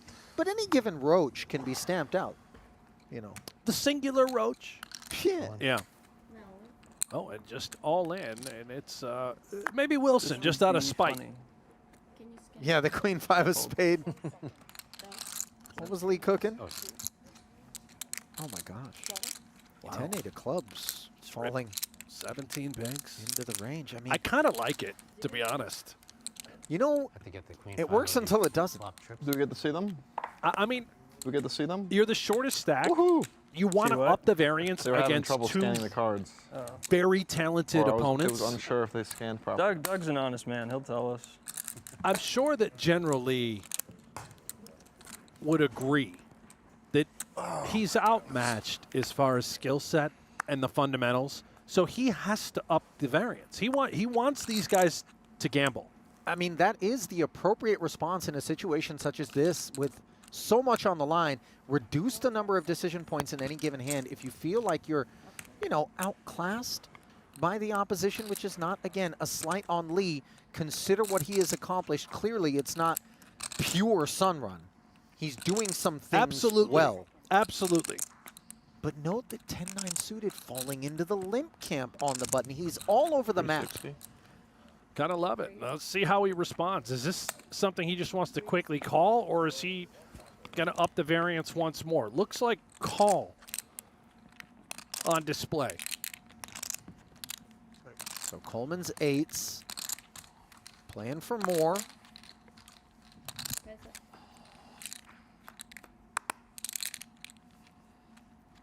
Two jacks and an ace. Not what either of these guys were hoping to look up at, but of course Coleman. I think, honestly, for Coleman, he's okay with it. I mean, Doug never has ace-X. He's not limp calling with a good ace on the button. Yeah, it could be a jack of sorts, but I think for Coleman, you just win with a lot of continuation. Deny some equity against these types of hands. I mean, Doug really doesn't have any aces. At least I don't think, unless it's exactly ace-ace.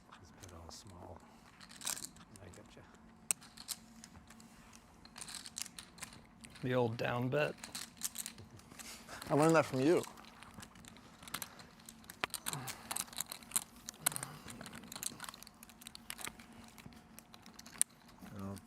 David, being a Did you bit realize he facetious. limped when you folded in half a second? No, but it wouldn't have mattered. You might have just folded like king four suited in half a second. He got me. He got me.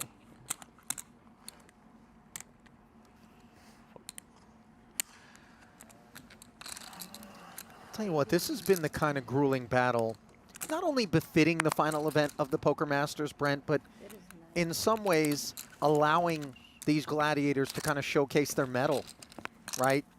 Yeah. They're built for this. Right. Great point. And none of them looking worse for the wear. I got to tell you, you know, I mean, I know it's just been a few hours, but it really can take a toll on you. And remember, there's been many days of poker that preceded this. Many days of poker. They also played late into the night in order to reach this final table. They're tired, you know, but they're not showing it. And call me crazy, but I actually think as far as the poker conditioning is concerned, Doug Lee might have the edge against these other two. He plays every day. You know, it's kind of wild, man. I've talked about this before as we see a relatively uneventful one for the time being taking shape here. Queen 10 still best. Picking up the Broadway gutter on the turn. I used to play back at the Commerce way back, and I've talked about this gentleman on a few occasions, and he was an elder statesman. The dude named 7-Day Ted. Now, I don't really need to connect the dots on why it was that old Ted was named 7-Day Ted. But I'll be damned if I didn't learn after day 7 of showing up and he's still parked in the main game in the same outfit. Just right that never left the game? Nope. Wow. Jack does come in, by the way. Oh, 2 yeah. pair for Lee and Broadway for Coleman. It very small pot.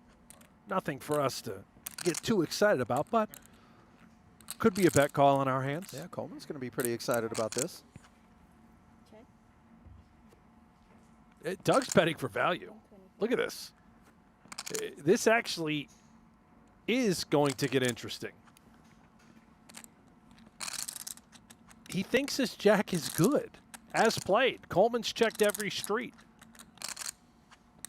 And he's about to get check raised, is Doug Lee, and have a decision to make. 10 seconds.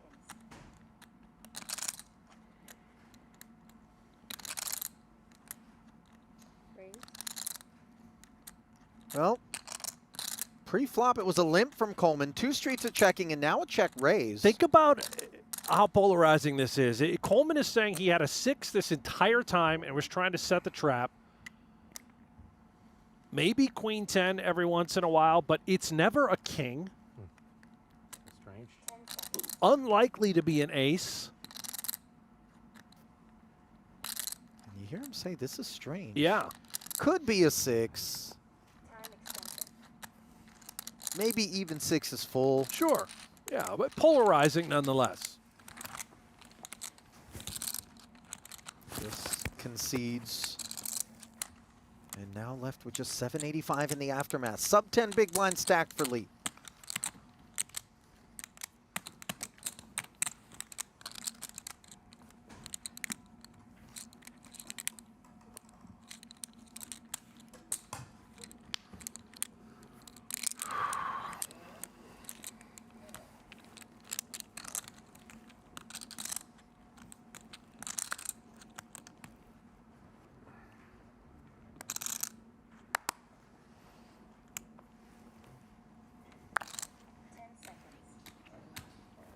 Take a walk, Mr. Wilson.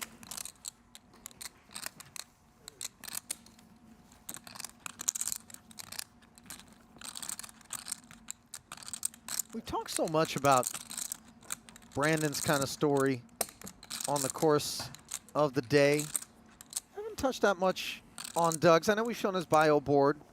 A 54-year-old who lives here in Vegas, degree in sales and marketing from University of Calgary. Real estate investor, along with being a poker player who began his journey back in 2004, and might he be ending it here as he jams from the button? Call. Wilson with the ace-7 says call. Coleman with ace-3 suited. Now, obviously, some alarm bells are ringing for us once Wilson says call, but in terms of hand class that he would be more apt to call rather than 3-bet and seek some privacy and make it a table for 2, non-issue given Coleman's fold, and he'll be pleased that he did find the mug. Was it my king? An ace. Better than mine. No. And Lee Ace 3 found suited. King 9 suited. I'm in there. The king's diamonds. Wilson's been down this road before where he thought he had way the best of it. Less likely a hidden ace. Didn't work out, and a king in the window suggesting it won't this time either, though he has hit the 7. You made a pair. I didn't see that. That's nice. What do you mean? You didn't see that he made top No, pair? I didn't see that you made us pair. So more than just the ace. The pathways available. Well, and add jacks to the mix now. 9 outer with the ace of clubs absent, technically 8. Will Doug Lee be vanquished, or will he find another double? Oh. It's the former. Nice playing with you, man. Thank you. Again. Runner, runner, indeed. As the run comes to an end for Doug Lee, your third place finisher, $220,000 and change. Sure. Headed home with him, along with an unbelievable memory of this Poker Masters. Round of applause for Doug Lee, the parlay of a lifetime as far as poker is concerned. And I hope we see more of them, but this moment now belongs to David Coleman. Yeah, and he knows it as we throw up the graphic. Officially your Poker Master. And Brandon Wilson says you're welcome. The jacket too? Can I get a sleeve? He's done it. That's the best we got of me? This is the best picture we got? Can you winners tilt it off to me? I don't think I can not do that. The last hand, I was the small blind. So it's going to his button, right? Well, we're going to set the stage for heads-up play here between your 2025 Poker Masters champion, David Coleman, and Brandon Wilson, who is going to enter with a 2-1 chip lead, but that can be a role reversal rather quickly. Stay close. Back in a few minutes with heads-up play for the title. Is there such Well, vegan's thing? more restrictive, so vegetarian, absolutely. I mean, you can do the eggs and cheese, can't you? Vegans can just eat a pack of Oreos at will. Yeah, also vegetarians can do that. See, because in this deck, 2 of them not available. Well, boy, I'll tell you what. Unbeknownst to Coleman. You see David demoralized, but now finds the flush draw. Remember, Ali, 2 of those jacks were dead. Well, now Jacob's got company in terms of Coleman's opportunities to win this one. And my Jacob says God. hello. There were 2 of those left in the deck. That is filthy. Jesus. 640. All right. Got some FOMO after looking at the fields, though. It was way better than I expected it to be. Yeah, those were amazing tournaments. Yeah. I probably would have gone if I could do it again. I expect I might feel the same way about Bahamas. You were out there in Wind's so good, too. Jeju, Ali, yes? Being home Indeed. is so nice. Yeah. You ever play when you're a part of the Triton Tour? Or nothing but work for you. On the mic. Not only nothing but work, but what could I afford to play out there? I don't know. Well, like a private mixed game? You don't put Ali's game together? Are you upset I'm Again. not going to Bahamas? What could I afford to play? Or who would slum it with me if I was Still on the setting same up spot. one I of those guess I games? missed the That's fucking fair. Early bird package thing. They extended a little, no? That's what someone was saying yesterday, but Because they fucked up the crypto deposit thing. They didn't have the option for people. if you deposit, you decide not to go, you're just screwed, right? That's What's that? you deposit and you decide not to go, you can't get your money back, right? Schulman's ace-8 has company, and Yeah, that's the problem. both Lee and Wilson have smashed this one. Yeah. Well, maybe for the first time, we're going to see all Doug about Lee being sleeping in the potentially get punished. He flatted again out of the small blind with a I don't know, man. A bizarre Start getting holding. desperate, they'll start giving away. 10-8 off, and now just leading, which I sort of understand the lead. They always do. Yeah. But you know, the lead is supposed to be more frequently from was the the price big for the win blind last than year? the flat caller and For the the main? small on a board such Right as on the this. nose, whatever the. What It was 15. Yeah. They moved the goalposts a little bit for reentries. Right. Top 2 content to flat. Schulman could close the action for 105. They got me. Not laying him close to 5-1. Feels that ace is live. I mean, when you could, what was it? You could max Start for trying like to 7 piece it bids. together. What is Doug Lee flatting with that he just led Only one reentry per day. But out of the small blind? What is Brandon Wilson doing? And what we can see is Wilson remarkably What's been 4? under wrapped and trapping. no, you could enter on Oh, day boy. 2 and reenter on day 2. Okay. And I think there were. 9's full on the turn as Schulman does bow out. I think I got through. Great decision by him. On one of the. Like, Well, new, let's like, see what Lee day wants to one do. We saw him double barrel already. Not this time, though. I don't know. It's all kind of And now Wilson with the world. See what he's got on his mind. Well, I mean, it might just be as simple as, well, I've got the 10-8, and Wilson called me on the flop. Maybe he's got some sort of 9. And Doug Lee's read is right. He's got more than just a 9. It's a house that's been built. I'm not so certain that Doug Lee is just going to give up his hand with that gut shot. You can see him quickly grabbing his chips. And I love Wilson's sizing. He sized it up and says, you know what? If he has a 10, he's never folding. And he's right. Delighted to see this 360 called.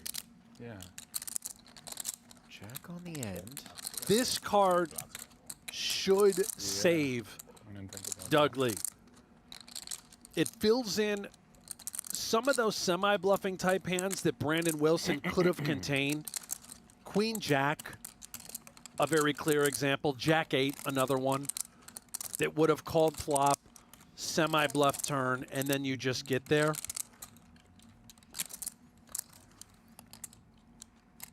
I would be shocked if Doug Lee puts another chip in the middle. I mean, he'd have to be targeting what? A bluff catch of backdoor diamonds, like having failed? I suppose, but even those backdoor diamonds must have contained some sort of pair X along the way, like, you know, 6, 7 of diamonds, I suppose.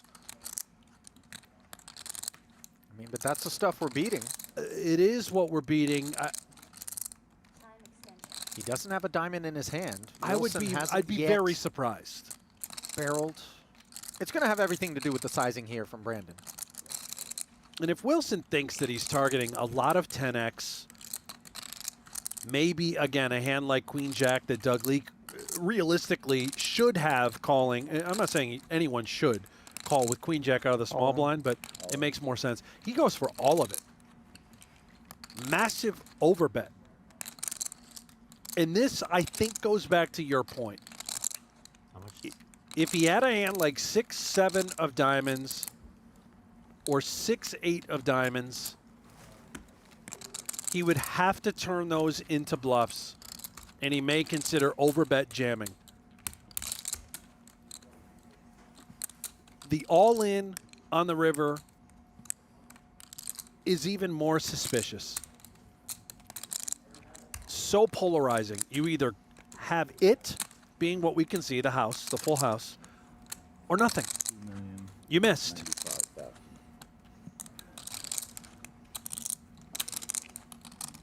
David Coleman, a very curious onlooker. If Doug Lee calls, he's out. And all Coleman has to do is survive one more spot, and he is the Poker Masters champion.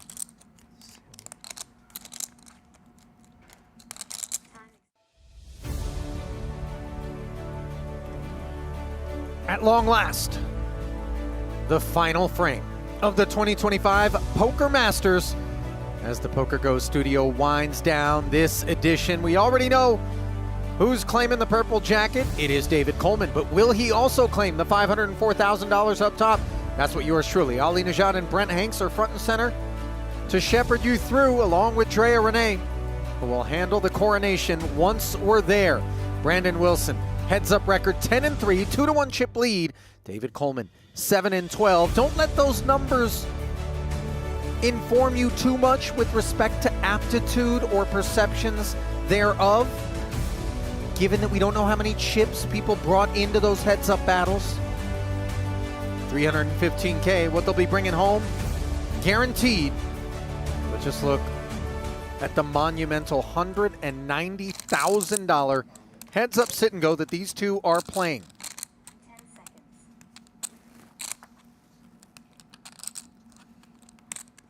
220.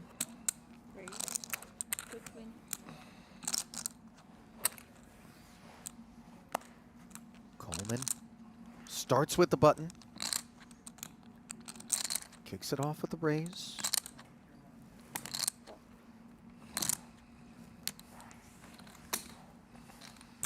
Wilson will bring us to our first flop as he defends the big with the Queen 8.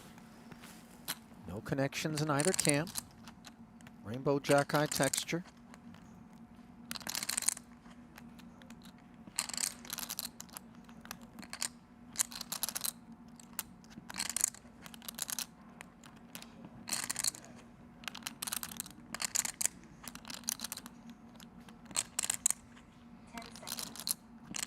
Wilson slipping it over. Coleman staying the course, by the way, Brent, with that very consistent countdown to 10 seconds and then act. It's every time. It's designed to remove any sort of timing tells. Yep. And by the way, Wilson, very much doing the same. I've been paying attention to him in his own right. You can see he's using every bit of it. Just before the 10-second announcement flicks in, the call is floating correctly out of position with just Queen 8 high. And he's found some equity in the form of the gut shot. Can't say the same for Coleman, who's doing a little more than interfering with that gutter. Yeah, real curious what Coleman decides to do when you're called on this dry of a texture. He's got 2 cards that are quite nice to continue in hopes of setting up a triple barrel bluff. The 10 being a nice card, the 6, of course, the 6 of diamonds as well. And we'll see how this river fills in. Blank, 9 of hearts. In every single step of the way, this hand continues to further develop. I don't know what Wilson's plan was after floating flop out of position. Now I sort of wonder if he's in between turning Queen 8 in his mind into some sort of bluff to try and bluff off what could be a King X or Ace X holding, or if he was going to plan to potentially check call. He leads 200K. It looks like a blocker bet, sort of suggesting that maybe he had a 3 or a 4. And that's exactly what this line is supposed to be. A pretend blocker bet representing medium to minimum value, but also designed to fold out King X and potentially Ace X. And better Queen highs at that. Oh my God. You just had a full house? No, I thought I had Queen 9. Wow. Oh. You had Queen 8? Yeah. What You know, the fuck? Or there's that. All right, I gotta start looking at my cards on every street. So a lot of times players you'll see look back at their cards each and every street just to confirm that they have what they have. And sometimes you wonder, like, come on, is this posturing? You know what you have. But we've all Thought I been had a there. You rat. play enough poker, you'll end up in that spot where you're all in. The guy says call, you windmill what you think is a nuts into their face, and you realize, oh, that's a spade and a club, not 2 Right. clubs in my Yeah. hand. I don't have a flush, sir. Yeah, that seemed genuine, too, that he thought it was sure. Queen 9. It was a hard one to make sense of. I just thought it was a real cute sort of What? Okay. thoughtful bluff attempt while keeping the pot very small to fold out King X. But, yeah, that was something else. I will say this. A lot of times you do check call on the flop there, looking for that opportunity if you get the check back on the turn to then barrel at the river and try to take one. That is a very standard and customary sort of line that you'll find in heads up with great frequency. But Wilson copping to the fact that he actually thought he had a whole lot more hand than he did. The 10 high was never going to be a candidate. Queen 6 suited, though, is for defense against the Ace 5 of clubs. As hand 2 of heads up takes shape. 9-8-6. It's bottom pair against the gutter and the nut flush draw here. Coleman slips it.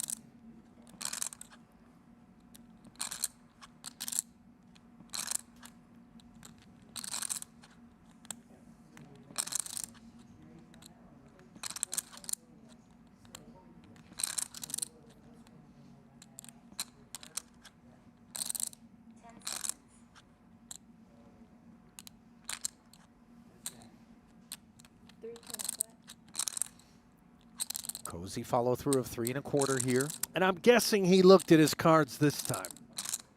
Yeah, I don't think he's unaware. Pairs are hard to make. Coleman's got one of them. Obviously not in love, but in like. Enough to continue. Very compulsory and straightforward flat.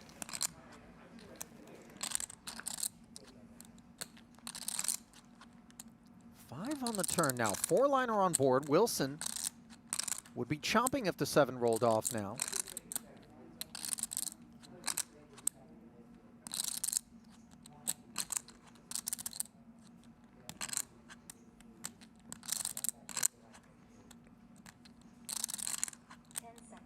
You think Coleman ever leads at this 1.1? 7s are supposed to belong to him.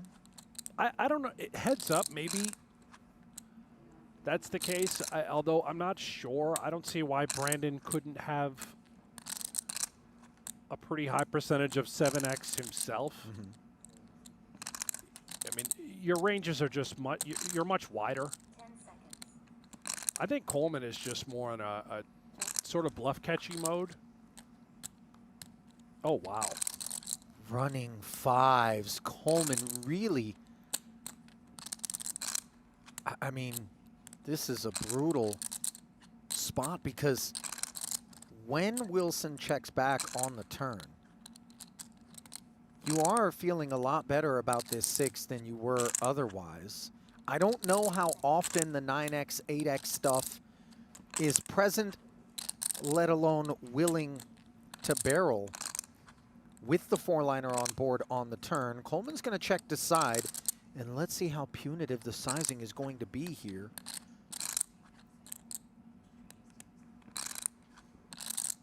I think, too, the types of hand that Wilson would have continued on the flop with, right? He bet 325K, which was sizable. Some of that is going to be 10x that contains a lot of bluffs. And this is the problem now, right? Wilson, masterful at recognizing, of course, he has the best hand with trips. But he would do this with his bluffs, too. Coleman's gotten binned on multiple occasions. Most notably, it was the deuces full of aces spot. But there is no more of that ICM with Lee lingering, jacket implications. He's got the jacket sewn up, and he's just got straightforward hands of poker to play here. And this one, still not going to be the one where he decides, I've had enough of you, annoying guy. I really like Wilson's maneuverability. He oftentimes plays for all of it, despite how much is in the pot. We've seen the 2x, the 3x, the overbet all-ins on the river, both with and without hand. That's what makes him so difficult to deal with. That is that annoying description that we heard David Coleman suggest earlier and that you touched on. I've been a Brandon Wilson fan since the first time I watched him operate out there, and I got to tell you, only furthering my feelings has this performance been out of him. And he is really leaning into that trophy. 7.3 playing 2.1. Coleman dead bottom of range, still willing to limp a button, and 2 10s for Wilson here. Taxation forthcoming. 280. 280.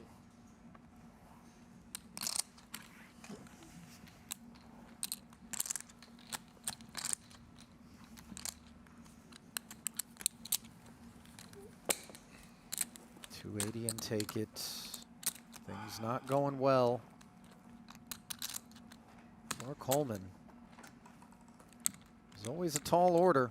Coming in out chip 2-1.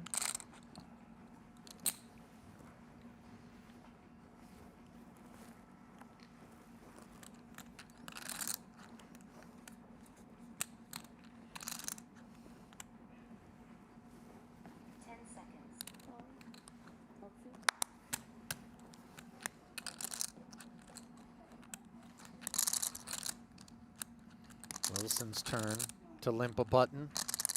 Coleman's turn to raise. One would think with the ace-4 suited. Yeah, off of 25 bigs. 320 announced. And given the depth for Brandon Wilson, even the suited 10 deuce in position facing a 4x, he may consider call. You'd like it to be a little bit more connected, but in heads up that there is plenty of value in these types of hands, and he will do that. So So sticking around for the extra 240 is B-Dub. King 9-4, swing and a miss. One club on board, nothing else to get excited about. Coleman with bottom pair, backdoor hearts, and the lead. Yeah, let's see what Coleman decides to do. After shooting it up out of position, does connect. Could really go either way. Could continue to decide and lead.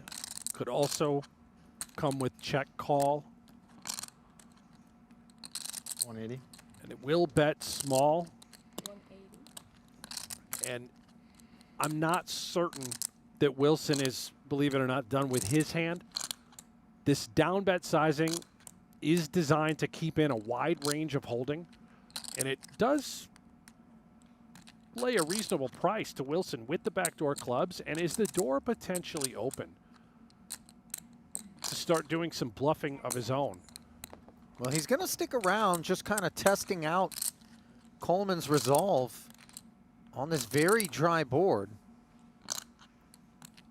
Okay. On the turn doesn't favor Wilson whatsoever. It does not, and that's likely just the end of the road. Yep. Ace is up for Coleman. Could see him checking, potentially. Might be tough to imagine what kind of hand would suddenly activate from Wilson that did continue on the flop in the face of this board development. I think I'd like bet just for the times that Wilson actually could have a king, right? But Sure. just snap out.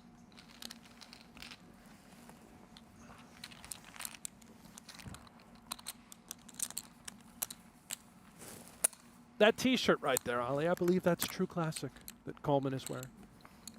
What about this armband? Is this one of these bio kind of sensor sorts of deals? No, I think that's actually designed to get signals when he's playing poker.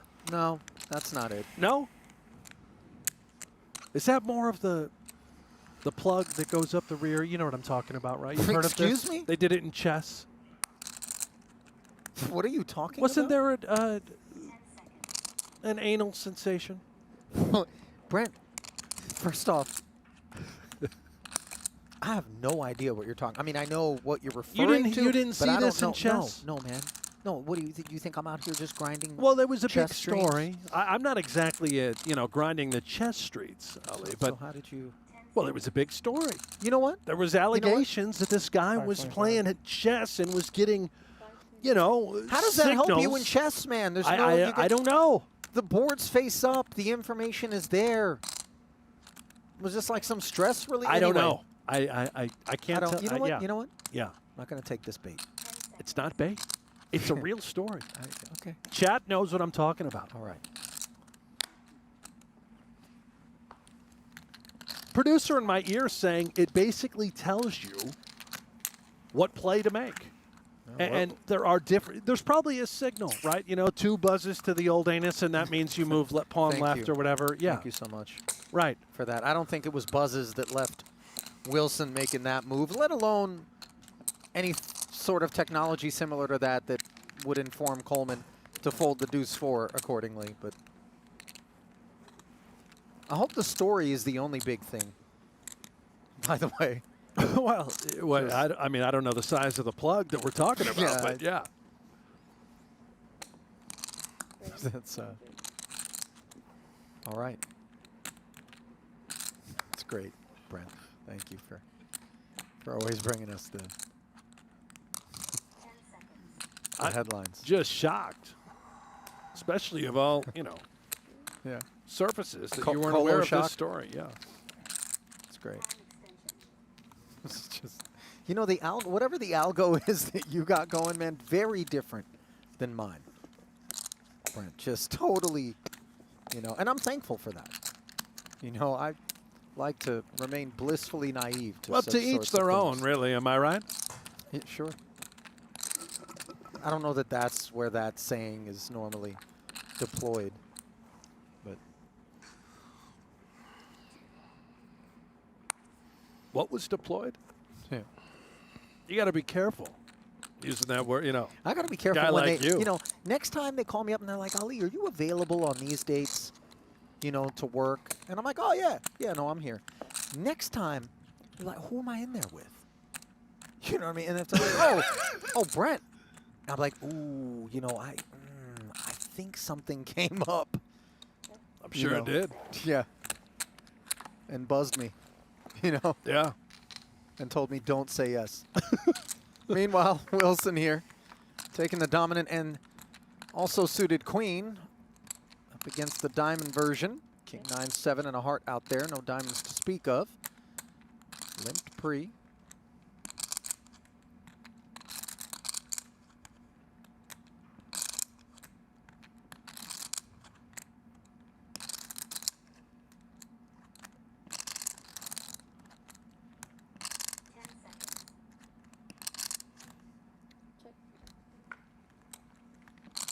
Round of knuckles, third club, second king on the turn. This one's not going to make the highlight reel. No, probably That's my not. call. Are you a little disturbed about the recent conversation? I mean, read the room. You can't tell me that when you get home tonight, you're not going to lay in your bed and look this story up, because I know you will. I'm not. I'm absolutely. Look at me. I think you will. I'm not going to look it up. I'm going to forget. I'm going to do my best to forget everything that happened over the last 48 hours of my life. Yeah. That involved you.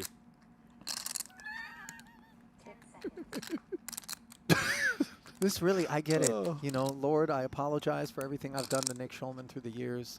I see now the error of my ways. And I promise. Please clip if you this. just let me out of this booth.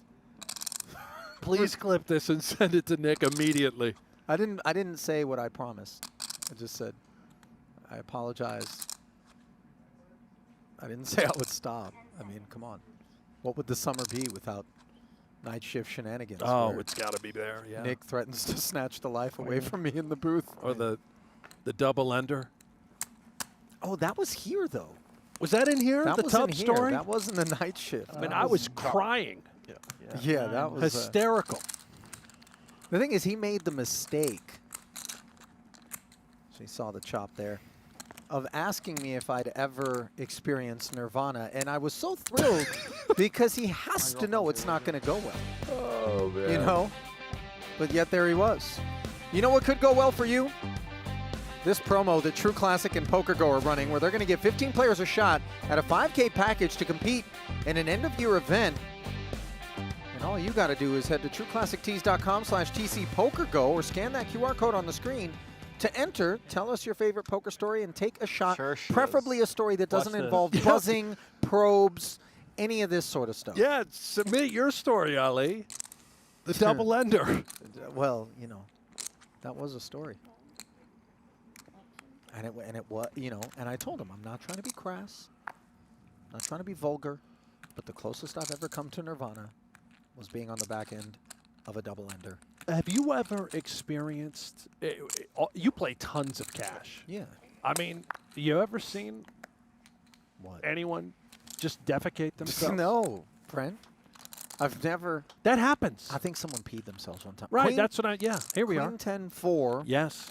As Coleman showered with the club draw, and top two for Wilson. Brace yourself here, Brent. This one could get meaningful in a hurry. It was limped pre. Both sort of hands that could have, if they wanted to, take it upstairs. I think that's a great point. The fact that this was just a limped pot will allow it to continue remaining small. And Coleman with the king high flush draw, I'd be surprised if he did come with check raise, but maybe.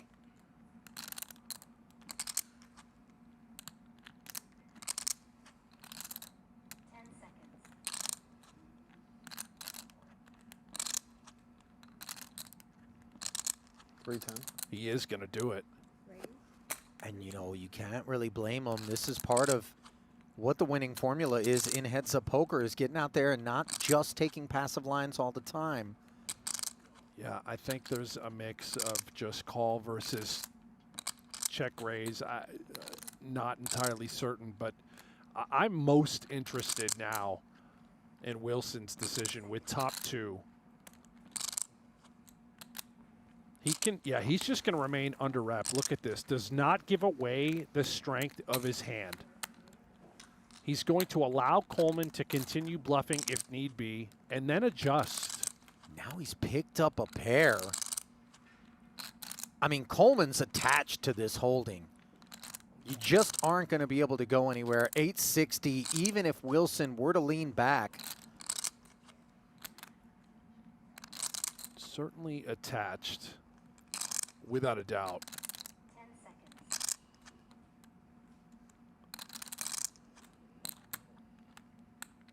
Wow, he comes with the check.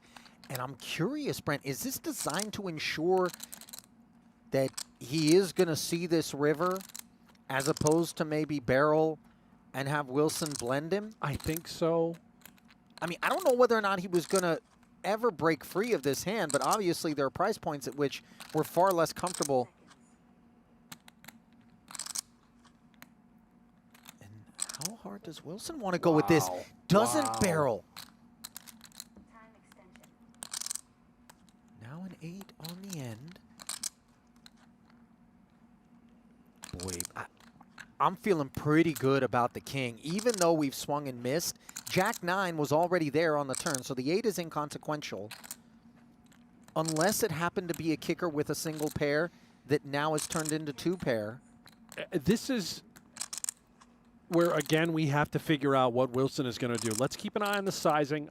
My assumption is it's value, 350, and now will Wilson just call or play for all of it? I don't know, man. 350 feels lean enough to where Wilson's going to get after this. And I don't know if Coleman can fold. I really don't. If Brandon Wilson had a hand like Jack 8, he would feel compelled to turn it into a bluff. Time and again, Coleman has been forced to muck hands by Wilson, rising up and doing the uncomfortable, the annoying, as he described it. And when is his tolerance for that going to come to an end? That'll be the question, provided Wilson finds the raise, which feels very much like what's on his mind. Yeah, it's coming.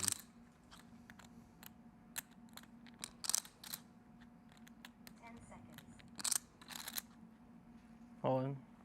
There it He is. rips it, and this is where Coleman is like, again, dude, really? And that, again, dude, really scenario, you can only say so many times. At some point, he's going to have the goods. And here he does. If Coleman can get away, remarkable. This would be an insane, in the aggregate macro context, an insane laydown because, again, he is running really thin on willingness to fold yet again to this sort of aggression from Wilson. He has to imagine the man can't wake up with it every single hand, can he? No, and he knows that he got one through earlier. You're totally right. Would he just keep doing it over and over again? I think Coleman knows this feels like value, but he just feels his hand is also too good to fold. Well, listen, I mean, it's a kickerless king, but yeah. Oh, he's made the call, and it's a wrap. It kind of came up. We both win something. Yeah. In a hurry, as you see the two embrace tremendous amounts of respect Legend. for one another's game. There's no question about that. And let's not gloss over the fact that even though he's the runner-up in event number 10, he is your Poker Masters champion for 2025. $315K, no trophy, but a jacket. That's what David Coleman's going to collect here. It's got to feel good for Coleman as well as Wilson. Two of the young guns. The Look at these future pictures they do us of with. poker It's unbelievable. lies in these guys' hands. Yeah, I it got really two way more does. handsome than that. We're seeing it all so start much for better their young looking than that. careers. Up and over $12 million in career tournament earnings for David Coleman, courtesy of the runner-up finish. But the day belongs to Brandon Wilson, officially here in event number 10. $504,000. Win. Add that to the 7.5 that he came in with, up and over $8 million over the course of his career. And I gotta tell you, man, he is a force to be reckoned with and annoying. In the highest praise possible, just an annoying guy to have to fight with. We saw Saliba win the previous event. Emotional, came to tears at the exit interview. Now Wilson, very similar path, has had his lumps inside the studio. Breakout win, breakout performance. The rise of Brandon Wilson is real. Well, he's got a lot of believers in his corner, and I would imagine that they are glowing right now with pride and admiration for what he has accomplished here in event number 10. Looks steely, looks steady, gave up the chip lead at one point in time, but ultimately emerged victorious. And with that victory, of course, comes an appointment with Drea Renee, who's standing by to talk to our champ.